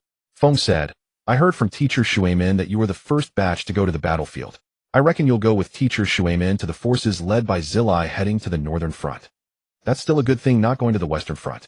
Why do you say that? Is the western front dangerous? Dai-tu asked in confusion. It's not just about danger. Feng told them grimly. That is a battlefield meat grinder. The Sand Ninja, due to the disappearance of the third Kazekage and resource shortages, launched the war first. The other nations, to reap the benefits from the conflict, would certainly slow down their military progress, letting Konoha and the Sand Ninja fight first. Therefore, the Western Front is extremely dangerous. I see. Because of the desert's resource scarcity, the Sand Ninja will surely go all out to occupy land and resources. Kakashi understood the key point. In the future, it'll probably also go to the Northern Front. It'll find you then, Feng said. Great, it'll definitely wait for you then, Dai-tu said with a happy expression. Feng looked at Dai-tu's foolish look and smiled, then advised, Dai-tu, actually I'm most worried about you. Although you've shed the title of dead last thanks to awakening the Sharingan, you are still too reckless. The battlefield is different from other places. Usually listen to Kakashi more. Also protect Lin. It's not easy for a girl on the battlefield. Oh, she might become the first target. You need. Dai-tu watched Feng suddenly nagging like an old mother, and unusually, he didn't interrupt, but silently. Feng looked at Lin. Lin, it's not easy for a girl to go to the battlefield. Don't be overconfident. If you use the medical ninjutsu I taught you well, you can find a chance to transfer to the medical division. That would be safer. Don't force yourself. Also keep an eye on Dai-tu and Kakashi, don't let them have conflicts or do foolish things. I understand, Feng, Lin nodded solemnly. Finally, Feng looked at Kakashi. Kakashi, you have the most experience among us. You are the captain. Please think more for your teammates. I know that because of your father you regard missions as more important than anything else. But after all these days I believe you have changed. Remember, comrades are the only ones you can trust on the battlefield. Also, your father was not wrong. Back then the third Hokage made the same choice as your father, which is why he was chosen by the second Hokage to become the third Hokage. Kakashi remained silent. Feng's words struck a chord in his heart. He was indeed shaken, and unconsciously he had placed comrades in the most important position. And the matter of the third Hokage undoubtedly made him even more determined. Feng took out a sealing scroll. You're going to the battlefield. I don't have much to give you. 1 Uchiha war supply pack each. You'll definitely need them on the battlefield. 1 ninja sword each. Remember, in open areas a ninja sword is more useful than kunai. The remaining bundle is for Teacher Shuemin. Please deliver it to him for me. Farewell. With that, Feng turned and left. No one tried to stop him, because in fact it should have been Feng who was trying to stop them, but he couldn't because they were ninja. At this moment Feng somewhat understood the feeling of powerlessness that his future self had spoken of, having the power to change yet unable to change. Feng held back his tears, not wanting anyone to see him in such a miserable state. In his mind the outcome slowly emerged. Kakashi lost 1 eye, Lin died, Dai-tu died. Some truly died, some fake death, and some were alive, but no different from being dead. Feng now noticed that there was intense release chakra surging from his head toward his eyes. He did not use the Taiji diagram to suppress it, letting the chakra rush to his eyes, as if only this could numb the emptiness in his heart. 3 Tomo appeared and slowly began to rotate. The pattern started to change, gradually forming 2 pupils. If Feng looked in a mirror, he would find that it was very similar to the description of double pupils from his past life. But now Feng couldn't care about that. He directly used the body flicker technique to return home. Fuyue returned home at noon and was about to enter the house when he noticed Feng sitting alone in the corner. Fuyue sighed, thinking that Feng was still a child after all, unable to accept the pain of parting so early. He stepped forward to console him, but when he approached he was startled by the scene before him. A pair of crimson eyes with fur pupils slowly rotated, the air around them growing colder. Yet the eyes which should have radiated malice and dread were now shrouded only in sorrow. Fuyue could hardly believe his eyes. No way, he just said goodbye, and you awakened the Mangekyo. If someone were about to die, would your eyes just explode? Even the ancestor Uchiha Madara would feel inferior if he saw your situation. Fuyue stood frozen, unsure of what to do. What Fuyue didn't know was that Feng awakened his eyes only after witnessing the fate of his 3 teammates. After a while, Mikoto called them for dinner. Fuyue went over, patted Feng, and reminded him to eat. After lunch, Fuyue called Feng into the study. Looking at Feng's gloomy expression, Fuyue said, "Alright, it was just a farewell. You're so heartbroken that you awakened the Mangekyo. I really don't know whether to praise you or comfort you." Feng raised his head and looked at Fuyue. "Father, do you think this world is wrong?" Fuyue was taken aback. What a rebellious opening statement. But considering Feng's emotional instability, he asked seriously, "What aspect do you mean?" "In this world, as long as people live, they have desires. But as desires grow, conflicts between people intensify. In short, they covet what others have and try to take it, eventually leading to war." "Are you saying people shouldn't have desires?" "No, I believe people have the right to pursue beauty. But war often arises because of a few individuals with the greatest desires, while the innocent are the ones who pay the price. Is that fair?" "But the world is complex." "Oh, absolute fairness doesn't exist," Fuyue said helplessly. "Then shouldn't there be at least some bottom line? Why must children under 10 go to war? Do their lives exist only to pay for war?" Fuyue was silent for a moment, then said, "You're right. Sometimes it truly is unfair, but this is the way of the world. We can't change it. Nor can we end the war at will. I think this world needs to change," Feng said. "What do you want to do?" Fuyue asked. "I don't know." Fuyue looked up at Feng. "You don't know? Neither do I. But I will find a way and eventually achieve that goal," Feng added. "Isn't your dream to become stronger? That doesn't conflict. While I grow stronger, I will search for answers. What if you finally discover that the answer requires you to lose your power?" Fuyue countered. "Then that answer must be wrong. Without power, why would anyone listen to you? Everything becomes an illusion." Feng replied firmly. Fuyue looked at him and suddenly smiled. With that, he formed hand seals and summoned a massive summoning technique. "I might as well do something while I'm at it. This is the contract scroll between our Uchiha clan and the Nakomata. Sign it." Feng opened the scroll and signed his name. Fuyue put it away and told Feng to try. Feng slapped the ground with one hand. Summoning technique. A puff of white smoke appeared, and a chubby orange cat materialized before them. The cat was disoriented at first, but upon seeing Fuyue, it quickly reacted. "Greetings, Lord Fuyue. I'm Aju. Do you have any orders?" Fuyue pointed at Feng. "Not me. It was my son Feng who summoned you." Aju turned and smiled. "So you're young Master Feng. I'm Aju. Pleased to make your acquaintance." Feng smiled back. "Please take care of me." Fuyue then let the cat and the boy go play. Only after they left did Fuyue breathe a sigh of relief. Feng's earlier words had truly startled him. He had actually feared Feng was about to stage a coup or destroy a nation. He wouldn't have known what to do, and given Feng's talent, he really could have done it. After all, he had already awakened the Mangekyo. Thinking this, Fuyue looked into a mirror. A pair of Mangekyo slowly appeared. He murmured, "But Feng is right about one thing. War should not have the majority of innocents pay for the desires of a few." As the army marched out, the entire village seemed to grow quieter. At first it wasn't noticeable, but when news of the full-scale battle on the Western Front arrived, the village fell into an anxious panic. Every passerby wore a worried expression. The intensity of the war far exceeded everyone's expectations. In less than 5 days, casualties on both sides had approached 1,000, even with Orochimaru's capable command. But the Sunigakure forces fought like madmen, their combat prowess astonishing. They deployed a large number of puppet masters on the front line, inflicting heavy damage on Konoha. Moreover, the Suna ninja extensively used poison, contaminating water sources near the front. Orochimaru was forced to dispatch supply teams to deliver clean drinking water. Of course, Orochimaru was Orochimaru. The title Cold Lord wasn't self-proclaimed. He began poisoning as well. If he couldn't drink safe water, neither could the enemy.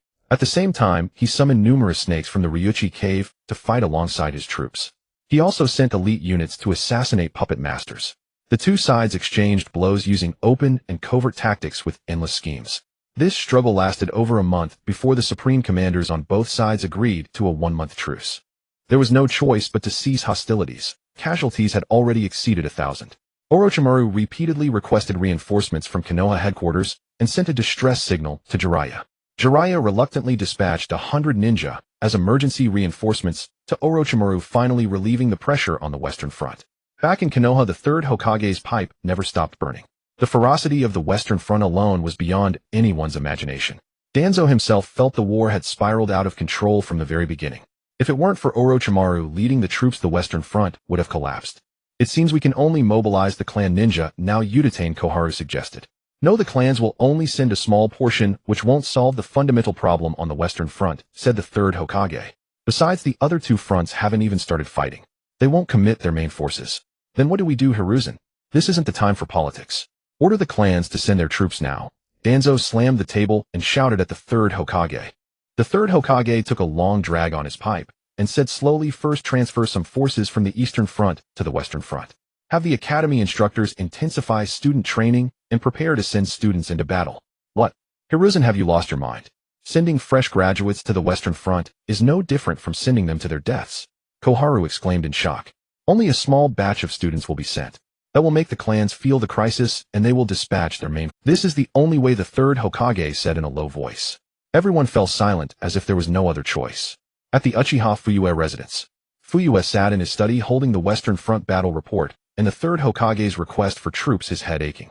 The intensity and brutality of the Western Front far exceeded his imagination, but the more horrific it became, the less willing he was to send the clan's main force there. Yet if he didn't send troops, the Western Front could easily collapse. Feng entered the study and called out, "Father, still worrying about the Western Front?" Yes, Fugaku rubbed his temples. The Western Front is so brutal. If it falls, the Land of Fire will face a massive invasion from the other four nations. Even if we hold it, at best we'll lose a few Cloud Ninja. It's a headache. I, as the Uchiha clan head, don't know what to do. Are there any more ninja in the village to send to the Western Front? Hardly any left. Then we have to send the academy clans. Should we send someone? We must send some, but not the main force. The other clans will likely do the same. I have an idea.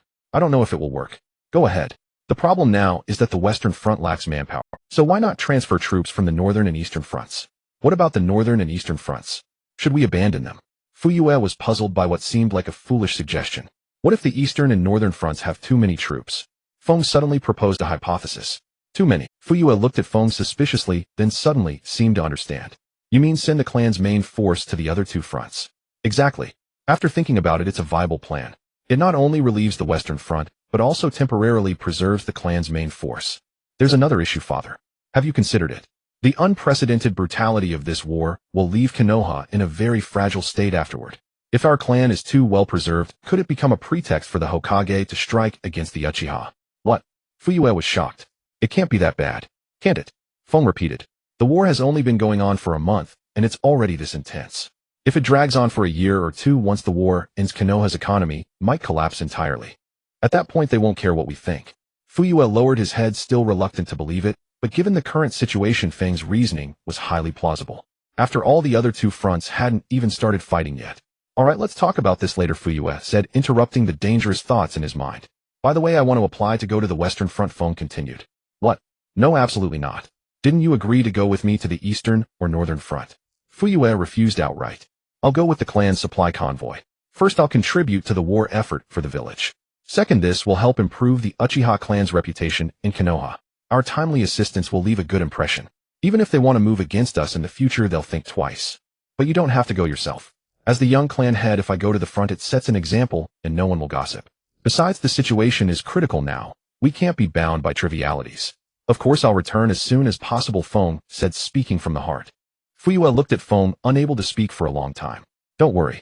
With my strength and the Mangekyo, no one on the Western Front can threaten me. If I want to leave, no one can stop me. Feng gave Fugaku a reassuring shot. Fugaku let out a long sigh. All right. A fledgling must eventually spread its wings and fly. Go. I'll immediately apply to the third Hokage that the Uchiha will send a squad and a supply convoy to the Western Front. Father believes in you. Thank you, Father. That day, a piece of news spread throughout Konoha, causing a huge uproar.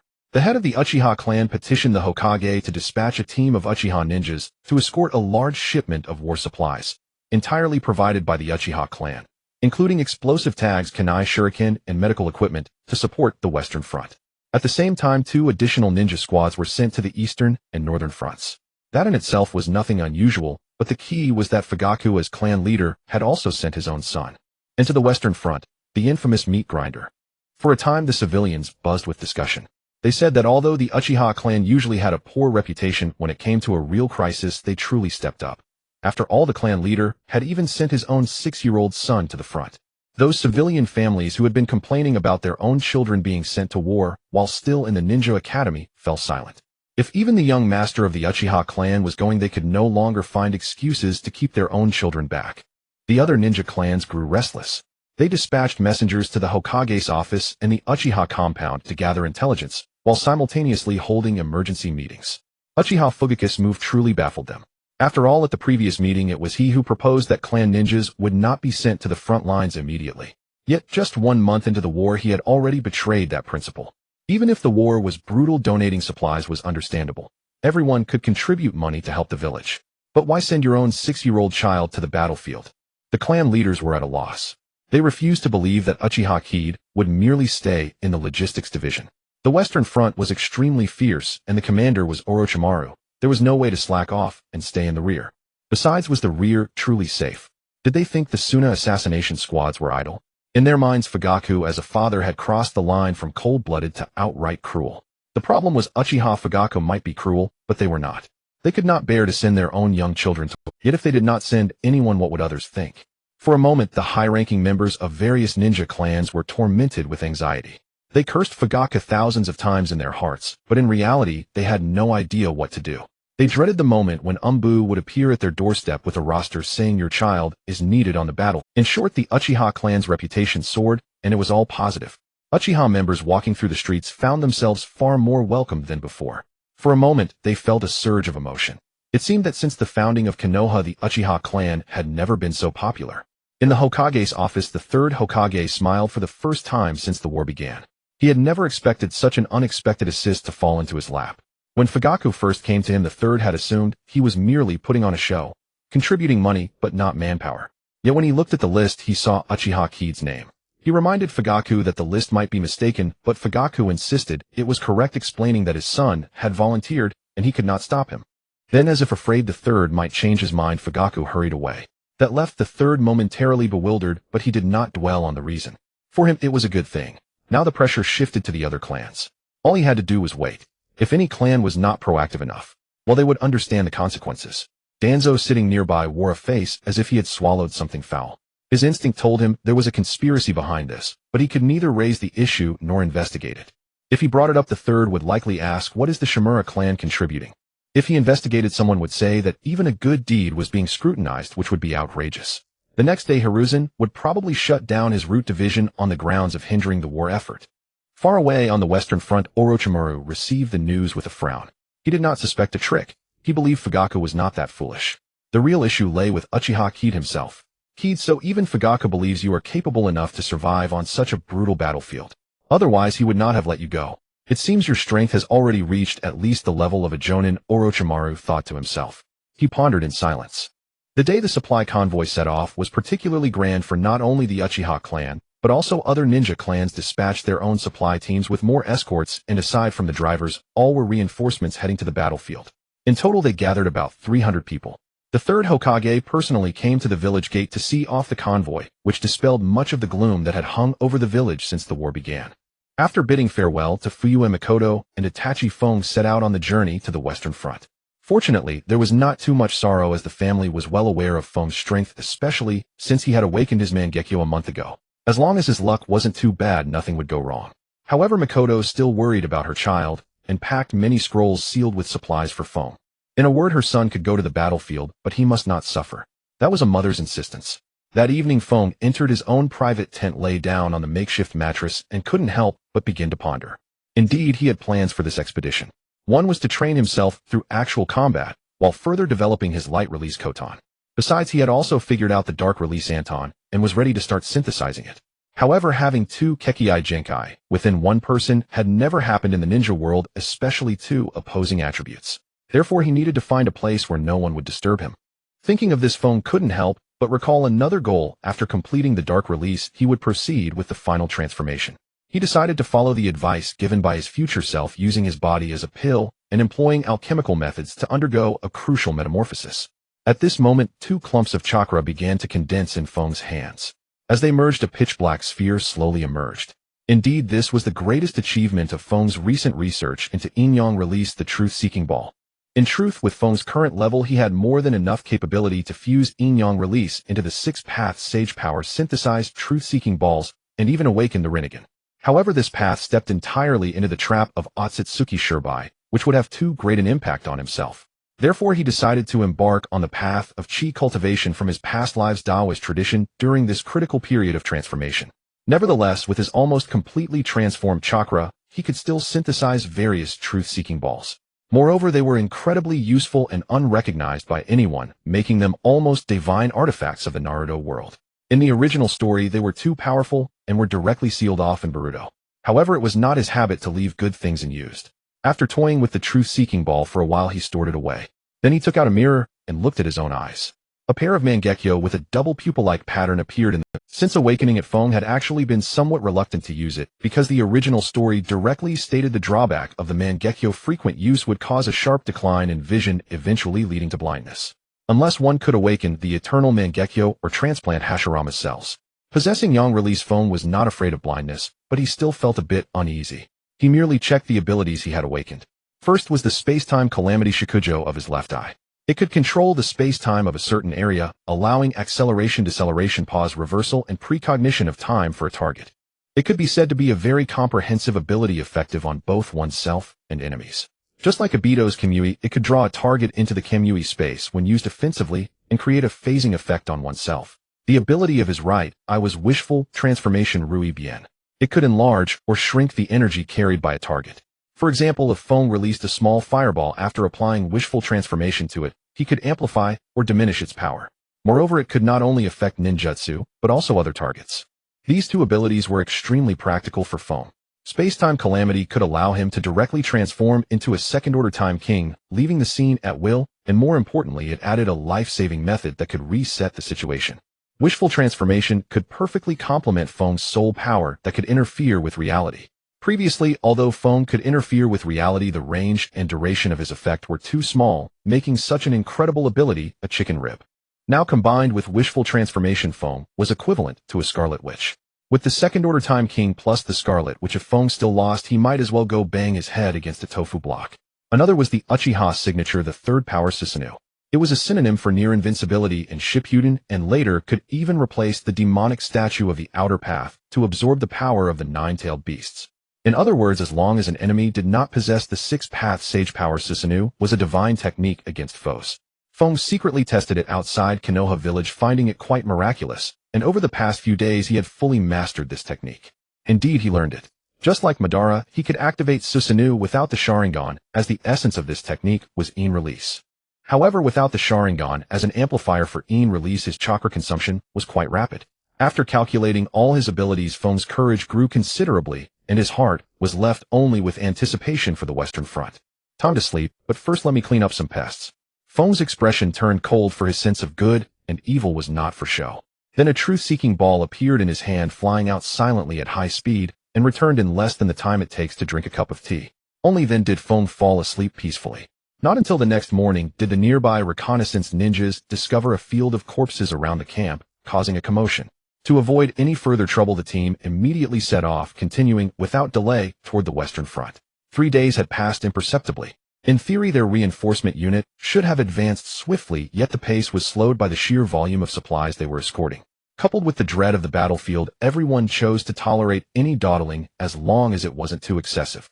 During this time, Feng had managed to build rapport with many. First among them was the Uchiha clan contingent. Fugaku had dispatched 50 ninjas, including 3 jonin, along with a cache of supplies, making it the strongest segment of the entire force. The leader, Uchiha Tetsu, was a seasoned shinobi with extensive experience, and the other 2 jonin were also well regarded within the clan. Next came the largest group, formed by the Sarutobi, Shimura Udatain, and Mizuki clans, numbering over 70 individuals. However, they had only 2 jonin. Unsurprisingly, given that these 4 clans lagged behind the Uchiha and Hyuga in depth, compensating merely with numbers. The Hyuga clan had also dispatched 20 ninjas, all from the branch family, escorting a batch of supplies. Though their contribution seemed modest within the convoy, the Hyuga primarily served as support personnel. 20 Hyuga members were equivalent to 20 fully automatic telescopes capable of tactical analysis, making their strategic value considerable. What truly unsettled Feng, however, was that the Hyuga seemed intent on outdoing the Uchiha. They had also sent a teenage girl. This one from the main family, named Hyuga Fuin, the eldest daughter of the Hyuga clan's senior elder. Her appearance bore a striking resemblance to Hinata from the original story, but her personality was the polar opposite. Her gaze was razor-sharp. Feng had intended to greet her, but she shot him a glare and walked away, leaving him rather embarrassed. Yet that was entirely understandable. If her disposition had been too gentle heading to the Western Front, that meat grinder would only have meant death or becoming a burden. The remaining groups, the Inuzuka, Aburame, and the 3 clans of the Inoshikacho formation, each fielded 30 to 40 members. There were also lesser-known minor clans, and civilian ninja units, all jointly escorting a batch of supplies dispatched from the village. Together they formed a supply convoy of reliably high quality. Throughout this journey, Feng had kept pace with the group without complaint or fatigue, even lending a hand to push carts when needed. His image within the convoy was decent, yet many still harbored resentment toward him. It was because of this brat that they had been thrust onto the battlefield ahead of schedule.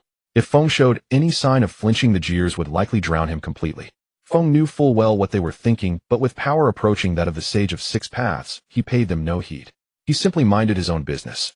If any fool dared to provoke him, Feng could arrange for an accidental death on the spot. As they passed the halfway point, the number of ambushes on the convoy increased dramatically, leaving even seasoned veterans of the Second Shinobi World War utterly astonished. The Suna ninjas' behavior was utterly reckless. Their better to die in glory than live in disgrace assaults showed no regard for their own safety, their minds fixated solely on destroying supplies and killing as many foes as possible. Fortunately, the convoy's strength was considerable. Though perilous after the initial wave of casualties, everyone grew far more cautious and no further losses occurred. Nevertheless, most people involuntarily quickened their pace, not only to hasten their arrival at the camp, but also because they understood the savagery of this war. The longer the delay, the fewer the survivors, and the weaker their fighting force. The earlier they arrived, the higher their chances of survival. Thus, the convoy reduced rest periods and pressed on toward the western front. Finally, at a crossroads, the main camp of Konoha's western front came into view. But the place was eerily quiet, stirring a foreboding in many. The convoy halted. Before long, the scout ninja who had been sent ahead rushed back from the camp, signaling them to enter. What greeted their eyes was a scene of devastation. Wounded lay scattered across the ground with no spare tents for their recovery. Medical ninjas were rushing everywhere, shouting for bandages and painkillers. Without waiting to store the supplies in the warehouse, they first distributed medical goods and food to the injured. Only then did they follow the guide ninja to the designated area to set up their own camp. Observing his clan members erect the tents, Feng beckoned Uchiha Tetsu and headed to the command post to meet Orochimaru. Arriving before a massive tent, several times larger than the other camps, the area was bustling with people analyzing intelligence and relaying reports. At that moment, the leaders of the other ninja clans also arrived, and they all entered together. Upon entering the tent, they saw a colossal sand table. Deshiwan stood before it staring motionlessly, though his noticeably gaunt face betrayed the immense pressure he had been under. Nearby were several ninjas from the Shanzhong clan, seemingly transmitting intelligence from the front lines through their clan's jutsu. Many others were tallying and categorizing various reports, occasionally marking the sand table. This tense atmosphere made everyone hesitate to disturb him, but Deshiwan still noticed them. "Yo, everyone's here. Welcome to the meat grinder." A welcome that was very characteristic of Deshiwan left them even more flustered. "We are late." Feng stepped forward at this point, standing at attention. Yuzhibo Feng leads 50 Yuzhibo clan ninjas and various war supplies dispatched by Lord Huaying to reinforce you. At these words, the other clans promptly followed suit. Deshiwan finally allowed a faint smile. He first dissolved the smaller clan ninjas and civilian ninjas into the existing units, then reorganized the larger clan ninjas into new squads and sent them off to familiarize themselves with their teammates. Finally, he kept Feng behind. "Do you know why I kept you?" Deshiwan asked. "I'm not sure. But you didn't seem to assign me to a squad just now, Lord Deshiwan. Is there some special mission for me?" Feng inquired. "What special mission? If you insist on one, it's to go into battle and kill the enemy. That's quite direct. Yuzhibo Feng, let's not mince words, especially on the battlefield. I don't have time for riddles. Your true strength. I'm not sure. But the fact that your father Yuzhibo Fugaku dared to throw you into the most dangerous place alone suggests you have reached the level of a jonin. You are now one of our main forces on the western front of Konoha. What do you need me to do?" Feng understood and directly asked for a mission. "Stay by my side. When the fighting starts, he'll tell you where to strike." Deshiwan revealed his intent bluntly. "You really trust me, Lord Deshiwan? Aren't you afraid you'll die on the battlefield?" Feng joked. "If you die, that's your bad luck." Deshiwan was merciless. "By the way, isn't there a ceasefire? Why does it feel like we're still fighting?" Feng voiced his confusion. "The large-scale battles have stopped, but skirmishes continue. Recently, the Sand Ninja received a batch of supplies from the Rock Ninja, and their strength has recovered somewhat. Coupled with their extremely troublesome puppet masters, they've recently built a batch of large puppets operated by several people. One large puppet can match the combat power of 30 to 50 ninjas, offsetting their numerical disadvantage. Overall, our casualties far exceed theirs." Feng looked at the photos of the large puppets and said, "It has a bit of a Baizu style. It seems the Sand Ninja found either a design left by Baizu or some remnant puppets. Yes, some people were too careless back then." Deshiwan looked at Feng with a grim expression. "My fault," Feng admitted directly. "I thought you'd shift the blame to Shueiman." Deshiwan chuckled. I'll correct my own mistakes. Don't worry, once the large puppets appear, I'll be the first to handle them. Feng declared resolutely. You have backbone. I hope you can deliver. The Shiwan continued, come with me to the front lines this afternoon. Understood. At noon, Feng was about to go for lunch when a ninja from the Yamanaka clan suddenly reported, Lord Orochimaru, the Sand Ninja's offensive on the front line has begun again. Feng was startled about to ask what was happening, but Orochimaru explained first.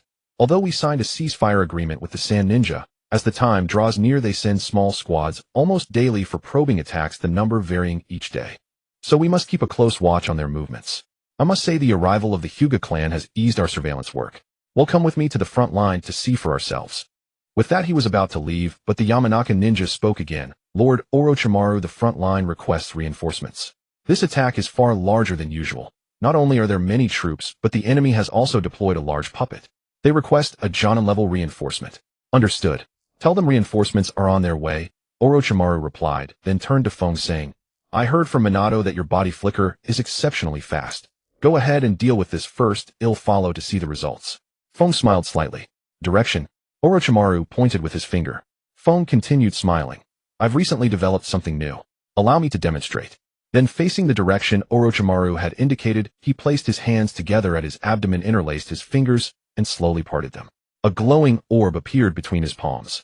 Light release Yada mirror. As he spoke, a beam of light shot from the orb straight toward the front line, and Feng himself transformed into light, merging into the pillar and vanishing. Everyone present was stunned, including Orochimaru. Light release. Is this the new thing you developed? A Kekkei Genkai. No, it must be a Kekkei Toda. Uchiha Feng, you keep surprising me more and more. With that he followed suit, leaving the others still in shock. On the front line within the trenches of Konoha's defenses, a group of Konoha ninja were continuously hurling shuriken and explosive tags to repel the attacking Sand Ninja. A massive puppet was wreaking havoc ahead. Several Konoha ninja were trying to engage it, but the puppet was equipped with numerous weapons coated with poison and could even disassemble, preventing them from inflicting any real damage. Why aren't the reinforcements here yet? We can't effectively damage it, and with the other Sand Ninja harassing us, we'll soon lose even the ability to hold it off. A Konoha ninja shouted. The distress signal has been sent. Our reinforcements should arrive soon, another replied. But the giant puppet grew even more aggressive, firing a volley of steel needles at the Konoha ninja, forcing them back. No, we can't hold out. If this continues, the position will be destroyed by the puppet. A Konoha ninja cried out in terror. Yet the puppet's assault only intensified. Just as panic set in, a pillar of light shot from behind the position, piercing straight through the battlefield. The dazzling radiance drew every eye on the field. As both sides wondered what was happening, the pillar slowly faded, revealing a figure hovering in the air above the battlefield. Uchiha Feng, who had just arrived. The Sand Ninja on the battlefield spotted the Konoha headband and shouted at Feng, That's a Konoha ninja. Kill him. Before the words faded, the giant puppet launched an attack, unleashing countless projectiles toward Feng. Feng cast his gaze downward. Facing the incoming projectiles, his expression remained unchanged. He simply extended his index finger toward the puppet, and a ring of light appeared. Light released laser beam. A beam of light instantly shot toward the giant puppet, triggering a violent explosion. The blast enveloped a 3-meter radius around the puppet, and the shockwave sent nearby Sand Ninja flying. When the dust settled, the giant puppet was shattered into pieces, and the puppet master lay dead, his body obliterated. Feng didn't pause. He continued launching light release laser beam at the Sand Ninja, attacking the position. Explosions rang out one after another, inflicting heavy casualties. The few surviving Sand Ninja, overcome with terror, retreated, and the battlefield fell silent. When Feng landed, there were no Sand Ninja left in sight. The assault had ended so abruptly that the frontline ninja, accustomed to prolonged battles, struggled to process it. By then Orochimaru had also arrived. Seeing the fresh ruins on the battlefield and the already concluded attack, a storm of shock raged within him. He had expected Uchiha Feng to be exceptionally powerful, but he never imagined that Feng would forego the Sharingan and instead develop a Kekkei Toda. What terrifying talent, Orochimaru mused. For other Uchiha, it's the Sharingan that is fearsome, but he abandoned it to create an entirely new Kekkei Toda, raising his own ceiling of power. What are you all standing around for? Clean up the battlefield and repair the defenses. Orochimaru's sharp shout roused the dazed ninja, who began moving one after another. Feng, come here. Seeing his subordinates get to work, Orochimaru called Feng over. The two went to a hill behind the position that overlooked the Konoha defenses. They stood in silence, gazing at the battlefield. Finally, Feng broke the silence and asked, Lord Orochimaru, is there something you wish to instruct? Instruct? Orochimaru replied coldly, turning to face Uchiha Feng. I'm just marveling at how the boy who once blew up my shadow clone has grown to such an astonishing level. Not at all, I still have much to learn. I'm far from your level, Feng quickly said modestly. Orochimaru laughed at this. Not far at all. You'll surpass me soon enough. At that moment a sense of a hero's twilight rose in Orochimaru's heart. He continued, back then the third and I analyzed you. We predicted your explosive growth would come during wartime because the battlefield is the best forge. It can fully ignite your talent, develop your Sharingan, and with enough stimulation even awaken the Mangekyo. But we still underestimated your talent. When you hit a bottleneck in the village, you actually thought of developing a Kekkei Toda? Unbelievable. After all, the only existing Kekkei Toda in the ninja world is the dust release of a Wagakure. I wonder what Inoki's face will look like when he finds out. They probably haven't realized it's a Kekkei Toda yet. Feng pointed out a key fact. Only you, Lord Orochimaru, witnessed it firsthand. The others lack both the eyesight and the strength. They'll likely think it's just a Kekkei Genkai. That's true, Orochimaru considered, nodding. Could you introduce your light release? It feels similar to Inoki's dust release. Light release, as the name implies, is light. It's composed of lightning, water, and fire. Its speed and power are top tier. Any target touched by light releases light suffers immense damage with the characteristics of high temperature penetration and refraction. So it uses vast energy to inflict massive damage, Orochimaru deduced after pondering, grasping some of light release's properties. I've only heard of Iwa's dust release. What do you think, Lord Orochimaru? Are there any shortcomings of my light release compared to dust release? Feng asked humbly. Feng, you're underestimating the value of a Kekkei Toda. You should know that because it's formed from 3 chakra natures, almost no single nature chakra can counter it. As for comparing with dust release, Orochimaru thought for a moment, then continued, the essence of dust release is to decompose its target, reducing it to nothingness. Your light release, on the other hand, mimics sunlight, possessing immense energy, and combined with the physical properties of light, causes tremendous destruction. The two are roughly equal. Which is stronger can only be determined through actual combat. After comparing them, Orochimaru concluded they were evenly matched, but then added, however, your light release seems to lack the shape transformation of dust release. Dust release can be shaped into any form, creating cages. You might try exploring that direction. Feng had been slightly disappointed, but upon hearing this, a vision of a square-faced man wielding a light saw flashed in his mind. His face lit up with joy, and he shouted to Orochimaru, "Thank you for the guidance, Lord Orochimaru. I have an epiphany." With that, he dashed off excitedly, leaving a bewildered Orochimaru asking, "What did you realize?" As expected, Uchiha Feng made a name for himself in an instant, repelling the Sand Ninja assault squad, including a massive puppet, within a dozen seconds. This feat stunned the entire Leaf stronghold. For a time, morale on the Leaf side sword spirits lifted considerably. It was fortunate that Feng had been studying the eightfold light wheel, otherwise he would have been mobbed by a sudden swarm of fervent admirers. However, because only a few people were present at the scene, and Feng ended the battle so swiftly, the reports reaching headquarters were vague. All they knew was that Uchiha Feng had used an unfamiliar ninjutsu, and finished the fight in 2 moves, leading many to believe it was a fabrication. Had it not been for Orochimaru's presence and his confirmation of Feng's achievement, some would have suspected that Feng was claiming false credit. But on the Leaf side, the Sand Ninja headquarters was in utter chaos. With only a few survivors who had been terrified out of their wits, Raza smashed his cup in fury. This assault was meant to be a surprise to destroy Leaf's defensive fortifications on a large scale, hence they had deployed a massive puppet.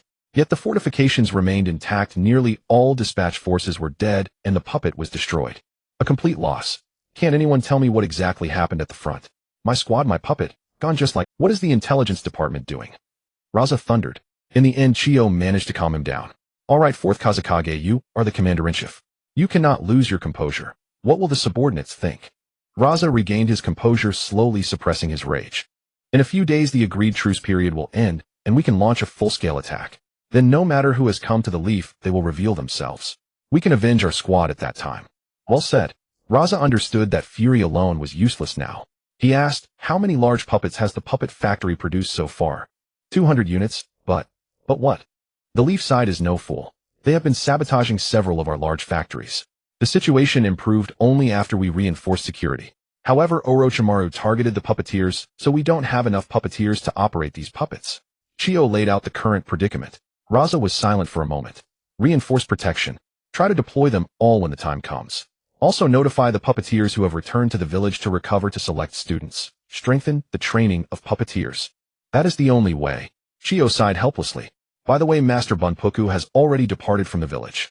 Since he needs to suppress Shikaku, he will likely reach the front lines in about a month. Excellent. That adds another powerful trump card to our arsenal. A smile finally appeared on Raz's face. Meanwhile, on the northern battlefield, Team Kakashi had just finished a patrol and returned to their tent to rest. After arriving at the northern battlefield, the IWA ninja remained inactive, so the atmosphere was tense, but not yet dangerous. Moreover, as Minato's disciples, they were assigned relatively light duties. That day upon returning, they heard a shocking piece of news. The head of the Uchiha clan had sent his son to the western battlefield, known as the meat grinder. How is that possible? Obito said incredulously. We agreed that he would join us on the northern battlefield. Why would he go west? Obito, this is a rest area. Keep your voice down. Rin warned, though the worry on her face was unmistakable. Kakashi, what do you think? Kakashi lowered his head, equally perplexed. I don't understand either. From what I know, Feng has a close relationship with his parents. Even if his father is the clan head, there's no reason to do this. Unless there are some unknown changes behind the scenes, it shouldn't fall to Feng, the heir apparent, to go to the western front. Then what do we do? Obito asked anxiously. There's nothing we can do. We have to trust that Feng will come through safely. Besides, we're only hearing rumors. Later I'll ask Minato Sensei for the truth. For now we should get some rest. Kakashi replied. Fine, Obito conceded reluctantly. Feng, of course, was unaware of those matters. At that moment he was wholly engrossed in studying the transformation of form. Perhaps due to the ferocity of his assault that day, the Sharingan had refrained from launching probing attacks for several days. Yet everyone knew this was the calm before the storm. As the ceasefire deadline drew near, the atmosphere in the camp grew increasingly tense. Feng also wrote a letter and had a Jew deliver it home. When a Jew returned with a reply, it brought back a huge load of food, naturally prepared by Mikoto. Fortunately, Feng had a tent to himself, who otherwise, if anyone discovered this, it would have caused trouble. At this moment, Feng somewhat envied Da Shiwan's Mudan. Although there was a joke about Da Shiwan being a real estate developer, it was genuinely practical in the real world. When others went on missions and slept in the open, he could simply build a house to live in. No wonder Naruto always went on missions with Da Shiwan later on. The living conditions were truly excellent. Feng decided that after completing his own transformation, he would also study Mudan. However, a few days later the peace was shattered. The Sharingan's envoy arrived, delivering a declaration of war. Da Shiwan directly set a deadline of 3 days for the decisive battle and drove them out of the camp. The camp burst into activity, how everyone busied themselves, checking weapons, reinforcing fortifications, and accepting missions. Feng remained at the headquarters, sitting on a chair waiting for Da Shiwan's orders. Finally, on the night before the battle, Da Shiwan spoke. Feng, do you know what I worry about most? Feng thought for a moment and said, is it the enemy's large puppets? No, Da Shiwan replied. Although puppets are troublesome, they are not without countermeasures. Last time after you returned from Lulan, Shui Min told me he found a short blade there that was specifically designed to counter puppets. I later studied it and crafted a replica with similar effects capable of severing chakra threads. Amazing. Da Shiwan-sama.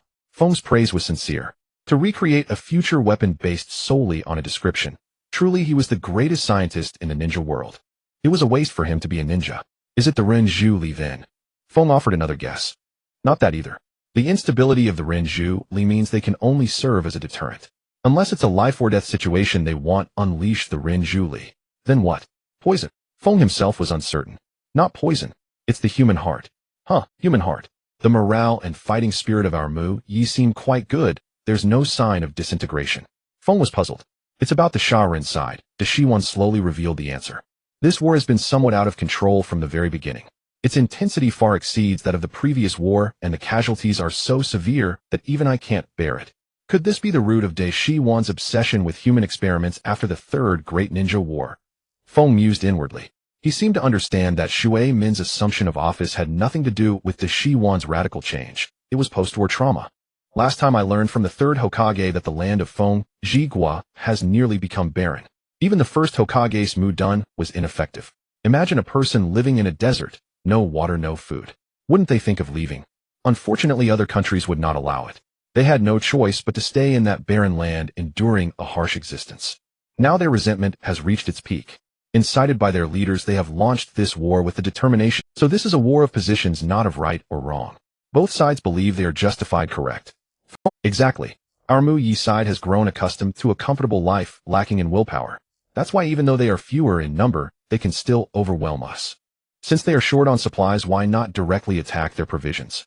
Without supplies, they surely can't continue their offensive, right? Feng asked in confusion. It's not that we can't, but that we must not. Da Shiwan directly dismissed the idea. The enemy is already charging at us with fierce momentum.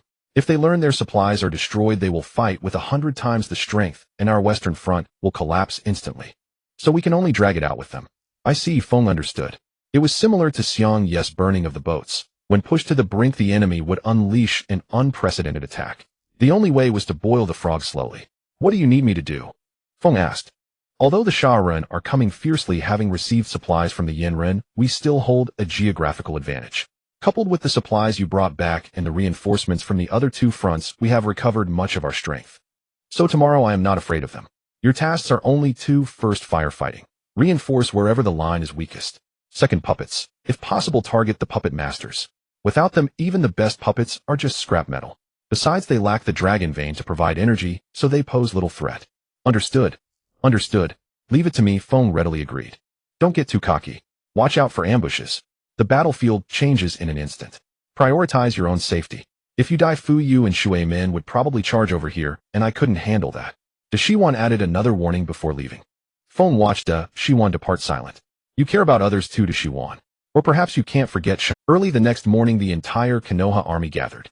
Except for the injured, everyone followed Orochimaru to the front lines. In an instant, the momentum was grand and the dust soared, as if a tremendous aura had coalesced above Konoha. The surrounding area fell silent, and sensitive animals and insects had long since vacated this deadly place. Everyone stared ahead, fully focused, waiting for the arrival of the Sand Shinobi. Some were sweating nervously, yet dared not make a sound at such a moment, only waiting for the war to begin. Feng stood beside Orochimaru, his expression serious. It was his first official battle, and Feng was quite solemn. Unlike others who were mixed with fear, Feng's eyes only reflected solemnity and anticipation for the upcoming fight. Just as everyone was wondering why the Sand Shinobi had not yet arrived, the ground began to shake, and everyone noticed that something large seemed to be approaching from the front. Before long, as the smoke cleared, the true face of the culprit emerged. 30 large puppets lined up, charging towards Konoha's position. Behind the puppets were Raza and Chiyo, leading a massive army of Sand Shinobi, their murderous intent aimed at Konoha. Seeing this, Orochimaru shouted, "Prepare for battle." In an instant, everyone was ready for combat. Feng held his blade with 3 tomos spinning and his eyes fixated on the front. As the puppets approached Konoha's position, they suddenly stopped in unison. Raza jumped onto one of the large puppets and shouted towards Konoha, "Orochimaru, come out and speak." Orochimaru, seeing this, took a horn from Feng's hands and shouted back at Raza, "Raza, are you ready to give your last words?" This immediately drew laughter from the Konoha ninjas. Raza, enraged, shouted back at Orochimaru, "Orochimaru, you ungrateful worm. I see potential in you and wanted to persuade you to surrender, but I didn't expect you to be so unappreciative." Orochimaru retorted immediately, "Raza, why are you being so indecisive like a woman? If you want to fight, then fight. If not, just surrender. Rest assured, we in Konoha treat prisoners well." This infuriated Raza, who shouted, "You won't be laughing for long. All units attack. Puppet troops destroy the fortifications." Instantly, 30 large puppets charged towards the fortifications. Orochimaru did not hastily give the order, but silently watched as the puppets approached. Just as the puppets were about to reach the fortifications, a loud boom sounded and most of the puppets fell into large pits simultaneously. This was a trap set by Orochimaru in advance. As a master of earth techniques, it was not too difficult to create hidden pits without anyone noticing. Seeing the enemy fall for the trap, Orochimaru immediately commanded assault team forward. The rest in an instant, a small squad consisting of 2 to 3 members, each wielding chakra short blades made by Orochimaru, charged towards the puppets, aiming to sever the puppet strings. Raza shouted, "Urgently cover them, stop that team." Countless Sand Shinobi rushed towards the small team. Unfortunately, it was too late. Half of the large puppeteers had already been dealt with. This made Raza furious, and he quickly commanded the remaining large puppets that had escaped the trap to launch an attack. Orochimaru, wielding the Kusanagi sword, shouted, "Attack." Countless Konoha ninjas surged down the mountain, mixing with the Sand Shinobi, which hindered the puppets' movements.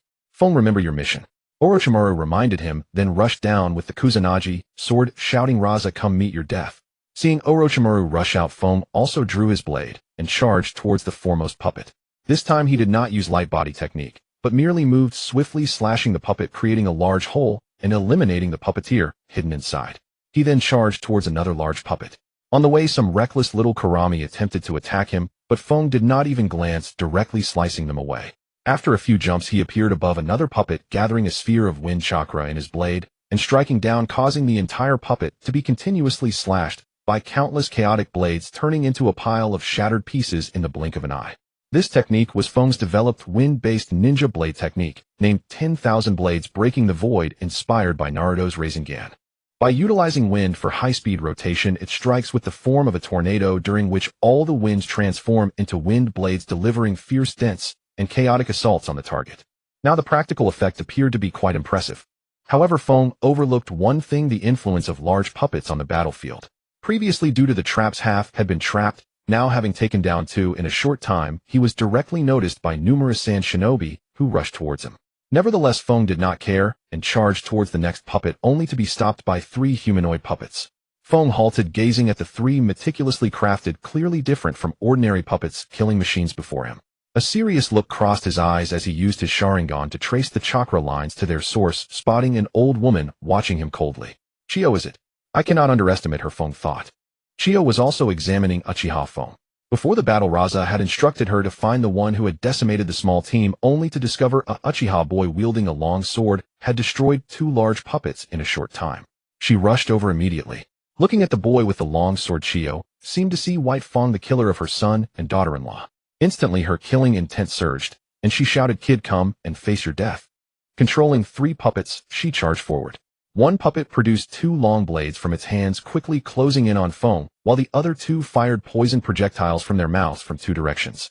Feng did not hesitate. He slashed at the puppet charging towards him, sending it flying, and then sidestepped perfectly to dodge all the projectiles. Looking at the blade in his hand, he realized that his earlier blow had not destroyed the puppet. A hint of seriousness crossed his eyes. Special metal, huh? No wonder it was high-ranking sand shinobi material. The quality was impressive. What strength! Seeing one of her puppets sent flying, Chiyo found it almost uncontrollable and immediately maneuvered the other 2 puppets to charge up with their blades. Feng quickly used the body flicker technique to evade the attack and charged towards Chiyo, launching a thunder slash. Chiyo, seeing the attack coming, jumped from her previous position to dodge.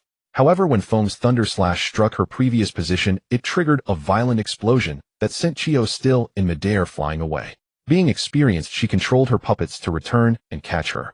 But as she steadied herself, she found the dust from the explosion had lowered visibility, and she could not locate Feng. While Chiyo was still searching, a sudden alarm rang in her mind, an ability honed through numerous life-and-death crises. She quickly shifted her position, but a sense of oppression descended from above. Chiyo looked up to see Feng wielding a long blade infused with lightning, striking down towards her, shouting, "Thunderclap, 8 trigrams." Chiyo hurriedly commanded her 3 puppets to block. Upon collision, a violent shockwave spread out, instantly clearing a wide area around them. Ultimately, Feng held the upper hand. Just as his blade was about to break through the puppets' defenses and reach Chiyo, a shout came from the direction of the fortifications. Feng turned to look and was taken aback. "Not good. I've been entangled with this old hag for too long and forgot to deal with the puppets." He saw 5 large puppets breaking through the blockade, approaching the fortifications. Feng felt a sense of retreat and prepared to leave, but Chiyo would not allow it, directly controlling the puppets to entangle him. "Kid, do you think this old woman is blind?" However, Feng merely sneered and mocked Chiyo. "Old hag, what made you think I was entangled by you?" With that, he pointed his left index finger at the 5 puppets' light escape laser beam. A beam of light shot out, piercing through the 5 puppets, which then exploded dramatically, causing the entire battlefield to momentarily freeze. Chiyo was shocked, unable to react as the 5 puppets disappeared. These were all the fruits of the sand shinobi's labor. "So it was you." Chiyo gritted her teeth. "So is it not time for someone of your age to retire and enjoy the old age? Your limbs are not as nimble. Why come to the battlefield?" Feng said with disdain, then leaped into the air. He spread his arms and countless points of light flew out to surround him. He then pushed his hands downwards, shouting, "Yada no Kagami." The points of light transformed into countless beams, shooting towards Chiyo's position, resulting in a massive explosion within a 10-meter radius. As the explosion roared below, dust and debris filled the air, but Feng's expression grew grave. Amidst the smoke, 2 golden streaks shot toward him, and he swiftly sidestepped, realizing it was gold dust. "Raza!" Feng slapped the incoming gold dust, using the momentum to somersault gracefully in the air, showing no panic as he evaded Raza's relentless assault. He landed smoothly, and as the smoke cleared, Raza's figure emerged before him. "Uchiha brat, state your name." Raza's eyes blazed with murderous intent. "I am the son of the current Uchiha clan leader, Uchiha Feng. Do you hear me?" Feng replied. "Is that so? Then I'll send you to the afterlife right now," Raza said, manipulating a massive amount of gold dust to charge at Uchiha Feng. With no time to ponder Orochimaru's whereabouts, Feng neither dodged nor hesitated. He slashed the incoming gold dust apart with his blade and charged straight at Raza. Raza's pupils narrowed, marveling at the boy's immense strength. He summoned even more gold dust, aiming to engulf Feng. Feng, however, retaliated with several laser beams. The intense blasts forced Raza into a defensive stance. It was then that Raza confirmed the boy was not using a Kekkei Genkai, but a superior Kekkei Toda.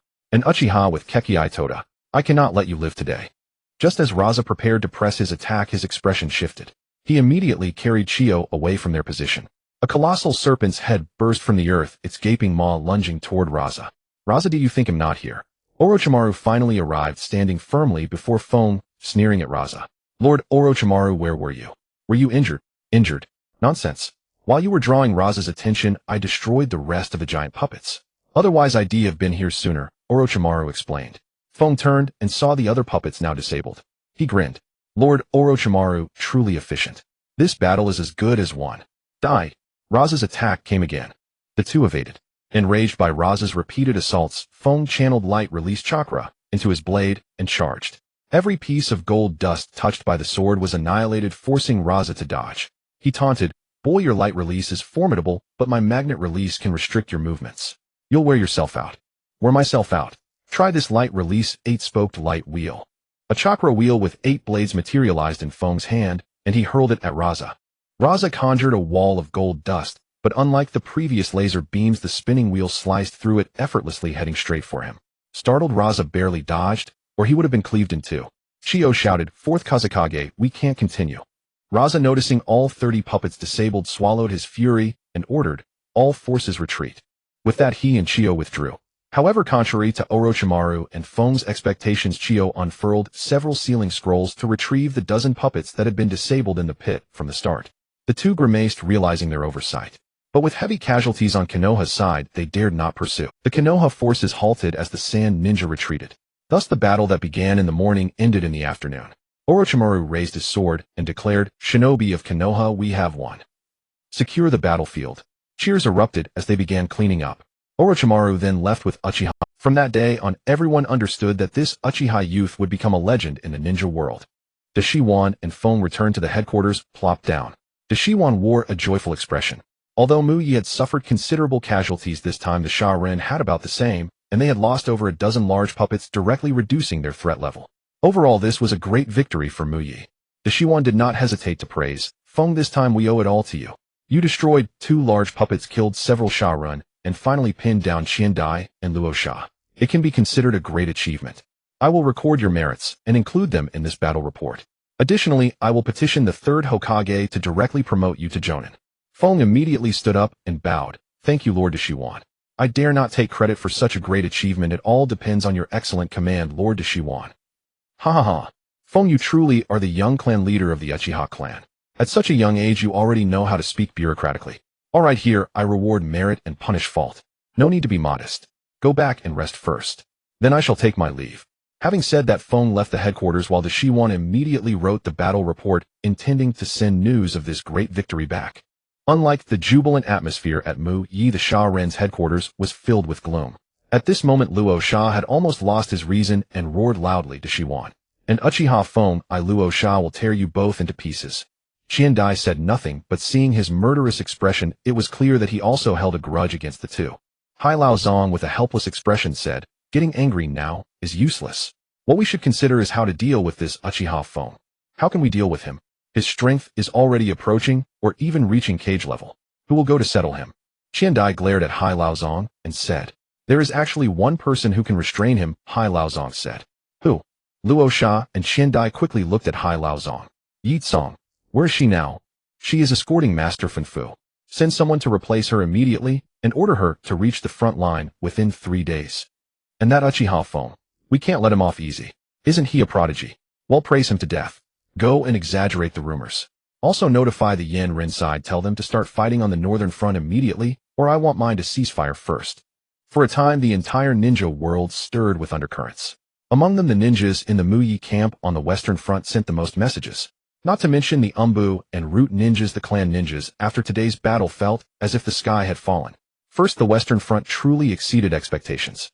Second, Uchiha Feng, whom they thought was going to his death, was actually here to reinforce the battlefield, while they were the ones truly sent to die.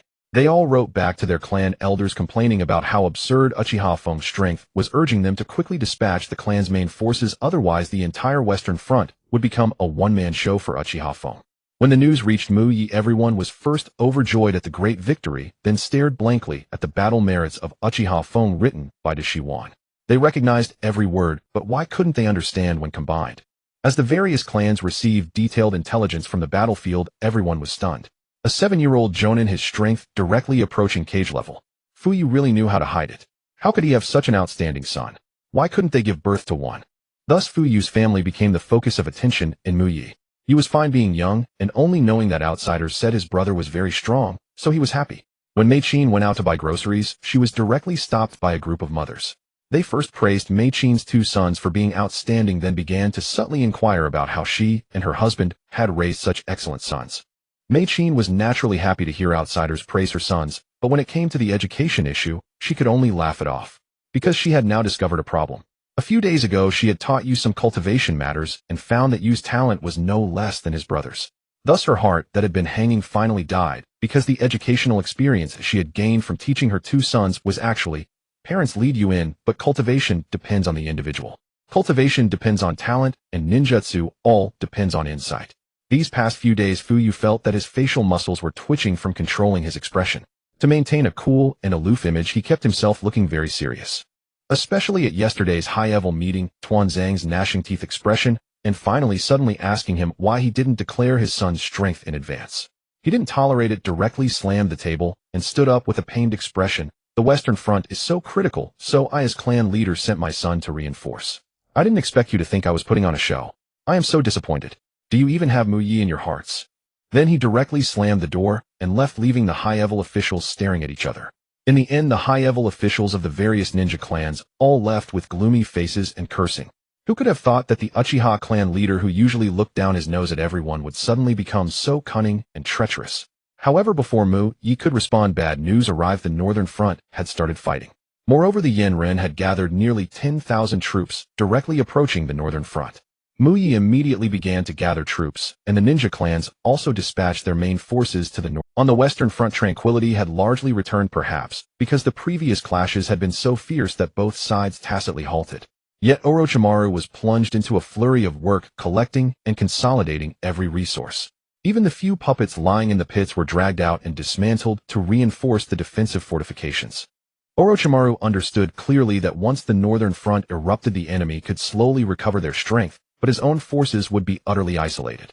Had it not been for the supplies brought by Feng and his companions when they arrived, he would have been forced to risk raiding the Sand Ninja's stores.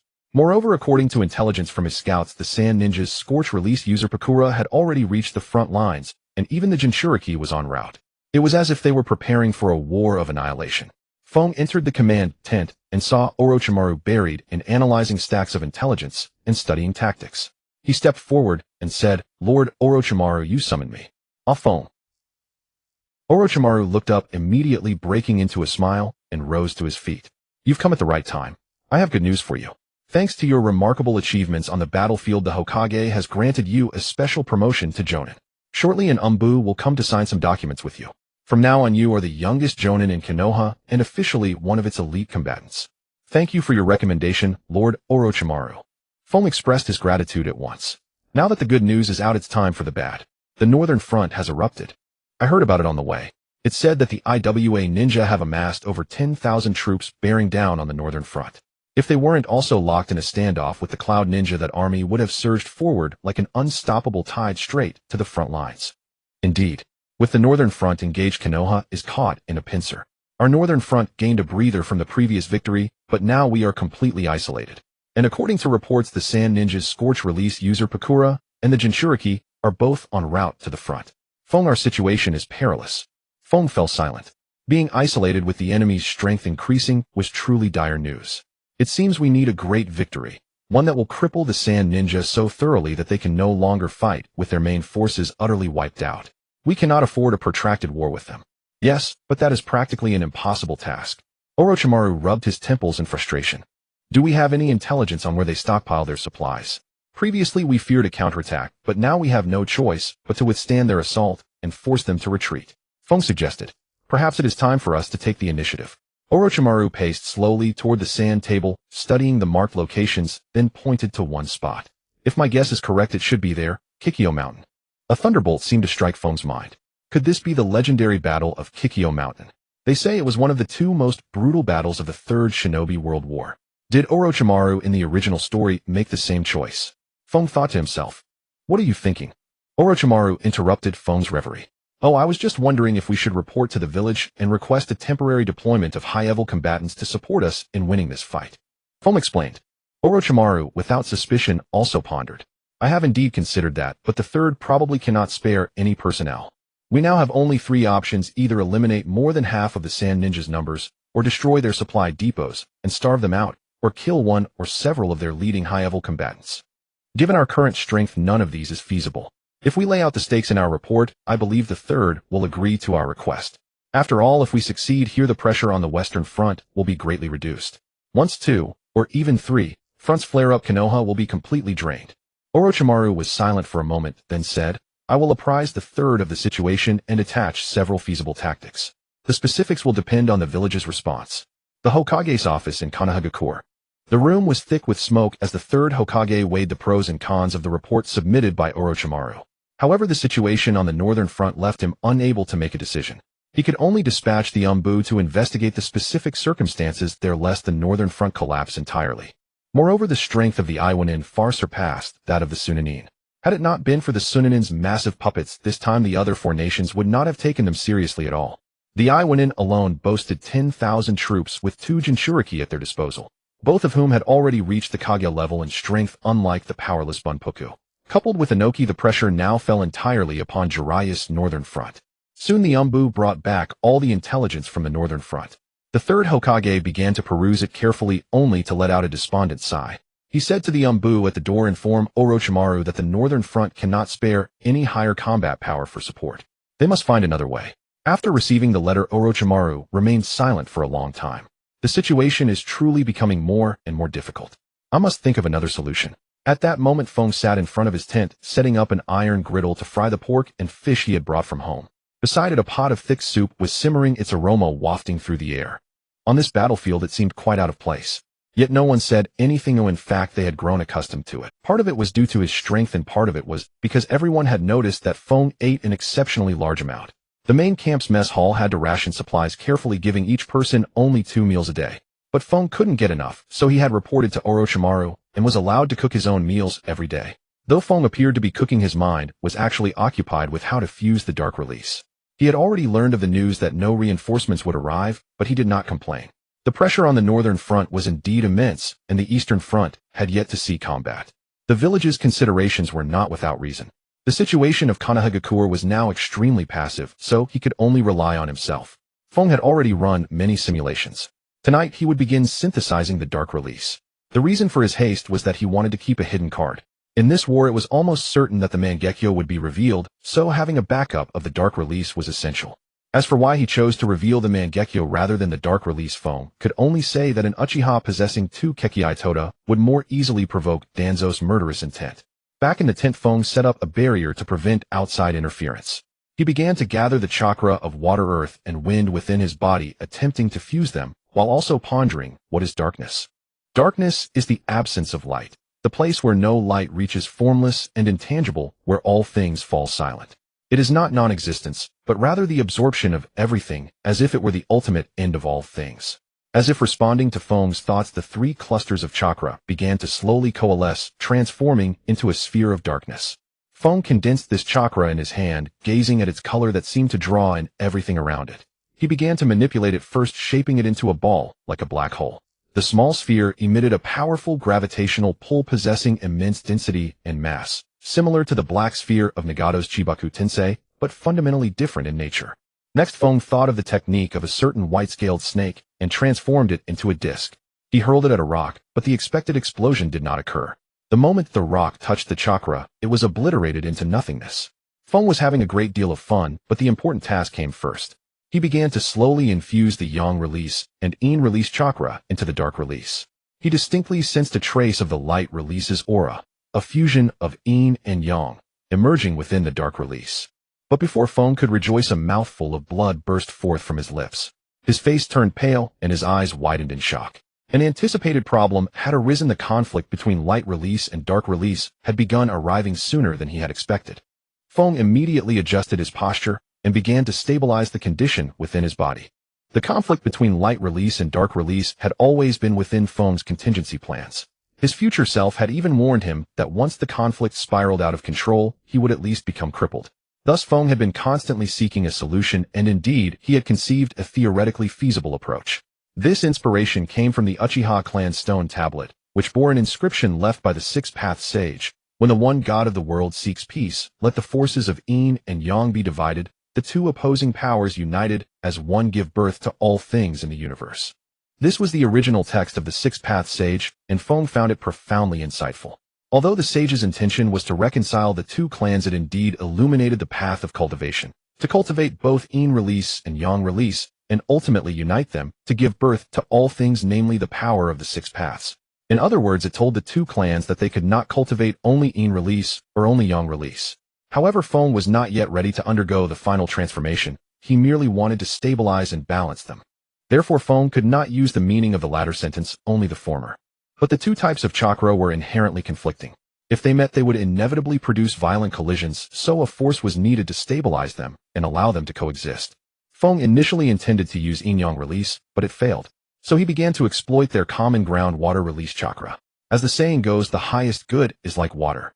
Water is the closest embodiment of the Tao. Feng condensed water release chakra between light and dark. The water release chakra within both began to attract each other, slowly converging. Feng then gradually set them in motion, rotating like a Tai Chi diagram. After the water release chakra in the middle dissipated, the two no longer clashed, but continued to rotate slowly. The only difference being that the two yin-yang fish had no eyes. Nevertheless, they had indeed stabilized. Feng began to test the circulation of chakra and found no abnormality. The two remained stable. When he extracted light release chakra alone, dark release did not take the opportunity to suppress it. Feng wiped away his sweat, cleaned up the bloodstains, and collapsed onto the bed. Now that dark release had been achieved, the first step of his plan was complete. The next step was to find a secluded place to undergo the final transformation. In truth, Feng had always felt a sense of urgency. He was worried about the assassin mentioned by his future self. At present, he was not afraid of Naruto, Kawaki, or Code. If they dared to come, Feng would use truth-seeking balls to teach them why the flower is so red. But if they struck him during his transformation, Feng dared not imagine that.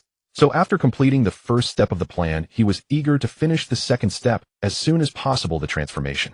Moreover, Feng still had some doubts about his future self's words. At that time, his future self seemed quite certain that only one would come, and Jiju would have only one chance. Perhaps because once Jiju made a move, his future self would detect and intercept him. But what if several came? And in the original story, Sasuke and Naruto had used a treasure called the plow to travel through time. Furthermore, Feng could not be sure from which timeline the visitor would come. He could only pray that it wouldn't be a direct appearance of a Chiral or an Ōtsutsuki. With that thought, Feng fell into a deep sleep. Far away in the IWA headquarters, Inoki was secretly meeting with a messenger from Sunagakure. The two seemed to be engaged in some shady transaction.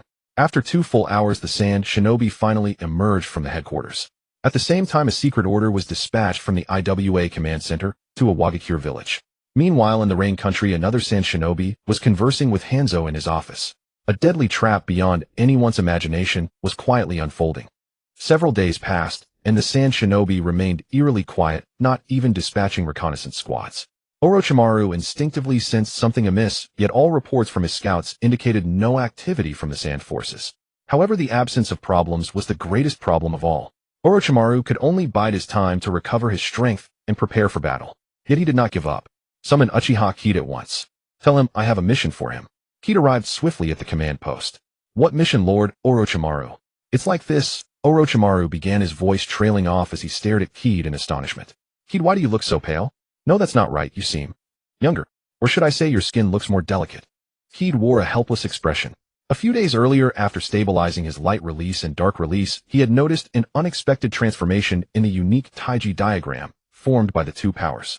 It had been emitting a strange energy subtly and gradually remolding his very being. This energy was the culprit behind his skin appearing fairer and more refined, actually cleaner. Kaede suspected it was the power of the Kekkei Mora, or at least something akin to it. The phenomenon arose from 2 factors. First, his chakra, which had been strengthened by his golden core, to a level infinitely close to the 6 paths chakra, Second, the preliminary fusion of the 7 major chakra natures within his body. Though light and dark had achieved balance, some stray particles inevitably merged, transforming into that trace of peculiar energy. Since the initial fusion released a greater amount of energy before tapering off, the change in Kaede was so pronounced that Orochimaru noticed it immediately after not seeing him for a few days. Well, the other day, I tried using light release to absorb solar energy and strengthen myself. But the attempt failed, and I ended up like this. Kaede offered the excuse he had prepared in advance. Failed? I doubt it, Orochimaru said, as one of the foremost experts in the ninja world, a genius in scientific research, especially in human biology. He could discern at a glance that this was not a drawback of failure. This looks more like a form of enhancement, or rather purification. Kaede was startled. He quickly explained, "It does feel as if I've undergone a complete transformation, but I nearly burned up at the time. It was sheer luck that I survived." Directly absorbing the energy of sunlight is indeed a reckless act. Orochimaru nodded noncommittally. Enough. Put aside your issues for now. I summoned you because I wanted to seek your advice. My advice? Kaede was incredulous. Thinking alone might cause me to overlook something. I want to ask you, how should we uncover what the Sand Shinobi are plotting? Aren't there reconnaissance squads? Kaede asked. But they haven't found anything, Orochimaru replied. On the battlefield, no news is the worst news. So do you have any good ideas? Kaede fell silent for a moment, then said, "Actually, we just need to keep a close watch on the strongest few. It's simple. In times of war, if all the Sand high-ranking officials are in their headquarters, then they truly have no plans. But if even one of them is absent or has gone elsewhere, then we have a direction to follow. But how do we keep watch? That's the enemy's stronghold. Ordinary shinobi can't get in. Byakugan. Of course. How could I be so dull?" With that, Orochimaru immediately dispatched 5 members of the Hyuga clan to carry out the reconnaissances. In high spirits, Orochimaru invited Kaede to stay and discuss ninjutsu.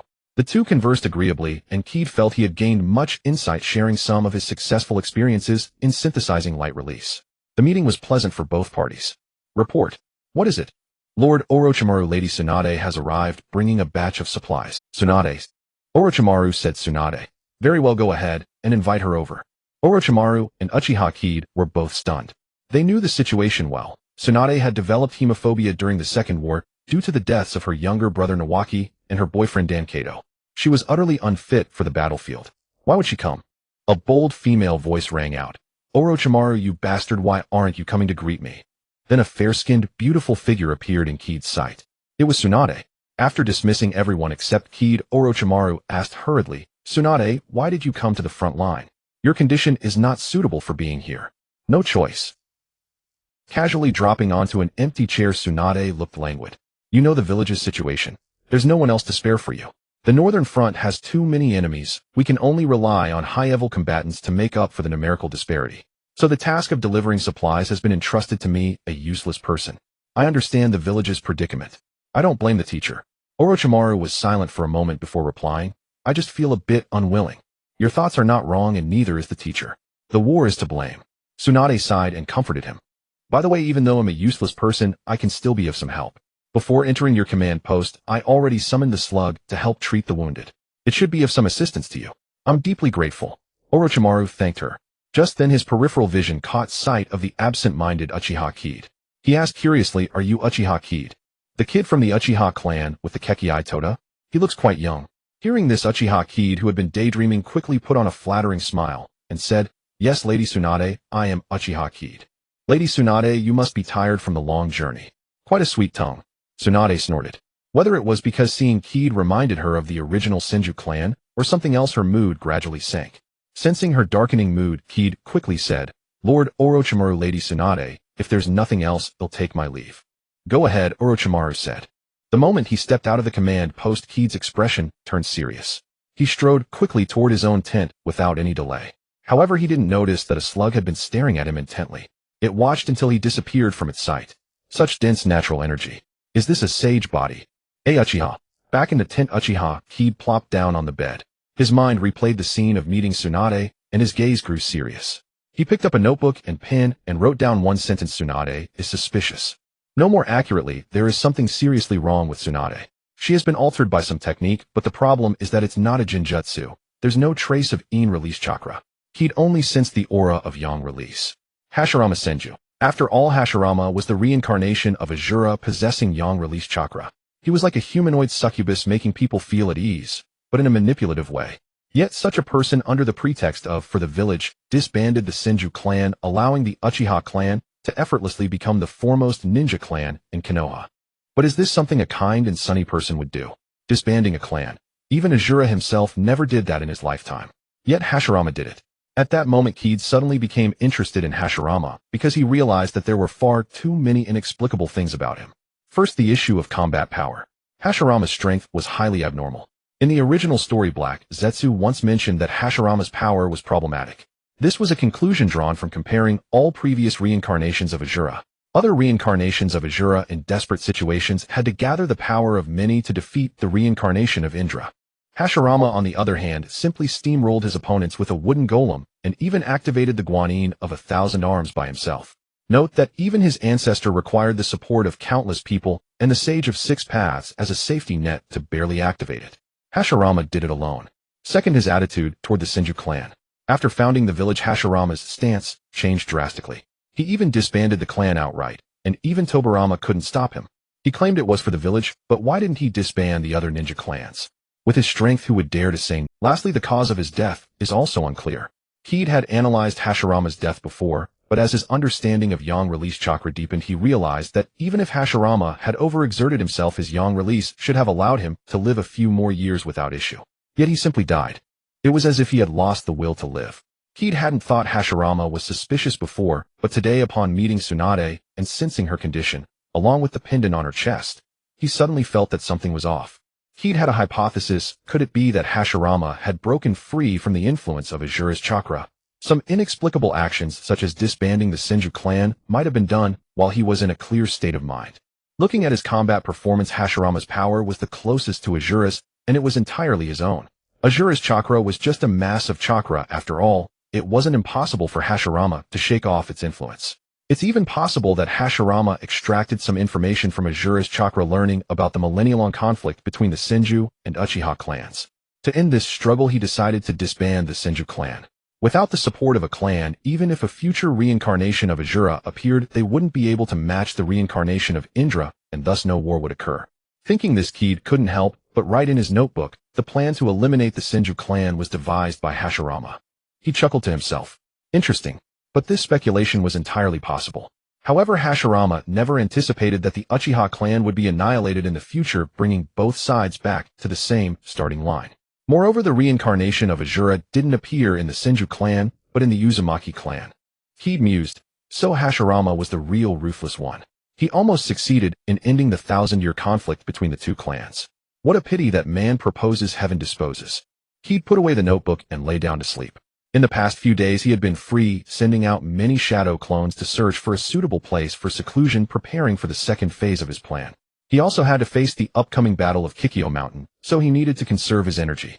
However, Kaede didn't know that the two people in the command post had shifted the conversation to him for some reason. As Feng was returning, a small slug sensed the dense natural energy emanating from his body.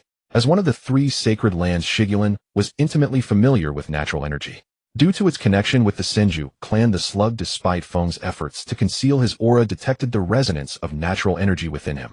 However, the slug did not discern much beyond that, merely concluding that Feng's body naturally attracted spiritual energy, gradually evolving toward a sage body. After all, even Hashirama in his prime had not fully achieved a sage body. Nevertheless, this was considered an exceptionally promising talent. Reflecting on this, the little slug began to contemplate. In the past, it had been one step too slow, allowing Hashirama to master sage mode on his own. When the slug sought to forge a contract with him, Hashirama, having no need for it, gracefully declined, settling instead for a pact with his granddaughter Tsunade. But Tsunade's spirit had shattered, rendering her incapable of mastering sage mode. Now an immature version of Hashirama stood before her. She could not afford to be slow again, especially since there was already a contractor from Ryukido nearby. If he were snatched away, it would be disastrous. With this thought, the little slug wriggled forward, defying logic with its speed as it rushed toward the command post. Upon entering, it immediately caught the attention of the 2 figures inside. Has something happened, slug? No, I just have a personal question to ask. The slug hastened to explain, fearing any misunderstanding. What question? Tsunade and Orochimaru were astonished. They knew the slug to be steady and composed, yet now it appeared flustered, a sight they had never witnessed. Who was that young man who just left the command post? Just left. Uchiha Fugaku. Why do you ask about him? Tsunade asked, a puzzled expression clouding her face. I just detected a trace of natural energy within him. To possess such energy without any guidance indicates a natural affinity for it, a talent akin to Lord Hashirama's. Therefore I wish to invite him to form a contract with Shigulin and learn Sage Mode. What? You're saying he has the same talent as my grandfather? Tsunade was startled. She never imagined that her grandfather's gift would re-emerge not within the Senju clan, but in an Uchiha. Not identical, but similar. How it compares to Lord Hashirama's will require further observation, the slug emphasized. Orochimaru began to ponder. A body that naturally attracts natural energy akin to the first Hokage's talent. That would explain his extraordinary physical resilience and massive chakra reserves. Tsunade, would you be interested in taking on a disciple? Hey, what's wrong with you? He saw Tsunade slumped over the desk, radiating an aura of utter despair. Are you alright? Orochimaru asked cautiously. I'm fine. What did you say? Take a disciple. Forget it. I cursed as I am won't drag anyone else down. Even if he is an Uchiha. That may be, but this is a rare opportunity. Couldn't you take him on as a student? Orochimaru urged. What would I gain from taking him as a student? What could I teach him? Have him become a medical ninja as an Uchiha. Do you think Fugaku wouldn't come after me? The strength of 100 technique, for instance. Moreover, Foam is a diligent student. Ask him if he'd be willing to learn medical ninjutsu. Who knows, he might agree. You wouldn't want the Senju clan's legacy to end with you, would you?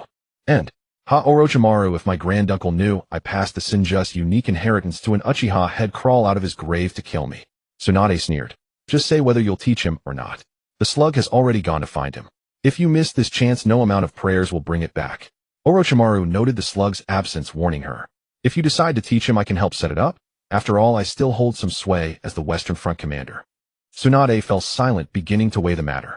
Lying on his bed, Keed scrawled, and drew, connecting the series of Hashirama's actions and results, clarifying many things. Just as he was fantasizing about writing books like Jiraiya, after the war a voice came from the door. Excuse me, is Mr. Uchiha Kaede in? Keed abruptly lifted his head, hurriedly stowed away his notebook, and opened the door with a smile. May I ask who has honored me with their presence? But he saw no one. Just as he was puzzled, the voice came from below. Down here. Keed looked down and immediately broke into a grin. A lady Slug, what an unexpected honor. Please. After Slug entered, Keed warmly invited her to a chair and poured her a cup of green tea, saying the room is humble. I can only manage this for now. Please forgive me, Lady Slug. Not at all, not at all. It was I who came too abruptly. Slug was a bit embarrassed by Keed's flurry of hospitality, and her favorable impression of him grew. The thing is, I came unannounced today to ask for your opinion on a matter. What matter? Keed asked curiously. I would like you to sign a contract with the Shigulin jungle. Slug stated her purpose. Me? Yes. I sensed natural energy within you, indicating you are a natural-born affinity for natural energy. If we sign a contract, our Shigulin will surely flourish. Slug envisioned the day when they would surpass the other two sacred lands. But I've already signed a contract with the Ninja Cat clan. That's not a problem as long as you haven't signed with the other two sacred lands. Keed then asked his true question. I want to ask, why me? Seeing that Keed was a persistent one, Slug revealed the real reason. Actually, someone like you, naturally attuned to natural energy, will have great talent in learning sage arts. The last one I found was Hashirama Senju, but unfortunately I was too late. He developed his own unique sage mode on his own, so I had no choice but to sign a contract with Tsunade. But unexpectedly, Tsunade had psychological issues and couldn't master sage mode at all. So I had to look for the next candidate. Now that I've spotted a genius like you, I don't want to be late again. That's why I came to you. Moreover, someone with your extraordinary vitality is perfectly suited for our Shigulin. Then I have a small question. The three sacred lands seem not to meddle in the affairs of the ninja world, yet why are you so eager to find contractors? Keed posed another question. Well, it's not something I can't tell you. The three sacred lands indeed do not interfere in the ninja world, but we cannot become disconnected from it either. Therefore, contractors serve as our human representatives in the ninja world. If a generation gap occurs, it becomes difficult for us to reappear in the ninja world. So we have always tried to ensure the continuity of our contractors. Slug explained. Hearing this, Keed asked, I can sign the contract, but will there be any mandatory tasks for me? No, of course not. Our Shigulin is known for its considerate nature, unless some special circumstances arise. Of course, it would be great if you could outshine the other two sacred lands. Slug assured him. In that case, I agree. Keed declared boldly. Overjoyed, Slug immediately brought out the contract scroll and spread it on the table. Keed took a pen and signed his name. Slug announced on the spot, congratulations, Keed. From now on, you are the human representative of Shigulin. Not only can you summon us to aid you in battle and healing, but in the future you can also come to Shigulin to learn our sage mode. Then I look forward to your guidance in the future. Keed smiled. Oh, by the way, regarding sage mode, will probably come after the war ends. No problem. I understand the current situation in the ninja world. There's no rush. Well, I need to go help treat the wounded. If you have any questions, you can summon me. Take care, Lady Slug. Keed promptly opened the door for her. Just then a ninja ran up to him and said, Lord Keed, Lord Orochimaru requests your presence at the command post immediately. Feng hurriedly ran towards the command center, and as soon as he entered, he saw Orochimaru's sinister smile and Tsunade's unwilling expression. Seeing Feng enter, Orochimaru quickly greeted him with an enthusiasm that left Feng feeling overwhelmed. Feng is here. Come sit down, sit down. Feng sat down bewildered, just about to ask what was going on when Orochimaru spoke first. Did the slug come looking for you just now, eh? What was that about? Orochimaru made a meaningless remark to break the ice. A Lord Slug asked me if I wanted to join the Wetbone Forest, and I agreed. Oh, you agreed? What? You already said yes. Orochimaru suddenly realized that the slug's efficiency was surprisingly quick. Yes, Lord Orochimaru, do you want to help recruit people from the Dragon Cave? Not at all, I was just curious about how efficiently the slug handles things. I see, yes, I can tell Lord Slug is quite sincere, and there are very few restrictions on the contractees, so I agreed. Is there something you need, Lord Orochimaru? Feng asked. Oh, here's the thing, the slug just came to inquire about you. Tsunade has the intention of taking on students, and asked me to be the intermediary to see if you would be willing. I think Tsunade is also from the Wetbone Forest, so she counts as your senior, right? So I thought I'd ask you. I see, but Lord Orochimaru, I am a Uchiha. So it's just a student, not a disciple. After saying that, Orochimaru leaned in closer to Feng and whispered, You understand the situation with Tsunade, don't you? It's almost impossible to become a ninja. If it weren't for both of you being from the Wetbone Forest, I wouldn't have dared to ask. You wouldn't want your senior's family legacy to be broken, would you? This? Feng hesitated, then pressed, What exactly would I learn from being her student? Mainly the Senju clan's strength fist. As for medical ninjutsu, it depends on your willingness. Orochimaru. Feng pondered for a moment, then stood up and walked up to Tsunade, bowing deeply and saying, Student Uchiha Feng, I pay my respects to my teacher. The entire action flowed smoothly, not to mention Tsunade. Even Orochimaru was dumbfounded. Wasn't he usually so decisive? For a moment, the entire command center fell into a strange silence. Ahem. Orochimaru was the first to react, quickly reminding Tsunade. Only then did she come to her senses, looking at Feng with a complicated expression and saying, Let me be clear, I will accept you as a student, but I can only teach you for a few days before I have to leave. How much you learn depends on your abilities. After saying that, she stood up saying, Let's go to a more open place where there aren't many people. Orochimaru stated he had matters to attend to at the command center and wouldn't be joining them. The two arrived at a secluded open space and Tsunade said, First we will learn the strength fist. This is a very pure form of taijutsu that can also incorporate chakra. It emphasizes condensing strength into a single point to cause penetrating damage to the target. In other words, the stronger your strength, the greater the power. Now let me test your strength. With that, she threw a punch at Feng. Knowing that Tsunade wanted to test him, Feng also threw a punch in response. With a loud bang, their fists collided and a wave of air spread out. Neither of them moved, resulting in a stalemate. But before long, they separated and Tsunade was astonished. She realized that the young man's strength was not just exaggeration, it was genuinely great, on par with the strongest of the Senju clan in the past. Thinking of this, Tsunade felt a surge of excitement and launched another attack, her fists raining down like raindrops. Feng responded in kind. As they continued their exchange, Tsunade grew increasingly astonished, watching the boy in front of her maintain a smile, while matching her evenly, seeing the shadow of her grandfather Hashirama in him. After a heavy punch separated them, Tsunade looked at the calm and composed boy in front of her. A strange feeling welled up inside her. Just now it felt as if she had returned to when her grandfather used to spar with her as a child, when he would also wear a cheerful expression. But now she saw her grandfather's shadow in a Uchiha. At this moment, Tsunade finally understood why the slug said that Feng had a similar talent to her grandfather. From their earlier exchange, this Uchiha Feng was not the type with a strong physique like Jiraiya, but rather the kind whose vitality made his entire being incredibly strong. It perfectly matched the vitality characteristics of the Wetbone Forest. No wonder the normally composed slug was so hasty, having missed her grandfather back, then she couldn't afford to miss out again. Tsunade lowered her guard and asked, Uchiha Feng, where did you learn your punching technique? The Uchiha clan doesn't have such advanced methods of power application. Learn. No one taught me, well, I figured it out myself in my yard at home. My father even praised me for my good punching skills, Feng replied. Figured it out yourself? Tsunade was somewhat skeptical, but his expression didn't seem to indicate he was lying. Yes, I've been practicing on a wooden post in my yard since I was young for 3 years. Anyone who is not stupid would know how to apply power after 3 years of punching right. But I only discovered 5 practical techniques, so I just practiced those 5. Feng boasted. In that case, you have already finished learning the strength fist. Huh, isn't this just a test? You're already done teaching. Feng looked confused, feeling it was unbelievable. Because the strength fist is essentially a technique for channeling power combined with a charging process. Haven't you learned that already? I know I've learned it, but... Feng felt somewhat speechless. He initially hoped to get away with it, but found it was over. Alright, since we've finished the strength fist, let's learn some medical ninjutsu. Wait, are we progressing this quickly? Feng asked. If you've already learned it, why wouldn't we move on? Tsunade looked at him speechlessly, clearly indicating that it was his own talent that made the lessons feel too fast. I'll learn whatever you teach, teacher, Feng quickly replied with a smile. Thus Tsunade began the next lesson. Considering the battlefield, Tsunade decided to teach Feng the chakra scalpel. She asked, do you know about the chakra scalpel? I do, Feng quickly answered. It's said to be a substitute for a specialized surgical scalpel and is a very practical medical ninjutsu on the battlefield. It's one of the few medical techniques that can be used in combat. Exactly, the chakra scalpel is one of the criteria for determining whether a medical ninja is top tier. It can cut through muscle and nerves without cutting the skin, making it immensely useful in both medical and combat scenarios. As for why it can't cut through skin, I'm not entirely sure. The person who created this technique was said to have originally done so for assassination purposes. Later, as medical ninjutsu developed, the concept of sterile surgery emerged, and this technique was formally classified as medical ninjutsu. Feng listened thoughtfully and immediately urged Tsunade. Then let's get started quickly. Alright, open your Sharingan and copy it. Huh, aren't you teaching me?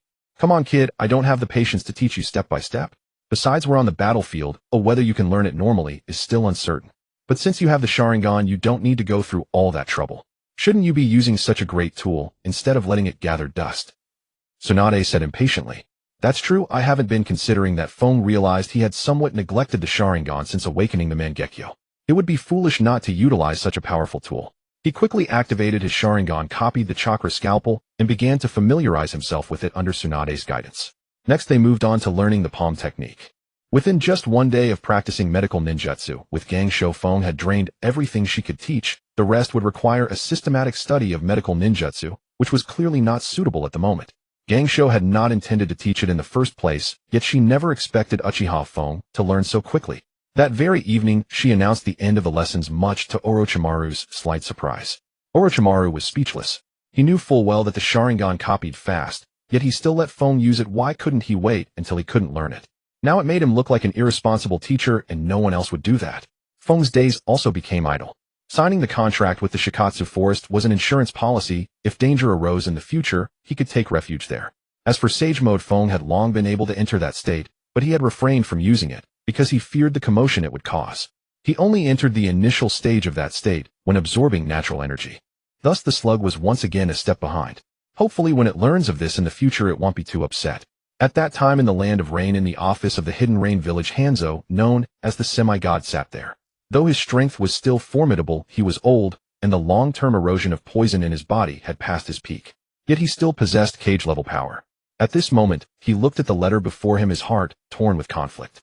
The land of rain, situated at the crossroads of three nations, was always the first to bear the brunt of every great ninja war. Even as the semi-god, he could not change that. He could only watch them fight, protect what he could, and try not to get involved. Faced with the letters from the land of wind and the land of earth, he hesitated. Finally, he decided to see for himself what Konoha's strength was. If Konoha's strength was decent, he would follow the other two nations and fish in troubled waters. If not, he would go with the flow and devour part of Konoha's territory.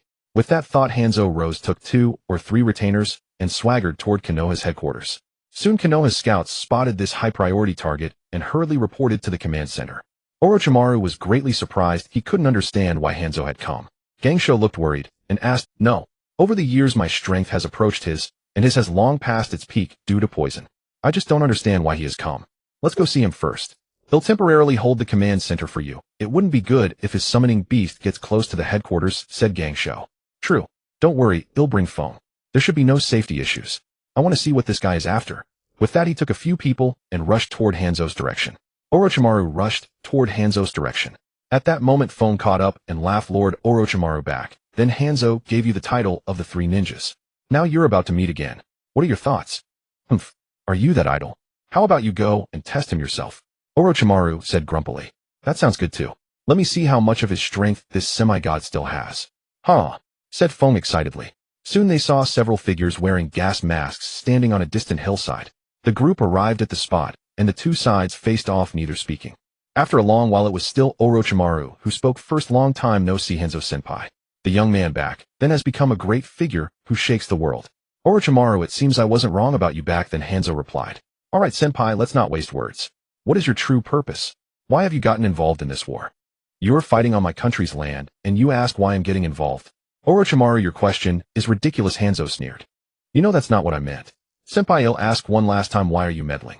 Orochimaru's tone turned cold as he stared at Hanzo. Someone paid a big price for me to help, so I came to see if it's worth my involvement.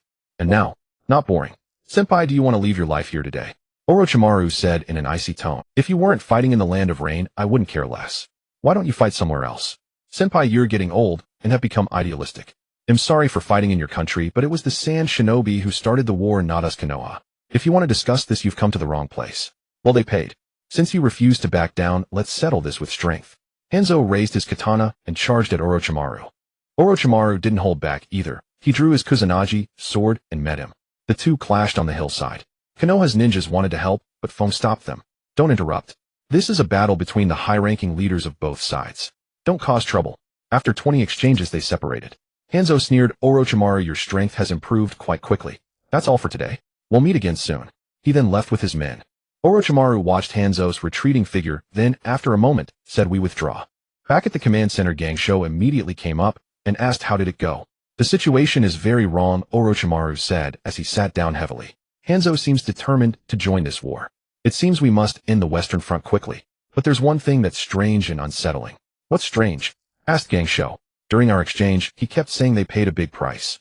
But the question is, can the Sand Shinobi's current economy afford to pay? Could it be that they promised territorial resources or something? Those verbal promises are empty. Without something tangible already delivered, would that old fox Hanzo come out and meddle? Orochimaru asked. Then it must be the Land of Earth. Very likely, but I'm afraid the Land of Earth has also sent people to the Western Front. Orochimaru voiced his concern. Contact the third Hokage immediately. No, contact Jiraiya directly, and have him check the status of important figures in the Land of Earth, Orochimaru ordered. Then he held his forehead and said, I hope it's not too late. Yet bad news always arrives first. Just as Deshuin was awaiting Zillai's news, the eldest daughter of the Rishiang, main family Rishiang Fingyuan, who had been assigned to a reconnaissance squad by Dashuan, burst into the command post, disregarding all protocol. As soon as she entered, she shouted, Lord Dashuan, something terrible has happened. What is it? Dashuan asked, a sense of foreboding creeping over him as he looked at the panicked Rishiang Fingyuan. Just now, while our squad was conducting reconnaissance deep behind enemy lines, we discovered the Four-Tails Jinchuriki of Iwa Laozi. What did you say? The entire command post fell into a dead silence. Are you certain you didn't mistake him? Dashuin demanded sternly. I'm certain. With my Byakugan, I could see that the chakra within that man was vastly different from an ordinary person's. It was immense. There's no way he's an imposter. He's a true Jinchuriki. The eldest daughter of the Rishiang clan affirmed once more. Dashuin's face remained impassive. After a few seconds of silence, he replied, I understand. Go and rest now. And do not spread this news. Understood. Rishiang Fingyuan slowly withdrew from the room. Dashuin gazed at the battle plan on the sand table, a wave of helplessness washing over him. Yet in the next moment his eyes hardened with resolve. Surrendering before the battle had even begun was not his style. So it was time to launch the decisive battle. But first he needed to arrange a few things. Summon Gangsho immediately. Tell her it's a matter of utmost urgency and to come at once. Before long Gangsho arrived. The oppressive atmosphere in the command post made her uneasy as soon as she entered. What's wrong? She asked hastily. Dashuin looked at Gangsho and said slowly, I've decided to begin the decisive battle in 3 days. Why the rush? Gangsho asked, her face filled with alarm. What exactly happened? The Rishiang reconnaissance squad we dispatched discovered the Land of Earth's Laozi at the Suna headquarters.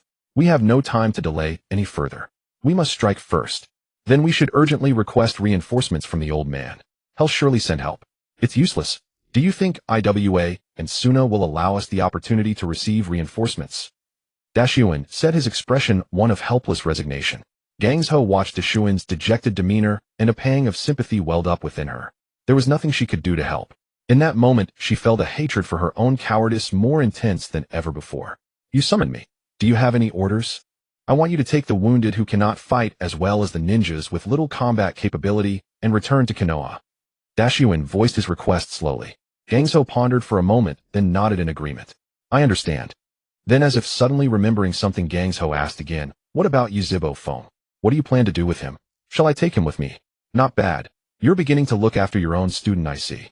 Dashyun smiled, but the smile quickly faded. Do you know why I didn't call him here? Why, oi? That child Yuzhibo phone. Though he usually doesn't act like a typical member of the Yuzhibo clan deep down, he carries the pride of the Yuzhibo more so than any of them. He will not retreat from this war even if he knows the odds are hopeless. Even if we tied him up, he would find a way to sneak back. That's why I didn't summon him. Also, I want you to send the situation regarding the enemy's front line to the old man Gangsho. Why should I send it? The old man is facing difficulties as well. I am the commander of the Western Front. If I send the report, it would signify that defeat is certain and hope is slim. If you send it, the urgent message won't reach him too quickly. If the Northern Front collapses as well, that would be disastrous. Go now, pack up and depart. But Gangsho looked at the resolute Dashyun and found herself at a loss for words. What right did she have to argue with him? She could only slowly walk out of the command post. Dashyun watched Gangsho leave and murmured in a low voice, "This is perhaps the only thing I can do." At the Sunagakure headquarters, seated at the center, was the fourth Kazekage Luo Sha, his face wreathed in smiles, as he hosted a welcoming banquet for the arriving Hanzo and Lao Zi. Cups clinked, and the atmosphere was one of cordiality and mutual pleasure. Yet Lao Zi offered him no pleasantries, for he had no desire to be here. Had it not been for Inoki's relentless pressure, he would never have come. But Luo Sha did not mind. As long as Lao Zi didn't openly turn hostile, he would not trouble him. Moreover, Hanzo was exceptionally warm. So he ate and drank as usual, though he had grossly underestimated Lao Zi's temper. After 3 cups of wine, Lao Zi began to speak with a sarcastic edge. "I say, fourth Kazekage, you didn't go to all this trouble just for a drink, did you? Your Western Front has been dragging on for so long. Why can't you break through? If you're all too incompetent, I don't mind bringing more men from the land of Earth." The atmosphere instantly grew awkward. Luo Sha, unperturbed, chuckled lightly. "You see, this really isn't entirely our fault. The Leaf Village produced an unexpected variable that caught us off guard." "A variable?" Lao Zi shot Luo Sha a sidelong glance. "Isn't it just a Keki Itoda? You can't handle such a small matter." "If a Keki Itoda is a small matter, may I take it that Senior Lao Zi has a problem with the third Utsutsuki? You?" Lao Zi could no longer contain himself, never expecting Luo Sha to turn the tables on him with such sharp words. "Enough." Hanzo halted the alliance that was on the verge of collapse. "Before we've even fought, we're already quarreling. If the Leaf Village hears of this, they'll laugh at us." Only then did Lao Zi wave his hand, grumbling in silence. "Fourth Kazekage, you invited us here to help. What do you need us to do?" Hanzo asked about the real business. "Of course, to strike with one decisive blow and take the Western Front. But the Leaf Village is no pushover. Though they fight on 3 fronts, they resist stubbornly. The leader on the Western Front, Orochimaru, is truly capable. Both in strength and commanding ability, he is second to none. Originally, we planned to use the advantage of large puppets to crush the enemy. But we never expected the variable that is Uchiha Foam. His light release is devastatingly powerful, and our large puppets have become nothing but sitting ducks before him. That's why we suffered defeat. Seniors, you only need to do one thing: hold off Orochimaru and Uchiha Foam. Our Sunagakure will send the one-tailed Jinchuriki to assist you in sealing one of them first. Once that's done, the Leaf Village will have no strength left to fight." "Sounds like not much to do. At least you're not treating us like laborers," Lao Zi retorted. "And what about the terms we agreed upon earlier?" Hanzo asked. "Once the Leaf Village is routed and retreats, that is when the terms will be fulfilled," Luo Sha affirmed. "Orochimaru has already sent an envoy with a declaration of war. 3 days from now, the decisive battle at Mount Kikyo. We await that day. I hope you keep your word. Otherwise, I'll tear you apart myself." With that, Lao Zi left the tent without a word of farewell. Seeing Lao Zi leave, Hanzo had no heart to stay either. "Thank you for the hospitality, fourth Kazekage. I will be punctual the day before the battle. Farewell. I won't see you off." After both had left, Luo Sha's face darkened. 2 old fools clinging to their seniority. Lao Zi's foul temper. "I suspect that bastard Inoki sent him just to spite me. Hanzo is all polite on the surface, but his greed for gifts is so gluttonous, I wonder if he'll choke himself." "Enough, the greater plan matters," Ebizo counseled. "Neither of these men is easy to deal with. Let's wait until the Western Front is settled." The next day, behind the main camp of the Leaf Village, a convoy of carts carrying wounded soldiers who could no longer fight slowly departed on the road back to the village. Tsunade watched the procession, then turned to look back at the camp behind her. Her heart was heavy, but for a cripple like her, leaving was the greatest help she could offer Orochimaru. Just as Tsunade was about to follow the convoy, a voice called out, "Tsunade Zensei, wait for me." Tsunade turned around and saw Uchiha Foam. "Why are you here? Have you decided to evacuate with us?" "Don't worry. If you come with us, no one will say a word." Tsunade still hoped to persuade Foam to leave. He was too young. If he could grow for a few more years, she wouldn't have to worry. "That's not a good thing to say, Sensei," he laughed. "I came to see you off. Even though you only taught me for 1 day, I still learned a lot." I had to come and say goodbye. Sly one, Tsunade said exasperatedly. Then her expression darkened again. You really won't go? If I left I wouldn't be Uchiha Fong said seriously.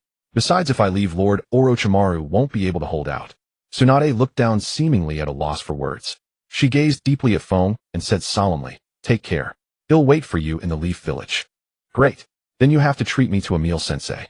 You've eaten quite a lot of my food these past few days, Fong said with a cheerful smile, making a promise. Tsunade wanted to retort, but thinking of the decisive battle in 2 days, the words died on her lips. She slowly turned and followed the convoy. She never wanted to witness a third parting of life and death. Take care on the road, Tsunade Sensei. The farewell voice came again from behind. In the shadow of a nearby tree, Orochimaru watched Tsunade leave. His eyes were filled with guilt. He had failed to take care of Nawaki back then, and that was a debt he owed Tsunade. Now it seemed he would never have the chance to repay it. He didn't know if he would survive this war. This man who yearned for immortality now had to face a battle with an 9 in a million chance of survival. The day of the decisive battle arrived swiftly. Orochimaru did not seek reinforcements from the village. He understood that the village could no longer offer him further aid. Now he could only rely on himself, success or death. Before him stood the neatly arranged, fully armed Konoha ninjas. All 1,000 members of the main camp had gathered here, their eyes fixed on Orochimaru, awaiting orders from their commanding general. At this moment, there was no fear among them, only the resolve to defend their nation and their village. Orochimaru gazed at the scene before him and could not help but smile. Then his expression turned solemn as he shouted to everyone, compatriots of Konoha, today is a significant day, the day of the decisive battle on the Western Front. We have no other choice, there is only one path, to fight. Some may ask, what if we fail? I will not answer. I only want to tell you this. Behind you lies the land of your country, the people of the land of fire, the homeland that gave you birth and raised you. Do you wish to see them shattered and ravaged by the flames of war? Remember, this war is not only for yourselves, but also for your compatriots and your homeland. Behind you stand the land of fire and the countless lights of Konoha. We cannot retreat. Konoha shall prevail. Prevail. Prevail. Everyone's fighting spirit soared. At this moment, there was no coward among them. In this battle, everything will proceed according to the plan. I declare the entire army advance. The next moment, led by Orochimaru, everyone moved. The procession marched in full force toward Kikyo Mountain, and in an instant the mountain was shrouded in deadly intent. On Kikyo Mountain, Raza and his group were already on high alert. As they gazed at the dust rising in the distance, their eyes grew solemn. Though they were confident of victory, none dared underestimate Konoha, especially a Konoha with such fierce fighting spirit. The tailed beasts within Bunpoku and Rashi seemed to sense the surging murderous aura and grew exceptionally agitated, but both Jinchuriki firmly suppressed them. Now was not the time for the tailed beasts to cause trouble. As they were pondering, the Konoha army had already arrived before them. The force of over 1,000 ninjas was neatly divided into 3 sections, front, middle, and rear. All held sharp blades, their eyes fixed on the enemy with unwavering determination. The overall quality of Konoha's ninjas truly lives up to its reputation, Rashi remarked as he observed the formation. It seems Orochimaru plans to attack in 3 prongs with elite forces concentrated in the front and middle. He aims to minimize casualties. Everyone, it appears we will have to fight a hard battle from the very beginning, Hanzo said with a grave expression. Then let us fight.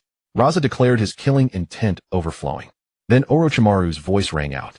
Raza, today let us settle this once and for all. Enough talk, let's fight. Orochimaru swung his Kusanagi blade. Charge! The vanguard unit roared and rushed toward the Suna camp. Fong was at the forefront, his sword still sheathed, for he had yet to encounter someone worthy of drawing his blade. The 2 armies clashed and battle erupted instantly. Fong charged straight into the Suna forces, cutting a path in a straight line, shattering their formation. Countless who tried to stop him were either sent flying or splattered with blood. He was like a god of death descending upon the battlefield, unstoppable. On a remote hill at the edge of the battlefield, a pitcher plant slowly emerged from the ground. A half-white, half-black face appeared silently watching the battle. It was White Zetsu and Black Zetsu, sent by Madara to observe the decisive battle on the Western Front. Fong was about to slay several Jonin blocking his way when a surge of sand erupted from beneath his feet, flinging him away. He did not panic, landing steadily. He looked ahead at Raza, then locked onto him and charged. Raza watched and said, that is the possessor of the light release bloodline elimination, Uchiha Fong. I asked the 2 elders to intercept him. Rashi raised an eyebrow. He is indeed young.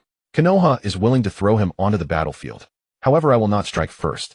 I am a Jinchuriki, and you know what it means once I act forth, Kazekage. Raza then turned to Hanzo. Hanzo did not refuse, and said, very well, let me see what he is made of. I hear he uses a blade, a fellow practitioner. With that he drew his katana and charged. Feng was cutting down enemies left and right, casually firing laser beams that killed clusters of Suna ninjas. For a moment no one dared to stop him. But suddenly a blade hummed. Feng's expression changed and he leaped backward. Before him stood a man wearing a gas mask wielding a katana with a large scythe strapped to his back. Hanzo, Feng said gravely, recognizing the newcomer. Boy, draw your blade. Let me test your swordsmanship, Hanzo said coldly, making no move to attack immediately. Feng did not reply. He slowly drew his longsword knight and stared intently at Hanzo. The next instant their figures intertwined, sparks flying from their blades. No one dared approach them. Feng blocked one of Hanzo's strikes, then immediately slashed toward Hanzo's neck, but the attack was parried. The two fought fiercely, locked in a deadlock. Yet Feng felt the pressure. Hanzo was a veteran ninja, his swordsmanship clearly superior to Feng's. Moreover, Feng could not shake the feeling that Hanzo's blade was exceptionally sharp. He had sensed something similar with Orochimaru, but it was faint. Against Hanzo, however, the sensation was distinct, which surprised Feng. Hanzo seemed to read Feng's confusion and laughed. What's the matter? Do you feel my blade is sharper than yours? Why? Feng asked, slashing again. It's simple. You don't understand the way of the blade. Nonsense. Feng struck 3 times in quick succession. Your ability to perceive sharpness shows you have talent. But alas, you have always treated the blade as a mere convenient tool, never as an integral part of your combat. Haven't you realized it yet? In your current battles you rely solely on youthful vigor. Is youthful vigor wrong? Feng unleashed a direct slash toward Hanzo. Hanzo shattered the slash with his blade. You are not wrong. It is the common ailment of young prodigies. You only charge forward, never stopping to truly settle and refine yourselves. Have you ever tried to think from the blade's perspective? Hanzo's words silenced Feng. He realized the problem. But he was too young at this age who would seek stillness. That would not be called youth. Feng stopped, his heart slowly calming. He looked at the sword knight in his hand and silently gripped it tighter. For a moment his eyes were complicated. He had not truly paid attention to the blade in his hand for a long time. I'm sorry, knight, he murmured in his heart. But then something unexpected happened. The vague sword heart that had barely taken shape in his mind began to grow clear, as if hearing Feng's voice, and transformed into the form of Night. In that moment Hanzo sensed something was wrong. The boy had stopped, and soon Hanzo felt a sharp aura emanating from him. How long has it been? He can already face his own heart. A prodigy. I cannot let you live. Hanzo struck immediately. But this time Feng blocked it easily. A cold gleam flashed along the edge of his blade. Feng looked calmly at Hanzo, and said, now let's begin the second round. Ping, ping, ping. The blade clashed continuously, sparks flying as Feng became increasingly adept at the fight. The heart's blade in his mind grew clearer, and he estimated that when it was fully completed, he would reach the realm of the sword master. At this moment, he finally understood the meaning of willpower. In some aspects, it was closely related to inescape, but it would not enhance with the cultivation of inescape.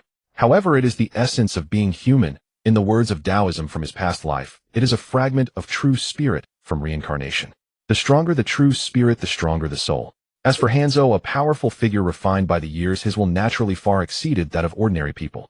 This was why, despite the original work having him incapable of escape after being reincarnated through impure world reincarnation, Obito could not control him, who was intent on dying.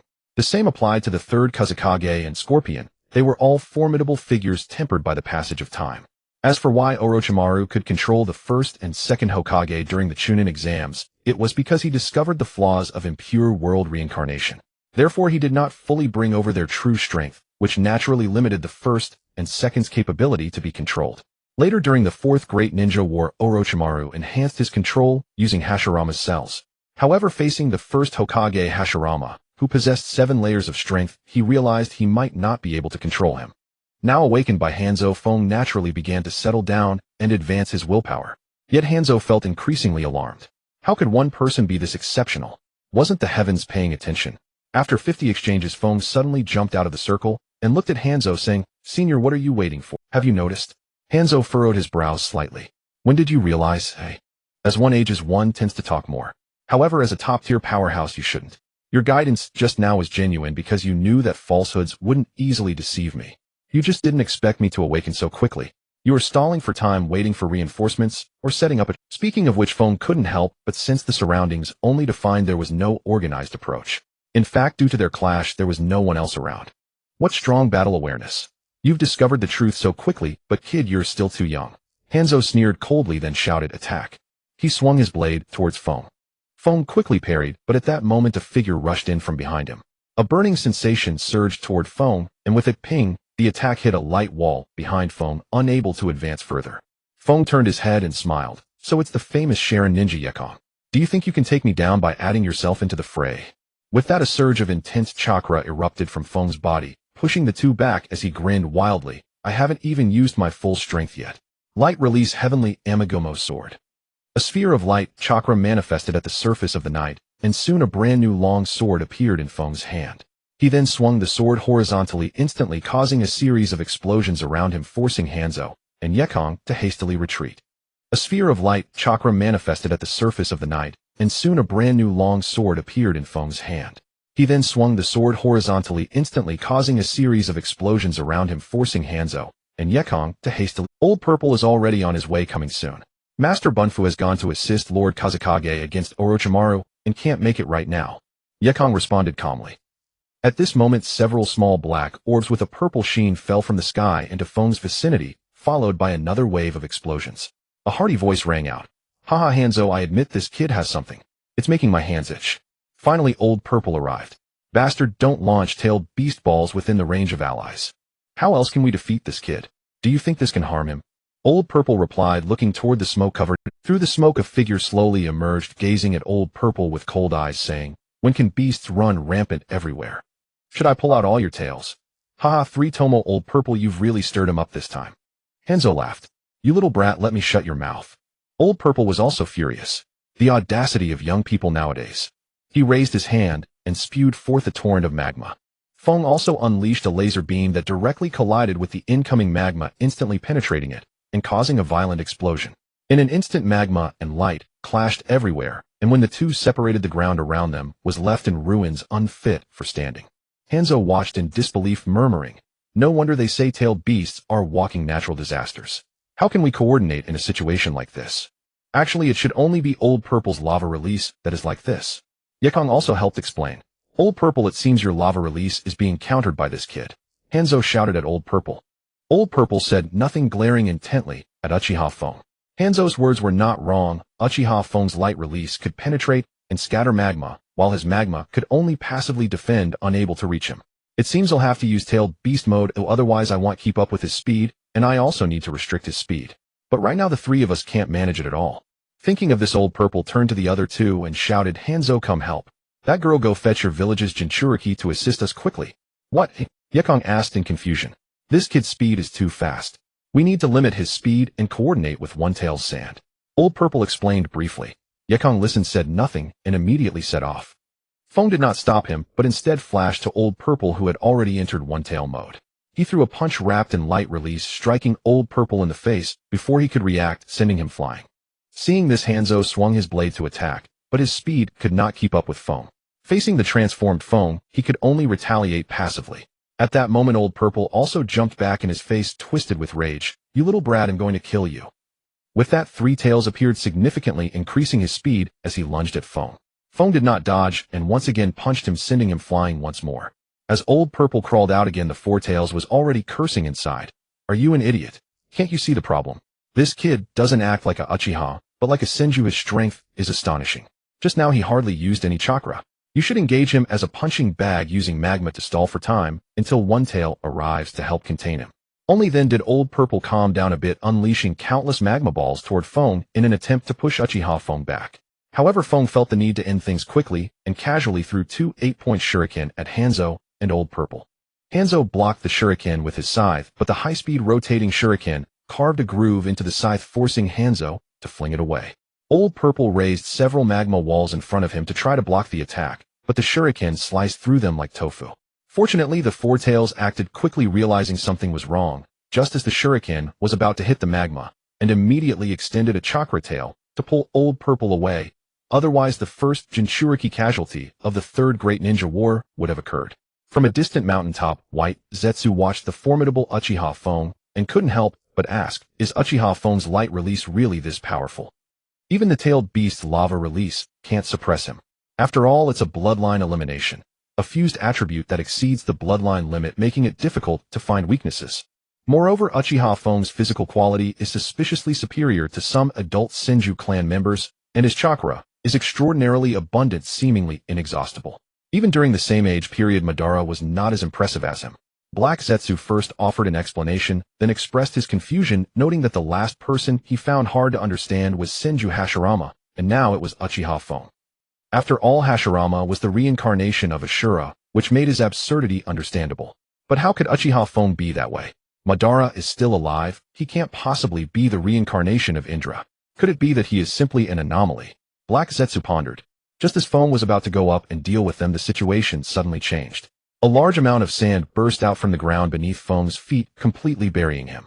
A sharp voice came from afar, and an old man dressed like a tanuki appeared. Shikaku. Fong coldly looked at the figure. You've gotten along well with Shikaku, old monk. It actually took the initiative to lend you its power. Fong was somewhat surprised. I hate Uchiha Madara the most. You have a bit of his style, so of course I'm going to teach you a lesson. Shikaku's voice came. It was clear that it had been severely beaten by Uchiha Madara in the past. Fong said, do you think this can trap me? Shikaku replied, of course I don't think that, but I can take you down before you break free. Four tails, get to work. Tailed beast ball. After saying that, Shikaku began to condense a tailed beast ball. In the distance, Lao Zi also appeared again, but it was obvious that this time the four tails had also taken the initiative to lend him its power. He too began to condense a tailed beast ball. The condensation of the two-tailed beast balls naturally attracted the attention of the entire battlefield. Orochimaru was greatly alarmed. At this moment he had already summoned Manda to assist in the battle. Seeing this, he wanted to rush to reinforce, but was firmly entangled by Raza and Shio. Seeing this scene from afar, White Zetsu couldn't help but ask, two-tailed beast balls, he should be dead by now, right? Should we take cover first? Black Zetsu decisively refused. His 1,000 years of experience made him notice something wrong. This Uchiha Fong is too calm. What is his trump card? But there wasn't much time. The two-tailed beast balls were already condensed. The violent energy reaction caused everyone on the battlefield to start actively fleeing the area. In a secluded place in the land of rain, a young man with red hair suddenly stood up, staring into the distance. The spiraling patterns in his eyes told him that a violent energy reaction far away had directly affected this place.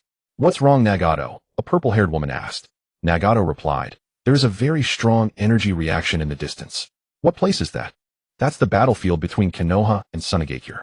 They are having a decisive battle there, an orange-haired man said. He continued, the commotion has reached here. It seems Sunagakure has deployed their Jinchuriki. Nagato corrected him, no. Although it's far away, there are clearly two similar energies. Konoha's Jinchuriki is not here.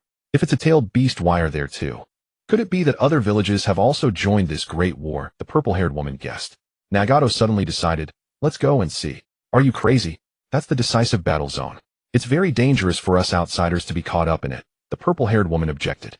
I think we can go, the orange-haired man said. Yahiko. Conan will only go to the edge to observe, not disturb them. We'll also see the outcome of the battle to facilitate our future planning, Yahiko explained. Nagato set off towards the battlefield with Yahiko and Conan following closely behind. On the battlefield, the two-tailed beast balls were launched at Uchiha Fong at the same moment. In the blink of an eye, they engulfed Fong. But Fong stood still like a fool, letting the tailed beast balls strike him. The largest explosion since the battle began resounded. A huge shockwave swept across the entire battlefield. Everyone stopped their action, struggling to steady themselves. After a long time, the residual explosion dissipated. Those below the rank of Jonin on the field had already collapsed and could not stand. Everyone looked towards the explosion site, wanting to know the result. Lao Zi gasped and asked, did it succeed? But no one answered him. Just as everyone thought Uchiha Fong was dead, a beast-like roar suddenly came from the smoke. What's that sound? Everyone on the field was shocked. Fourtail suddenly said, it sounds a bit familiar. Lao Zi alert noticed something wrong with Fourtail's words. What do you mean a bit familiar? Fivetail said, it's like I've heard a similar sound before, but I can't remember. Suddenly a voice came, let me tell you what it is. Everyone was shocked. It's Uchiha Fong's voice. He's not dead. In the distance, Black Zetsu's eyes widened as he said, I know what that sound is. White Zetsu was stunned. What is it? Black Zetsu replied, just watch and you'll find out. Then a giant half-humanoid figure appeared. Next, a shockwave came from there. A golden half-humanoid monster emerged. Fong appeared unharmed inside the humanoid form. His eyes had somehow turned into a double pupil state. Fong said coldly, this is the power of the Uchiha clan Susanoo. On the battlefield, a golden figure appeared, roaring in all directions. At this moment, Fong felt an indescribable comfort. The overwhelming chakra of Susanoo represented a profound liberation for Uchiha Fong, allowing him to no longer fully suppress himself. Fong looked up at the Susanoo above him, feeling the chakra consumption. He understood why Sasuke had said that this technique would greatly deplete the body, because the physical energy reserves of the Uchiha were unable to keep pace with the chakra consumption, forcing him to continuously strain his body to synthesize chakra. However, for Fong, this was not an issue. Not to mention that he possessed a sage body. The high-quality chakra within him was more than sufficient, especially since this was merely the initial skeletal stage. Onlookers observed as the skeletal monster gradually sprouted muscles, becoming more humanoid, and the sense of oppression it emanated grew ever stronger. Then this golden humanoid monster raised both arms, and a row of tomo appeared between his hands. 8 versions tomo. Uchiha Feng's voice resounded as these tomo were flung out, crashing down on the sand ninja's position, injuring nearly 100 sand ninjas, and instantly turning the tide of battle. Feng turned his gaze towards Old Purple and Funfu, stating calmly, "Today let you tailed beasts remember the fear of the Uchiha clan." Upon finishing, Susanoo underwent another transformation, its surface displaying a form-fitting armor, its face not the traditional Tengu mask, but a dragon's face holding a gigantic long sword, which was a magnified version of the knight, and on its back was the Uchiha clan's legendary artifact, the Yata Mirror. At this moment within Old Purple, the Five Tails was shouting wildly, "Quick, hand your body over to me, and fully tailed beast transform, otherwise we will all die here today." "It can't be that bad." Old Purple still held some hope. "What do you mean it can't be? His Susanoo has already entered the third form, the armor form, just one step below the complete form. Our tailed beasts can't block it without using all their power." Meanwhile, Funfu had already ceded control of his body to the one-tail Shikaku, whose form appeared. Seeing this, Old Purple no longer hesitated and transferred control to the four tails. In an instant, 2-tailed beasts and 1 Susanoo appeared on the battlefield, marking a new height in the war that others had yet to realize. Orochimaru and Rasha, noticing the situation, shouted to their own forces, "All troops retreat. This is no longer a battle you can involve yourselves in. Retreat." On the mountain, White Zetsu and Black Zetsu watched the battlefield's sudden shift with growing tension. 3-tailed beast-level combatants were about to clash, marking the first such event since the Ninja World War. "Should we retreat a bit more?" White Zetsu asked nervously. "No need to fear, Bit won't reach us here. I'm increasingly curious about this Uchiha Feng. I wish to see how far he can go. Moreover, one of our important test subjects has also arrived," Black Zetsu added, glancing in another direction on the battlefield. At another edge of the battlefield, 3 individuals dressed in black with red clouds quietly approached, observing the scene before them. Konan and Yahiko looked on in shock. "The Sand Ninja has actually deployed 2-tailed beasts. What is that golden figure?" "I don't know," Nagato replied. "However, that Uchiha boy inside is unusual. He is very strong. We can see that without you saying, to face 2-tailed beasts single-handedly. Of course he is strong." "That's not what I mean," Nagato explained. "The amount of chakra within him exceeds even mine. He is strong." "What?" For the first time, the two displayed shock. They had felt the amount of chakra Nagato possessed, and now he claimed that this 7 or 8-year-old boy on the battlefield had even more. He is not even using his full power. He doesn't regard these 2-tailed beasts at all. Is this the power of the Sharingan? No wonder it can be compared to my Rinnegan. Today I truly see it for myself. Nagato's Rinnegan allowed him to perceive many things that ordinary people could not see. What the 3 of them did not realize was that not only Black Zetsu had noticed them, but even Uchiha Feng had discovered their presence. The power of the 6 paths emanating from him was imperceptible to others, but for Uchiha Feng, who could synthesize the power of the 6 paths, it was all too evident. However, Feng was unconcerned and merely cast a sidelong glance in their direction before ignoring them. After all, in the eyes of others, Nagato might be considered the child of destiny, but Uchiha Feng knew that he was merely a vessel nourishing the Rinnegan. Every time Nagato used the Rinnegan, it was just another drain on his body. Feng's gaze returned to the 2-tailed beasts, his eyes slightly closing as Susanoo began to raise its long sword high, suddenly swinging it down towards the 2-tailed beasts, unleashing a massive slash that created tremendous waves. The 4 tails and 1 tail were not to be outdone, unleashing wind release air bullets and lava release lava river technique to meet the incoming slash, resulting in a colossal explosion. However, the 2-tailed beasts did not show any sign of joy. Their heightened senses alerted them to Feng charging forward with Susanoo. Suddenly the smoke was cleaved apart, and the enormous golden Susanoo appeared in the line of sight of the 2-tailed beasts, raising its long sword to strike at them. The 2 beasts quickly leapt in opposite directions to avoid the attack, and then in perfect unison began to gather small-tailed beast balls in their mouths, firing them at Susanoo like a machine gun, creating a series of explosions upon impact. However, they caused no real damage. Instead, Feng controlled Susanoo to raise the Yata Mirror on its left hand, pointing it at the 4 tails. A beam of golden light shot from the artifact, reaching the 4 tails in the blink of an eye. The 4 tails thought it was an attack and hastily dodged to the side. Unexpectedly, Feng along with Susanoo appeared directly in the golden light nearest to him, raising his right hand with the long sword and striking down, causing the 4 tails to let out a heart-wrenching scream as it was sent flying, collapsing to the ground with a massive wound. The one-tail was startled and rushed over to assist. However, Feng aimed the Yata mirror at it once more, and the golden light appeared again, with Feng appearing before the one-tail and striking it down in one blow, leaving Feng momentarily dazed, not expecting such a response from the one-tail. The one-tail, being the smartest of the nine-tailed beasts, transformed into a pile of sand upon seeing the golden light, and Feng merely shattered its substitution, while its true form took the opportunity to rush to the four tails to check on its condition. At this point, the four tails had managed to rise a massive wound on its chest covered with a vast amount of tailed beast chakra, clearly rushing to recover. Both sides again found themselves in a standoff. In the distance, Baiju asked with curiosity, "Is that technique of teleporting through the Yata mirror the awakened Mangekyo ability of that Uchiha kid?" "No," Heiju denied. "It's his Kekkei Tota light release. This Feng is clever. He uses the Yata mirror as a medium to release his jutsu, teleporting both himself and his Susanoo simultaneously, leaving his opponent utterly unable to react. It seems these two-tailed beasts are no match for him. However, Uchiha Feng must be eager to end the battle. Though his chakra reserves are naturally far beyond ordinary, the strain of the Mangekyo is too severe." Heiju's guess was correct. Feng indeed wanted to conclude the fight. Not because he couldn't sustain the battle. In fact, he could keep his Mangekyo activated indefinitely and fight for 3 days and nights without exhaustion. But he couldn't allow that. He had to act as if maintaining the Mangekyo was draining him, and his eyes had to appear visibly damaged, or otherwise Danzo and Uchiha Madara would both seek him out, which would be detrimental to his plans. After a brief moment of thought, a rather perfect plan emerged in Feng's mind. On the tailed beast's side, the one-tail asked without turning back, "Can you still fight?" "No problem," the four tails replied. "Good. Listen, we two are definitely no match for him. I initially wanted to drag him into a war of attrition until his Mangekyo became unusable, but his glowing jutsu forced me to abandon that plan. We need to think of another way. But the problem is we can't harm him," the four tails said with difficulty. "Tailed beast ball," the one tail said. "Well, attack him with the maximum output, tailed beast ball. But the Yata mirror can defend against any attack. So we must attack from 2 directions simultaneously." The one tail turned to the four tails and said, "Wait, look. He's put away the Yata mirror."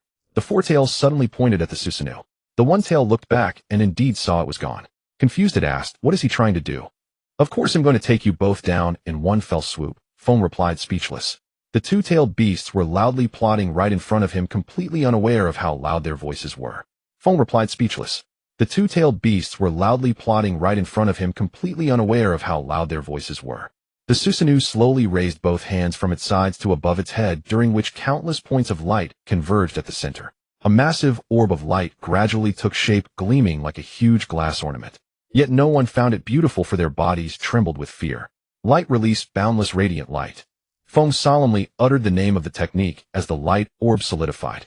This technique was inspired by the spark legend and Holy Spirit flash he had witnessed in his past life, possessing immense power. It was currently Feng's strongest offensive move. The one tail and four tails sensed something was amiss the moment the Susanoo raised its hands. "We go to concentrate all our power into the maximum tailed beast ball." Both tailed beasts formed tailed beast balls in their mouths, larger than ever before, ready to fire at any moment. The people on both sides frantically retreated, with the leading jonin shouting at the top of their lungs while sprinting away. On the hilltop, Heiju lost his composure for the first time, shouting at Baiju, "Those 3 are all insane. Dive down now." Nagato grabbed Yahiko and Konan and fled without looking back. Not long after, a flash of white light engulfed everything, and suddenly everyone present felt the world lose its color. Then a thunderous explosion erupted, followed by wave after wave of shockwaves. The large puppets of the Suna ninja were all knocked over, and Manda was sent straight back to the Ryuchi cave. Countless rocks, dirt, clods, trees, and even people were sent flying. It was a long time before the commotion subsided. Those who had survived the blast cautiously climbed to their feet and looked toward the battlefield. Most of the battlefield had become a massive crater. The 3 colossal figures were gone, leaving only 3 human-sized forms in the pit. 2 had fallen and 1 was kneeling, all of them motionless. In the center of the massive pit, 3 figures stood motionless, yet several silhouettes swiftly moved from outside toward the pit. Deshiwan rushed to Feng's side and shouted, "Feng, are you alright?" As he drew closer, he saw that Feng's body was covered in bloodshot cracks, his eyes tightly shut, but blood kept streaming from his eyes uncontrollably. Deshiwan's expression darkened. He quickly realized it was caused by overuse of the Mangekyo. Turning to look at the opposite side, he saw Fan Fu and Lao Zi lying there, unable to rise no matter how Luo Sha and the others called to them, appearing to have only a breath left. Luo Sha also looked at Deshiwan at this moment. After a brief standoff, neither side had the will to continue fighting. Without a word, they each led their people to withdraw from the battlefield. Thus, the originally planned decisive battle on the Western Front came to an end as both sides voluntarily retreated due to severe battlefield damage and massive casualties. This battle was later named the Battle of Ju-Gongshan. The hilltop was also shaved several meters high. A pitcher plant cautiously rose from the ground, and as it beheld the desolate scene, Bai Ju's voice lowered considerably. This is too terrifying. Were Ban's battles in the past also this destructive? That's not the case, said Heiju. In the past, such intense exchanges during Ban's battles were rare. The reason for this level of destruction is the secondary explosion caused by both sides going all out in a desperate clash. You see, Ban used to simply deflect tailed beast balls with a flick. This Ujibwa Fong is ultimately too young, and the excessive drain from his Mangekyo forced him to choose a tactic that wounds the enemy 1,000 while losing 800 of his own. Alright, let's leave and report back to Ban. With that, the pitcher plant slowly submerged back into the ground. At the Muyi headquarters, De Shiwan swiftly brought Ujibwa Fong, who was barely breathing, into the medical unit. After various medications and the mystical palm technique, Fong finally slowly opened his eyes. De Shiwan hurried forward and said, "Don't move. You are like a fragile piece of porcelain about to shatter. If you move, things will be truly difficult. I've already sent for Gang Shou to return. Just hold on a little longer." Feng looked at Da Shiwan and slowly opened his mouth, summoning technique. What? Da Shiwan leaned in to listen carefully. Summoning technique. That's right. You've signed a contract with Shirgu Lin, so you can directly summon the slug to heal your wounds. But can your body handle it? Feng remained silent, slowly lifting one hand slightly. Seeing this, Da Shiwan quickly cut one of his fingers. As blood emerged, Feng lowered his hand again, and a summoning technique formation appeared. The slug materialized in a puff of smoke. Mr. Feng, what assistance do you require? And what is this situation? Heaven knows what the slug was feeling. She had been somewhat pleased that Feng summoned her for the first time, but upon seeing him she was shocked. How could the genius she had so painstakingly found be barely clinging to life? What are you waiting for? Heal him, slug, Da Shiwan urged. The slug quickly enveloped Feng. A full 10 minutes passed before the slug slowly crawled off Feng. Da Shiwan hastily asked, "How is he?" "The situation is dire. I've only managed to stabilize his body to prevent further fragmentation. According to my examination, Feng not only suffered an extremely violent impact, but also underwent multiple instances of bodily strain. The combination has caused a rapid deterioration. What exactly happened to him?" The slug looked at Da Shiwan and asked. Da Shiwan recounted the battlefield situation to the slug. The slug then realized, no wonder. Two-tailed beasts after all. Rest assured, he is the contracted partner I worked so hard to find. I will not let him die. However, his injuries are too severe. I need to take him to Shirgu Lin to treat him with sage art. Can't you treat him here? I cannot guarantee his full recovery here. I am taking him to Shirgu Lin because the natural energy there is brimming with vitality, which can effectively heal his wounds and compensate for the deficiencies caused by his excessive bodily strain. Otherwise, I would continue treating him here. The slug explained. Da Shiwan had no choice but to agree to let the slug take Ujibwa Feng to Shirgu Lin. Before leaving, the slug said, "You can ask Gang Shou for the details. I will pass the message to her." With that, a puff of white smoke dispersed, and both the slug and Ujibwa Feng vanished. Da Shiwan, seeing them leave, finally let go of the worry in his eyes and walked toward the headquarters, as there were still many matters to attend to. However, a hint of suspicion arose in his eyes. The slug's words just now, along with Ujibwa Feng's performance on the battlefield, made Da Shiwan feel that something was off, but he couldn't quite pinpoint what it was. "It seems I need to find time to visit Long Didong," Da Shiwan murmured, for he knew that the Bai Shi Xian Rin of Long Didong, as an ancient relic, would surely know a great deal. He could ask her to analyze what was wrong. On the Sha Rin side, the explosion caused by Ujibwa Feng and the two others directly destroyed a third of Ju-Gongshan, along with a large amount of supplies. The wounded in the battle were in urgent need of medical treatment. Moreover, the fate of the two Jinchuriki was unknown. Luo Sha had no choice but to retreat and return to the border of Fengjigua. After setting up camp again, a tally showed that all large puppets deployed in the battle were destroyed. Nearly 1,000 ninja were dead or too injured to fight, and over 100 were missing. They were completely unable to launch another attack. On Da Shiwan's side, because he had divided his forces into 3 waves in advance, planning to charge in sequence, he actually preserved a large amount of effective strength and did not suffer a crippling blow. It could be said that Mu Yi achieved a great victory in this battle. After assigning tasks through the night and writing the battle report, Da Shiwan appointed a Jonin to temporarily assume command and personally rushed back to Mu Yi. He needed to report the battle situation and the condition of Ujibwa Feng to the 3rd Hokage himself. And the details of this war gradually spread throughout the entire ninja world as the fighting ceased. In a dense forest, a plume of white smoke dissipated, revealing a slug and a human figure. The slug, assuming the demeanor of a host, announced, "Welcome to the Shigulan, one of the 3 great sacred lands of the shinobi world." Then addressing the figure lying on the ground, it said, "All right, you can get up now. Now tell me why you wanted me to help you put—" The one lying on the ground, who should have been half dead, Uchiha Fugaku, sat up directly, with a relaxed expression. There was no sign of severe injury. It was all a pretense. The slug had sensed something amiss when it attached to him. It was Fugaku who had used his soul force to telepathically ask her to take him to Shigulan. The slug cooperatively helped Fugaku leave the Western Front. "Thank you very much, slug. Please don't even tell—" "All right, I'll help you to the end. Now follow me, and I'll show you around Shigulan." With that, the slug led Uchiha Fugaku deeper into the forest. As sunlight reflected into Fugaku's eyes, a vast lake appeared before him. Unlike the lakes of the shinobi world, most of this lake was covered with numerous ancient gnarled trees. Many slugs lay on the branches, seemingly asleep, making Fugaku feel as if he had walked into some massive lounging scene. At the center of the lake stood a colossal tree, isolated from the others, with a single thick trunk rising upright. In the middle of the trunk was a hollow. Fugaku followed the slug into the hollow and was immediately astonished. Inside were 5 giant slugs, all identical. "You are here, Uchiha Fugaku. I'm pleased to meet you formally. I know you have many questions, and I have quite a few to ask you as well. Since we happen to have plenty of time and no interruptions, we can talk at length." The slug's gentle voice came through. "I'm sorry I was rude, Lord Slug," Fugaku quickly apologized. "It's nothing. Every previous contractor was just like you when they first came here.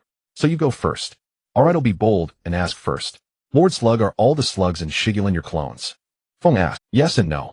"What do you mean?" "The characteristic of Shigulan is its life force far surpassing that of other creatures and even plants. You should have sensed this. Indeed, the life force of Shigulan is truly immense, the greatest I have ever seen in my life. And as a racial trait of slugs with that life force, I can freely divide and fuse cells while maintaining a long lifespan. Thus I can create clones at will without fear of depletion. But the long years made me feel lonely, so I began to split off some independent individuals from my body. These split-off individuals, though inheriting everything from me, and even able to re-merge, have indeed become separate independent entities. Aren't you afraid these split-off individuals will rebel?" "No, because it's meaningless. Moreover, the split-off individuals have inherited my personality. They are relatively lazy. So if any individual really wanted to rebel, I would certainly approve." Fugaku understood then. What could a slug clone possibly gain by rebelling here? It was utterly pointless, so no rebellion had ever occurred. Then where exactly are Shigulan and the other 2 great sacred lands located? Actually, the 3 great sacred lands are independent spaces completely parallel to yet dependent on the shinobi world.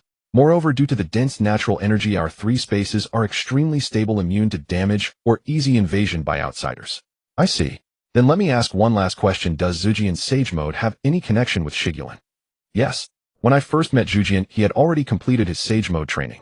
Later he came to Shigulan and seemed to gain insights adjusting his Sage Mode, so it bears traces of Shigulan's Sage Mode. At that time we saw that Gangsho had great talent, so we stepped back and chose her. But fate plays tricks. The slug exuded deep helplessness. Fugaku didn't know whether to say the slug was lucky or unlucky. "All right, now it's my turn to ask you. Why did you pretend to be severely injured?" Fugaku said with a helpless expression. "Actually, I have some important matters that require me to leave the public eye. Using injury as an excuse is very convenient, so I had to trouble you, Lord Slug, to help me tell a little lie." "Can you tell me what it is?" the slug asked curiously. "Since you've helped me, I'll tell you. I'm planning to find a place to become an immortal." As he spoke, a surge of chakra far surpassing his performance on the battlefield erupted from Fugaku's body, leaving the slug silent and motionless. After a long moment, the Kwayu finally regained its composure and asked dazedly, "When did you reach this height?" "Before I went to the battlefield." Fugaku replied with a sincere expression. "Was it interesting to pretend for so long? Shouldn't you have directly aimed to unify the ninja world?" "Unifying the ninja world doesn't seem interesting for now," Fugaku said.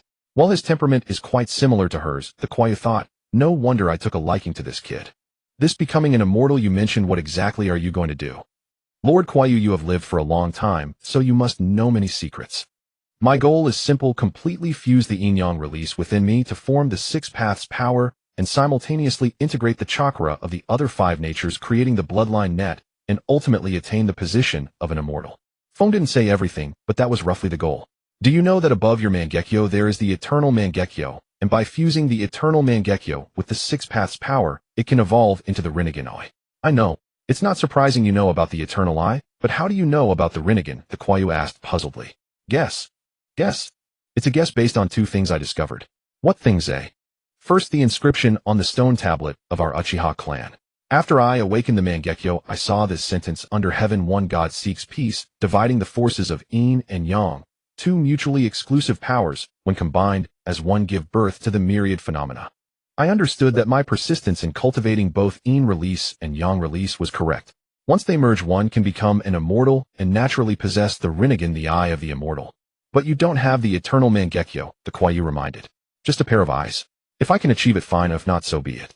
Can't I become an immortal without the Rinnegan? Perhaps by then my Mangekyo will be comparable to the Rinnegan.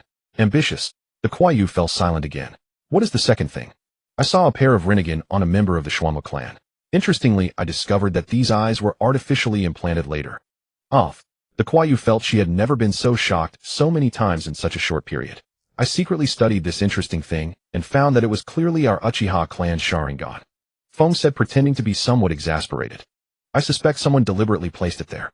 Perhaps that clansman awakened his eyes too late and couldn't fully nurture the Rinnegan, so he found a member of the Schwanwa clan with abundant chakra to serve as a nurturing vessel. As for whose eyes? I suspect it's Uchiha Ban, because so far only his Mangekyo is lost. Although the second Hokage claimed he disposed of Ban's body, our Uchiha clan has a forbidden technique called Izanagi, which can alter reality at the cost of one eye. So Uchiha Ban isn't dead. The Kuyu's voice became somewhat sharp.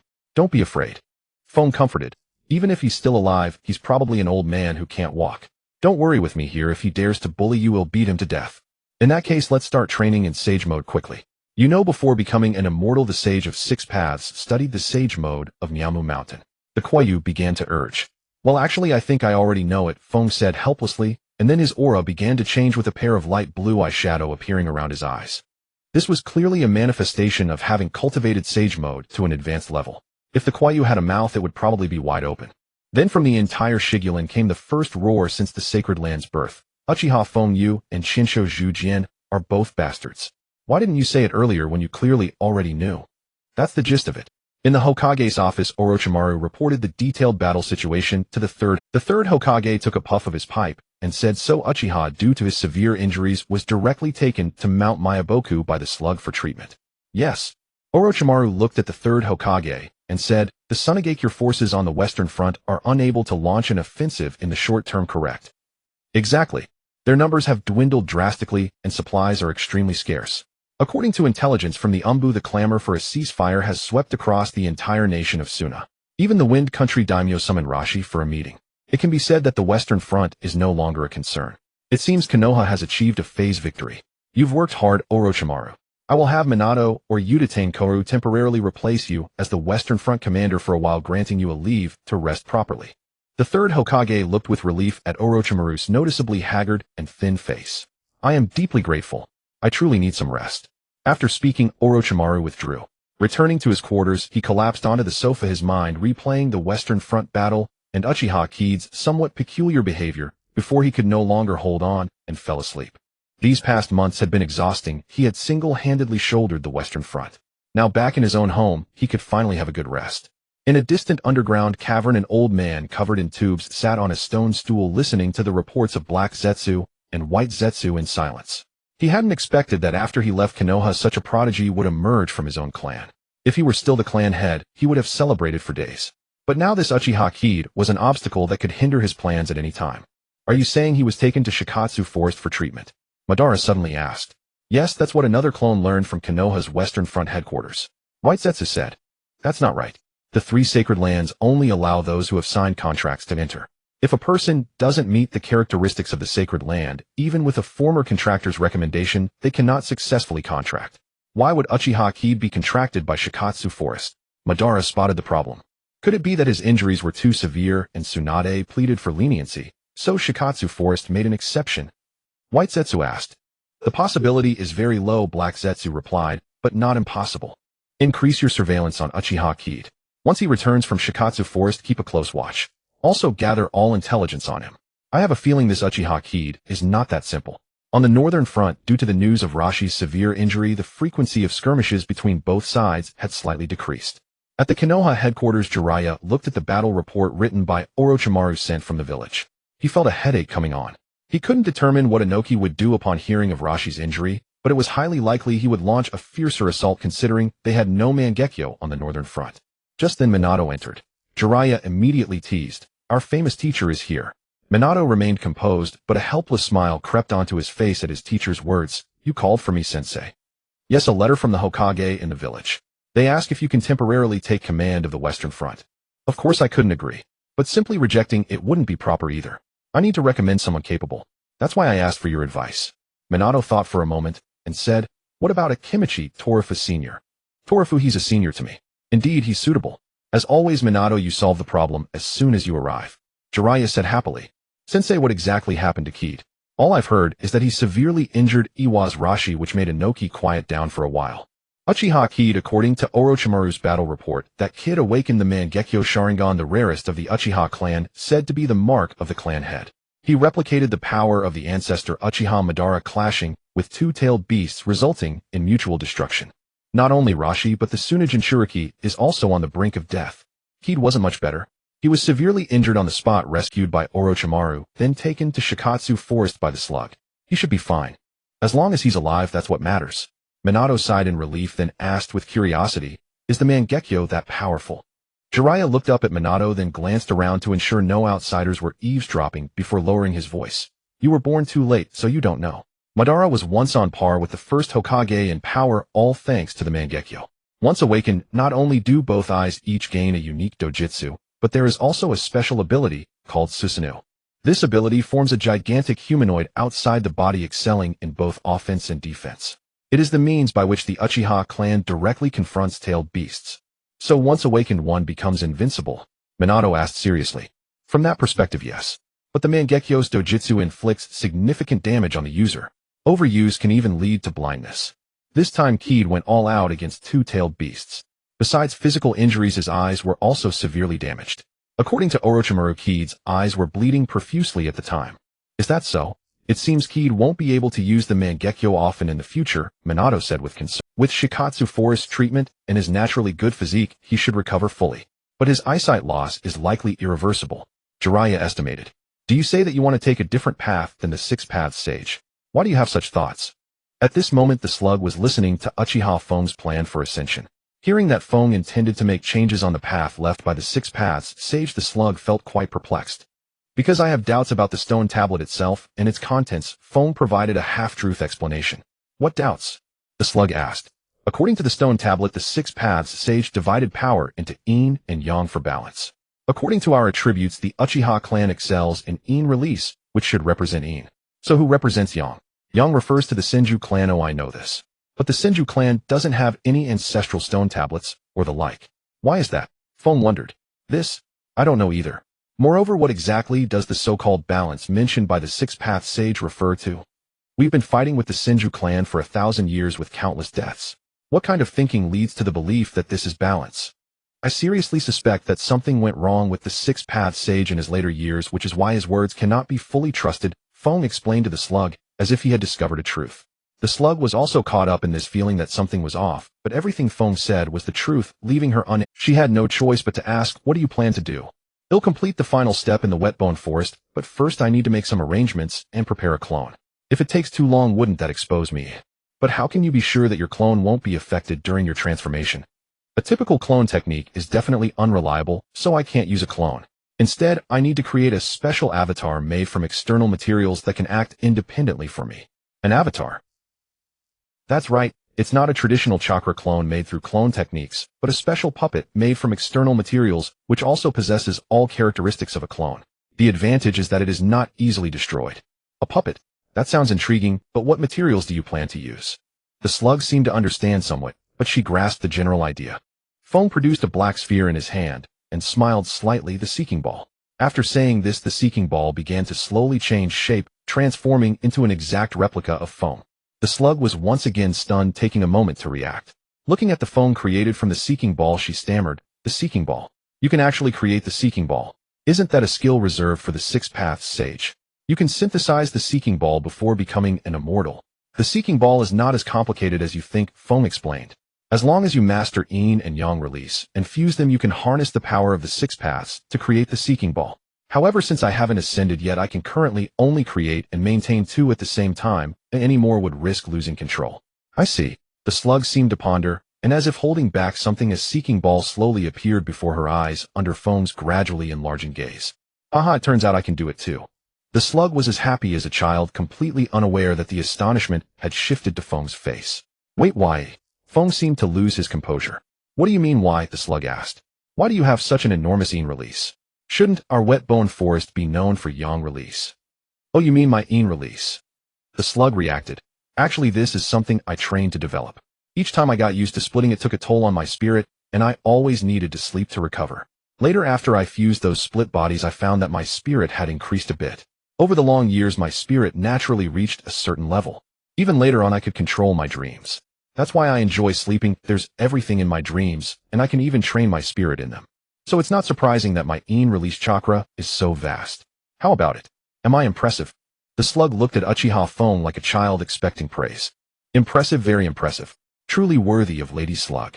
Feng praised, but inside he was already feeling somewhat torn. So the ninja world version of Ji Gong Ha. You are practicing the soul-splitting technique and the dream of 3,000. No wonder you can become an immortal. Once the plan is complete, I'll learn to get stronger by dreaming just like you. Ending his inner complaints, Feng said seriously. Alright, Lady Slug, please take me to a more open area with sunlight. I need to begin. Follow me. The slug immediately sent out a half-human tall little slug, leading Feng away from the tree. Feng followed the slug to a secluded little hill where there was a large blue stone. The slug introduced it to Feng, saying, "This is one of the places in the wet bone forest with the fewest trees, and the sunlight is great. I sometimes come here to sunbathe. Is that all right?" "Absolutely fine. Thank you, Lady Slug, for sacrificing your sunbathing spot to help me ascend," Feng said, bowing solemnly to the slug. "It's nothing. Once you ascend, our wet bone forest will be the second holy land after Mayaboka Mountain. To produce an immortal Alongdi cave can only be third." "Ha ha," the slug said excitedly. "All right then, it all depends on you. I won't disturb you. A farewell." Feng watched the departing slug slowly bowing to her before sitting down on the blue stone. No matter how turbulent the ninja world became, Feng sat on the blue stone ready to embark on his transformation plan. He understood that once he succeeded, a new chapter of his life would begin. Yet he did not start immediately. Instead, he gazed at the scenery before him motionless as his mind replayed every moment from birth to the present. The hours of cultivation, the time spent with family and friends, the battles on the field, and finally the conversation with his future self. He sat there for an entire day. When dawn broke the next day and the first rays of sunlight began to illuminate the world, Feng's eyes suddenly sharpened. "Let's begin." A whirlpool composed entirely of natural energy materialized above Feng's head, reaching into the heavens. In an instant, all the natural energy of the Shigulan seemed to be violently drawn toward Uchiha Feng. The distant slug was utterly astonished. Was the Six Paths Sage's commotion this immense back then? No, Feng must have made some change trying to forge a path distinct from the Six Paths Sage. After all, Feng does not possess a monster-like energy reservoir like the Six Paths Sage did. As the natural energy surged in, black flames began to emerge on Feng's body.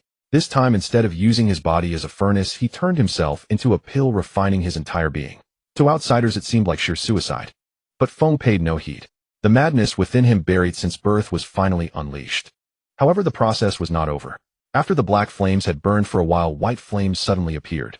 Unlike the all-consuming nature of Tianzhao, these flames, though equally terrifying, exuded a vibrant, life-giving aura, as if they were the complete opposite of Tianzhao. Feng merely smiled. Just as I thought. In his hypothesis, Tianzhao was the ultimate product of yin release. Could yang release possess a similar flame as well? Now, with Tianzhao's yin release enveloping his entire body, the yang release within him was also triggered. The white flames truly manifested, completely confirming Feng's conjecture. But no matter how correct his theory was, the two flames erupted with immense power, transforming Feng into a massive fireball that threatened to burn him into nothingness. Feng's body instinctively began to adapt and resist. His physical form slowly recovered, his chakra struggled against the flames, and his soul sought to command them. Yet the flames quickly retaliated and pushed back. Thus began a tug-of-war, but as time passed, Feng's body, soul, and chakra underwent changes, becoming far stronger than before. Just as the slug outside thought things were improving, another choice emerged. With Feng's transformation, his bloodline also began to evolve. Under the influence of yin-yang release and natural energy, his body slowly started to shift toward the Daitangyu clan. His skin paled, the color of his eyes faded, and something seemed about to sprout from his head. Feng sensed the changes in his body, and a flicker of hesitation appeared on his face. He immediately suppressed it, channeling even stronger yin-yang release chakra, elevating the black and white flames to a new level, halting the detangmization of his body. This was a decision Feng had made long ago, not to become a Daitangyu. But the physical transformation into a Daitangyu was a side effect of the life form's natural evolution. If one did not evolve into a Daitongyu, a new direction had to be chosen. Feng had once considered remaining unchanged, but that was utterly foolish. How could one evolve while staying the same? Would it even keep up? For example, if you wanted to upgrade a car, you would have to overhaul every part inside and out. Even if it looked the same after the upgrade, everything inside would be different, all components replaced with superior ones. You couldn't just keep the old engine rumbling like a tractor and expect the car not to explode after a few miles. The same principle applies to life-level evolution. It must be a grand design, a major overhaul. Feng redirected his evolution toward the primordial beings from the Hongwang novels of his past life, Sanqing Nuwa Fushi Xinyuanzi and Dongwang, all born from the heaven and earth. Feng also entrusted his choice to the heavens and himself. That was why he chose to undergo his transformation in the Shigulin, a place rich with natural energy. As the flames burned, Feng gradually vanished, turning into a sphere that slowly smoldered with black and white flames suspended above the boulder. It was as if he had returned to the womb, bringing him immense comfort. Yet as time passed, Feng discovered a serious problem. Feng's entire consciousness sank into a sensation of returning to the maternal womb. Yet a problem arose as time passed. He realized his transformation had concluded, but he seemed unable to be born. At this moment, for the first time, a hint of hesitation and panic appeared in Feng's mind. His consciousness looked around, and everything was blank and white. Nothing at all. What's going on? Have I refined myself into nothingness? Feng tried to charge out, but immediately a distinct obstruction emerged, as if heaven and earth did not wish for his birth. What's happening? Where did the problem lie? Feng began to ponder. Since he had initially aimed for the primordial innate beings of the Honghuang, the issue should be related to that. So what was different between him and those beings now? Could it be that I have to forge myself a companion spirit treasure, like an innate spiritual treasure? Feng complained. But then he realized the clue: companion. Wait, Feng understood the problem. Now this vast whiteness was essentially a blank slate, meaning he had to choose his own. To verify his conjecture, Feng began to imagine condensing light release chakra. A ball of light appeared. Then he imagined dark release, and a ball of darkness emerged. Next he began to condense various attributes he knew, and soon the entire white space grew lively with numerous light orbs flying around. Then Feng thought, can I condense what I don't know? So he attempted to condense the space attribute, and it worked. Strangely, he noticed his own aura on the light orb representing space. Is it that miraculous?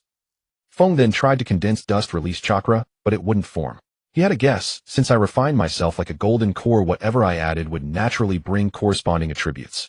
Even though I have no space-related techniques, the Ōtsutsuki genes contain them, and I refined those genes too.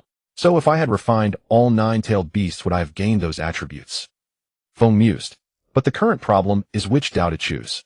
Choosing everything would also cause problems, yet he didn't want to give up. It was truly difficult. Feng paced in circles within the space, trying to devise a perfect solution. Suddenly Feng stopped in his tracks. He looked around and realized something was missing. Then he jumped up, gazing all around, and exclaimed, "Where is my Taiji diagram?" As the words fell, the Taiji diagram slowly appeared above him. Feng stared at the slowly rotating diagram, lost in a trance, murmuring, "One yin, one yang. That is the Tao. The great Tao is simple, encompassing all things. Perhaps this is what I seek, not to become some lofty ruler. I only wish to be a seeker of Tao, while pursuing power to protect the people and things I cherish." At that moment, Feng suddenly understood why his future self always seemed so carefree. A person who truly knows their path is utterly different from one who has yet to find it. Now gazing at the Taiji diagram, Feng broke into a genuine smile. This is my choice. Then the Taiji diagram began to spin faster, and countless light orbs, as if drawn by some force, poured into it. The diagram spun ever faster, becoming a blur. Feng stepped forward slowly and touched the Taiji diagram. At that moment, the entire white space shook violently. He understood that this place could no longer confine him, for he lacked nothing. Now was the time of his birth.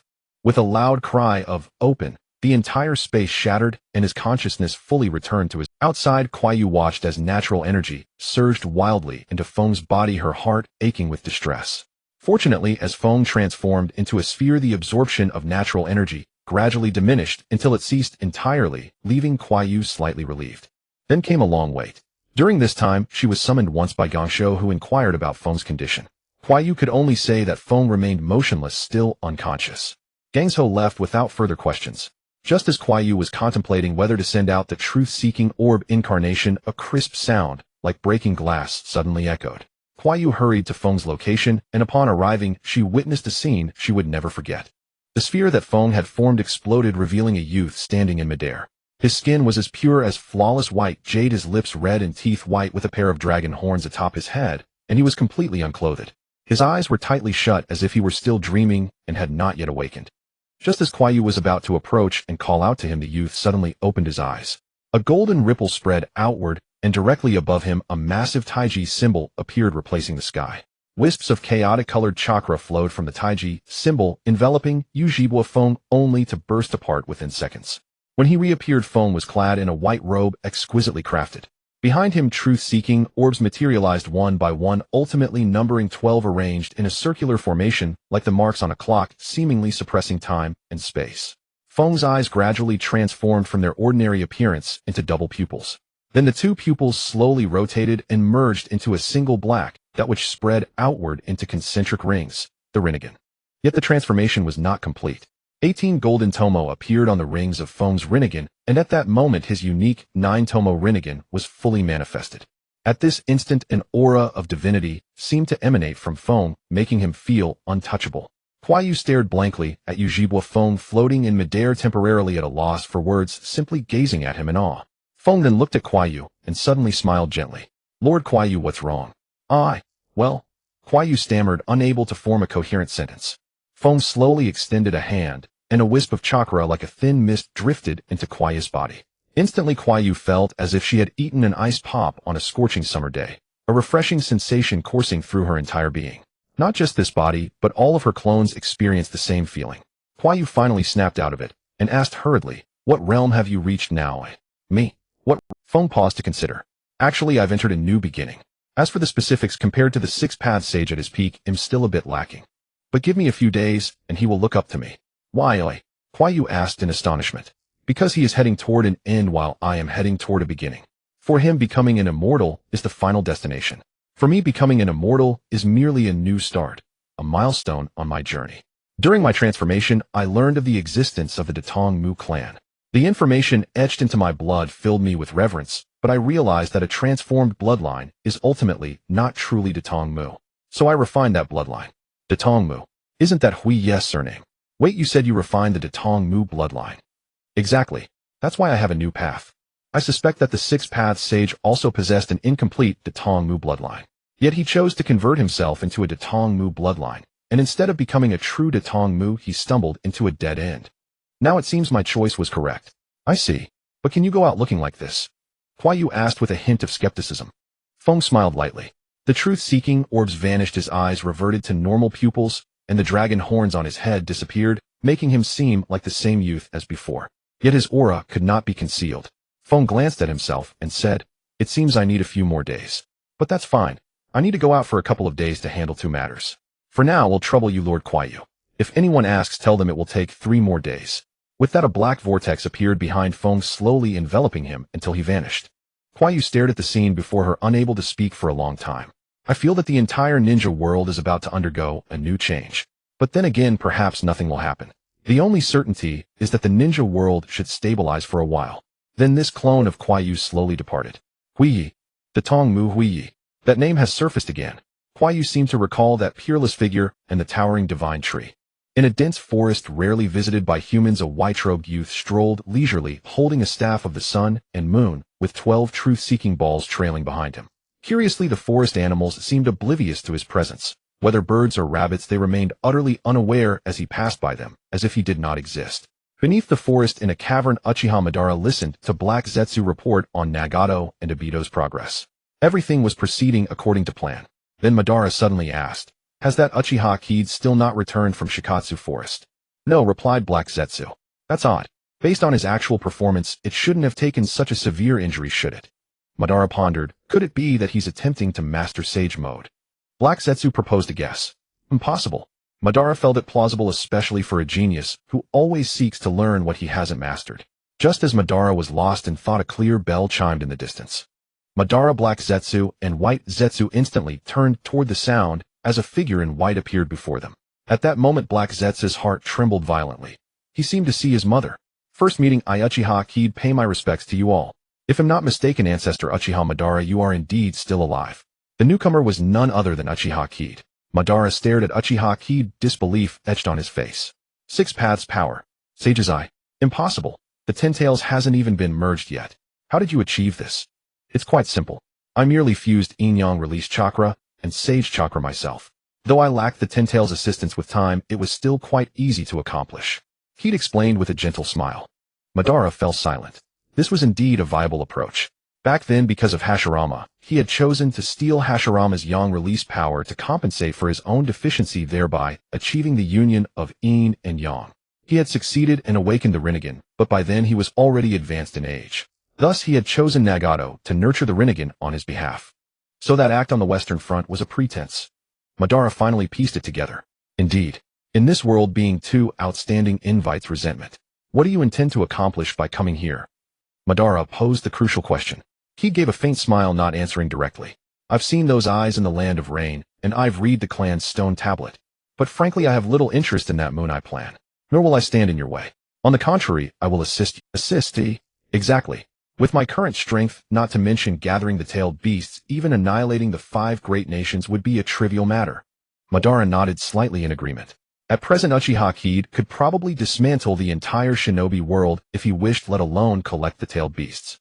But my ambitions lie elsewhere. Beyond growing stronger, my life's goal is to protect those I care about. Do you understand that? I can understand. Yet your overwhelming power will not only earn admiration and recognition, it will also inspire fear.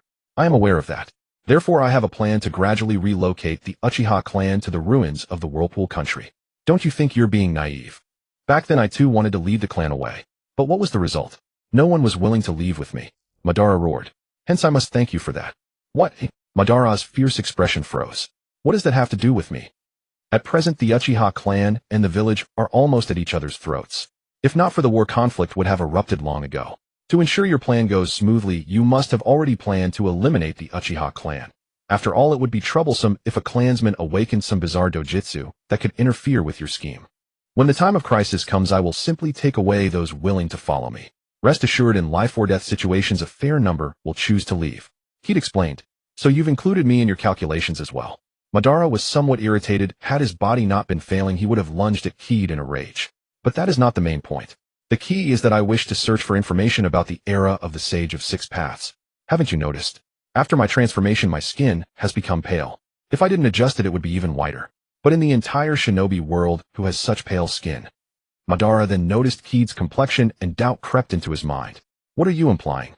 I suspect something is wrong with our bloodline. To be precise, it is incomplete. Kaede's startling revelation left both Madara and Black Zetsu dumbfounded. I have always been curious. The Sharingan, Byakugan, and Rinnegan are hailed as the 3 great dojutsu of the shinobi world. Yet now the Rinnegan has been proven to evolve from the Sharingan, indicating that the Sharingan is inherited from the Sage of Six Paths. So what about the Byakugan? Don't you find it stands out? It seems so incongruous as to be almost incompatible with the entire chakra system. Kaede's tone was grave. Madara fell into deep thought, carefully considering the information about the Hyuga clan. It did seem to be the case. The Byakugan indeed appeared somewhat at odds with the chakra system. Black Zetsu meanwhile broke out in a cold sweat, inwardly cursing Hagoromo for his idiocy 1,000 times over. Why in the world did he have to send his descendants from the moon to the shinobi world? Kaede then added a remark that directly stunned both of them. I learned from the Slug Sage that there was once a goddess revered as the goddess of the dawn whose name was Kaguya Ōtsutsuki. And she too possessed a pair of Byakugan. I seem to have heard the name Goddess of the Rabbit. I suspect that the Byakugan originated from the Goddess of the Rabbit, and the reason her name is not prominent today may be due to something that happened in their era, perhaps a war where the Sage of Six Paths emerged victorious, yet for some unknown reason the lineage of the Byakugan remained. At this moment Black Zetsu's heart had grown somewhat numb as the truth was drawing closer. Therefore, I am considering delving into the information regarding the era of the Sage of Six Paths to satisfy my curiosity. Additionally, I discovered a path to becoming stronger during my transformation, and I wish to continue on this path. Both Ban and Black Zetsu were somewhat astonished, with Black Zetsu particularly flustered. He could not understand what method Feng had discovered to become stronger, especially one that could enhance him, who had already transformed into a Ōtsutsuki. Could it be that he wanted to absorb the power of the 10 tails? Just when Ban and Black Zetsu thought Feng would be evasive and not reveal anything, Feng generously spoke up. The key lies in the bloodline net. According to records, the bloodline net is a fusion of 7 attributes of chakra possessing all properties of chakra. However, based on my findings, there is an issue. I now also possess the bloodline net, and when I tried it, I found it very similar to the light release I used before. Similar? Are you saying that? Ban seemed to grasp something. Indeed, each bloodline net is closely related to its master, inheriting the user's characteristics. So if I were to achieve a new breakthrough in my use and understanding of light release, would my strength also progress? So can I further speculate that upon reaching the 6 paths level or sage level, the cultivation method changes, no longer relying on the traditional refinement of chakra and learning the nature of ninjutsu, but rather comprehending the rules? This statement was enlightening, leaving Ban and Black Zetsu unable to quell their inner excitement for a long time. However, Feng continued without regard for their astonishment. Therefore, I don't have time to manage your plans. I have my own matters to attend to. Ban did not respond, but mentally replayed a series of thoughts that seemed to make sense, only to have a new question arise. What you said about comprehending the rules of heaven and earth seems somewhat off. Although I have not truly reached the 6 paths level, I have at least possessed the Rinnegan. The method of becoming stronger you mentioned would likely be quite difficult even for someone at the 6 paths level. Indeed, once one reaches my level of strength, further improvement is indeed exceedingly challenging, but I can employ a bit of a cheating method. Cheating method? Ban was somewhat perplexed. Tailed beast chakra. I don't need to capture a tailed beast. I only need to extract a small amount of chakra for comprehension. Moreover, for someone like me who has learned sage mode, upon entering sage mode, my sensory abilities far exceed those of a tailed beast, making it extremely convenient for me to comprehend the essence of its power. At this moment, Ban was truly stunned. It turned out that his cunning method of merging 6 paths power would still Black Zetsu was even more astonished. He knew that his mother Kaguya had become stronger through the fruit of the god tree, which is the energy of the planet, while Feng before him had grown stronger by understanding and learning the power of the planet. The direction seemed somewhat off, but the results appeared to be the same. My heavens, I haven't resolved the Sage of 6 Paths yet, and now there's Ōtsutsuki Feng. Will I ever reach the other shore in this lifetime? Therefore, Senior Ban, I will not obstruct your plans. I will even assist you. I intend to establish an organization called the Mortal Court. It will serve my interests, and I hope there will be no conflict between us at that time. So my sincerity has been presented. Can you elaborate on your plan? Ban looked at the junior before him and decided to lay out his plan. While he mentioned the decision to corrupt Rin's life, to bring out Obito, Feng interjected, Rin is my classmate. After her death, I will take her away, allowing her to reinvent herself and enter the Immortal Court. Is that acceptable? Ban glanced at Feng. That's fine. Then it's a pleasant decision. Farewell. Feng nodded slightly, summoning a black hole and leaving immediately. Ban watched Feng's departing figure and couldn't help but say, indeed, the new generation pushes the old. It seems I can try practicing sage mode before I die. Black Zetsu remained silent, but in his mind echoed Feng's parting words, greetings to you, son of Kaga. Huayu was currently arguing with Gangsho. Gangsho, for some reason, suddenly wanted to see Feng, claiming she needed to confirm Feng's condition. In truth, Feng had already returned, but Huayu did not want Feng to leave so soon.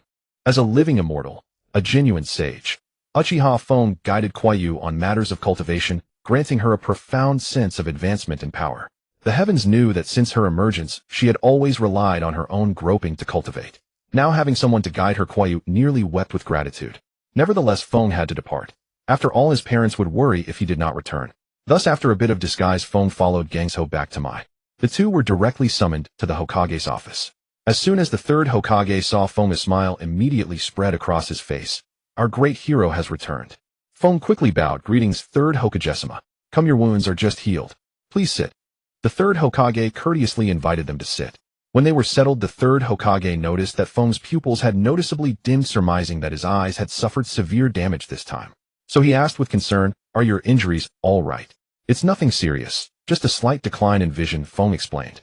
I recall that back then Jing also unlocked the Wanhuating, but the cost of using it was too great, and eventually he went blind.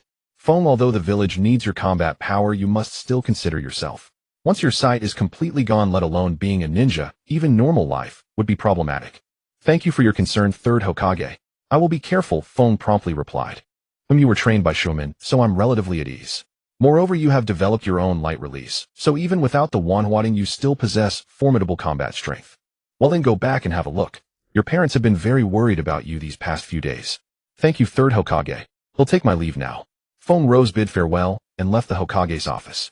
The third Hokage then turned to Gangsho, smiling. I've troubled you this time. It's nothing. Gangsho shrugged nonchalantly. Even without me, that kid could have come back on his own. Shao Gang, after all these years, haven't you been able to move on? The third Hokage looked at the dispirited Gangsho and asked. Gangsho remained silent, simply staring blankly at the floor. The third Hokage sighed. Seeing his disciple in such a state weighed heavily on his heart. His feelings toward Gangsho were complex. He could not condemn her. After all, she had lost both her younger brother and her lover. Yet he could not approve of her current state either. Many had seen their loved ones die before their eyes, so why was she the most fragile? especially when the village had groomed her as a pillar of strength only for her spirit to crumble. Now in the third great ninja war, the intensity of battle far exceeded anything before. White Fang was dead, Gangs Ho was incapacitated, and the front lines relied solely on Dashuan and Zilai. If Gangs Ho had not fallen, the pressure would have been far lighter. Had it not been for Shuemin stepping up and the sudden emergence of Uchiha Fong, the third Hokage, dared not imagine what dire situation might would have faced. Now the Western Front had been revitalized. On the Northern Front, the rock ninjas, wary of reprisal, temporarily reduced their attacks on Mai, and instead engaged in conflict with their sworn enemies, the Cloud Village. On the Eastern Front, lacking breakthroughs on the Western and Northern fronts, the enemy also scaled back their assaults, resorting mostly to harassment. A deadlocked game had been turned around. The third Hokage's mood was so lifted that he smoked less and began, "Well, I hope you can move on soon. When you have nothing to do, study some antidotes so that our ninjas might suffer fewer deaths from enemy poisons." Understood. Gangs Ho grasped the old man's intention. Though she had lost all interest in being a ninja, she still harbored affection for the village.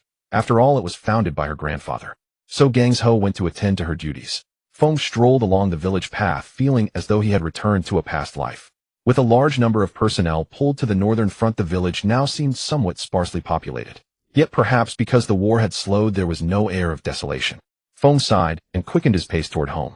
It was not that he could not move faster, but the closer he got, the more hesitation he felt. Perhaps the so-called near-home timidity. Still he pressed on resolutely. Just then a voice rang out, freezing him in place. "Fong, is that you?"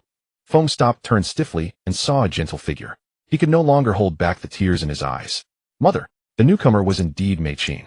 Today she had brought out Yu and Jixinai for a stroll. When she spotted that familiar silhouette, she felt instinctively that it was her long-lost eldest son and could not help asking. Now, watching her son weep silently in her arms, she simply held him tight in return, without any extra movement or words. At this moment, words were superfluous.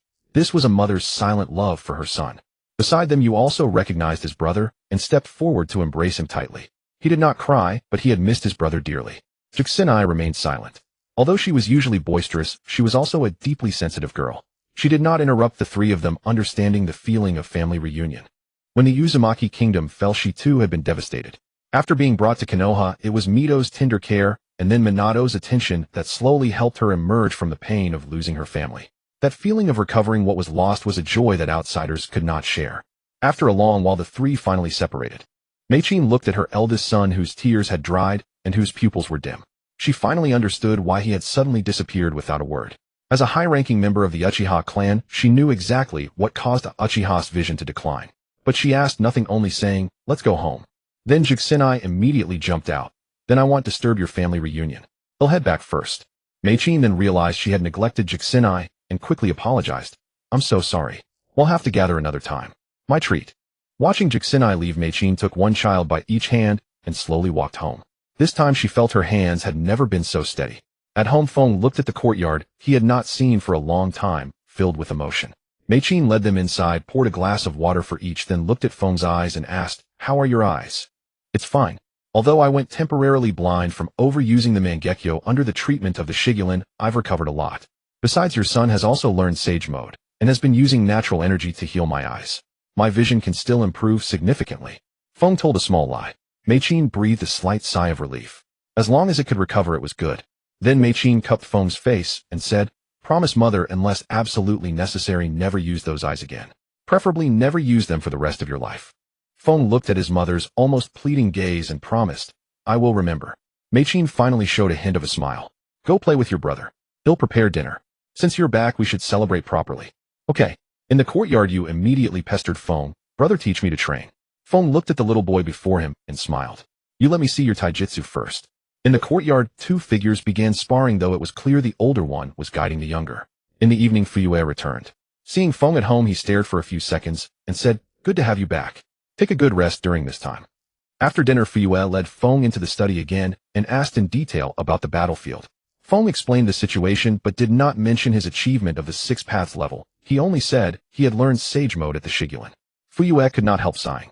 The contract scroll of the Shigulin has always been held by the Senju clan. For the Slug Sage to take the initiative to contract with you means another part of the Senju's legacy has faded. Yes, in today's Konoha, apart from our Uchiha clan, almost no one remembers the once greatest clan of the village, the Senju. It's ironic that a clan's existence must be recorded by its rival. How ruthless time is, how unpredictable the world. Fuyue looked at Feng with some surprise. I didn't expect you to become so world-weary after going out. But you have grown a lot. Use the Mangekyo sparingly from now on, the damage is too great. Understood. I've also found an alternative. Oh, Fuyue asked doubtfully, alternative. Susanoo is essentially a yin release technique, but its consumption is too high for most people to learn. After using it once I mastered it. I can even use Sage Mode to increase its duration without worrying about eye strain. Feng explained. Fuyue stared at Feng stiffly for a while, then sighed. Your talent is truly unreasonable. Since that's the case, you will teach you during this time. He has great talent too, in your mother, and I don't have much time. Is that okay? Leave it to me. Feng agreed without hesitation. That night, lying in bed, Feng began to sort out his current state. First, he had not become an Ōtsutsuki, but rather the primordial being he had envisioned, perhaps better called a celestial, meaning he was no longer fully human. He was now like the ancient saying, one who eats chi lives, as a god, never dying. His body passively absorbed natural energy, as if he existed in a dimension between the third and fourth. To find a comparison, he resembled a cross between Silver Age Superman and a giant of light. Because Feng had refined the Ōtsutsuki genes, he possessed all their traits: survival, in any environment, innate mastery of space, formidable parameters, and so on. However, Feng was more comprehensive. Compared to Momoshiki and Urashiki in Boruto, Feng could manipulate space and time in a region at will. The time aspect came from the ability awakened by one of his Mangekyo. The space aspect was an enhancement of the Ōtsutsuki's innate ability. Besides opening portals, Feng could also distort, fold, shift, imprison, and shatter space. Physically, Feng estimated that compared to his future self's clone, he was still a bit lacking, but he had at least the strength of Might Guy's 5 gates. The rest were overall improvements. No outstanding peaks, but no weaknesses either. He would even dare to take a tail beast ball to the face now. In terms of soul, it was even more terrifying. Feng clearly felt that his soul's potential had been further unlocked. Besides being able to truly interfere with reality in a region, he felt he could observe things from a higher perspective, greatly aiding his understanding of the world. His eyes had also successfully evolved into the Rinnegan, and the powers of the 6 paths seemed more complete. For example, the Deva Path's power became control over attraction and repulsion, the Animal Path's power became the imprinting technique, the Human Path's power became various soul-related abilities. He had also awakened his own unique ability, Unity of Heaven and Man. It seemed like an auxiliary technique, but Feng understood it was the awakening of his inner desire, to merge his consciousness and even his body with nature, becoming an existence like the heavenly Tao, facilitating his enlightenment. Of course, Feng's greatest gain was discovering his own path, the Tao of Yin and Yang. This was the path he had realized in the blank space. When Yin and Yang unite, creation and destruction can be reproduced. When they separate, myriad methods evolve. As the saying goes, the mystery of Yin and Yang's ebb and flow is unfathomable. The 2 solstices return to the 9 palaces. If one can comprehend the principles of Yin and Yang, heaven and earth lie within a single palm. In Feng's own words, he was walking a path of existence. The more and deeper the Tao and methods he comprehended, the stronger he became. This was also why Feng said he wanted to establish the immortal court. He needed to observe others' paths to accelerate his own understanding. Similarly, the chakra of the tailed beasts became his goal, so forming his own faction was necessary. Of course, Feng still remembered the teachings of his future self, always polish his life and nature. He also had ideas on how to strengthen the Golden Core. After all, the Golden Core had 9 revolutions. With these thoughts, Feng sank into a deep sleep.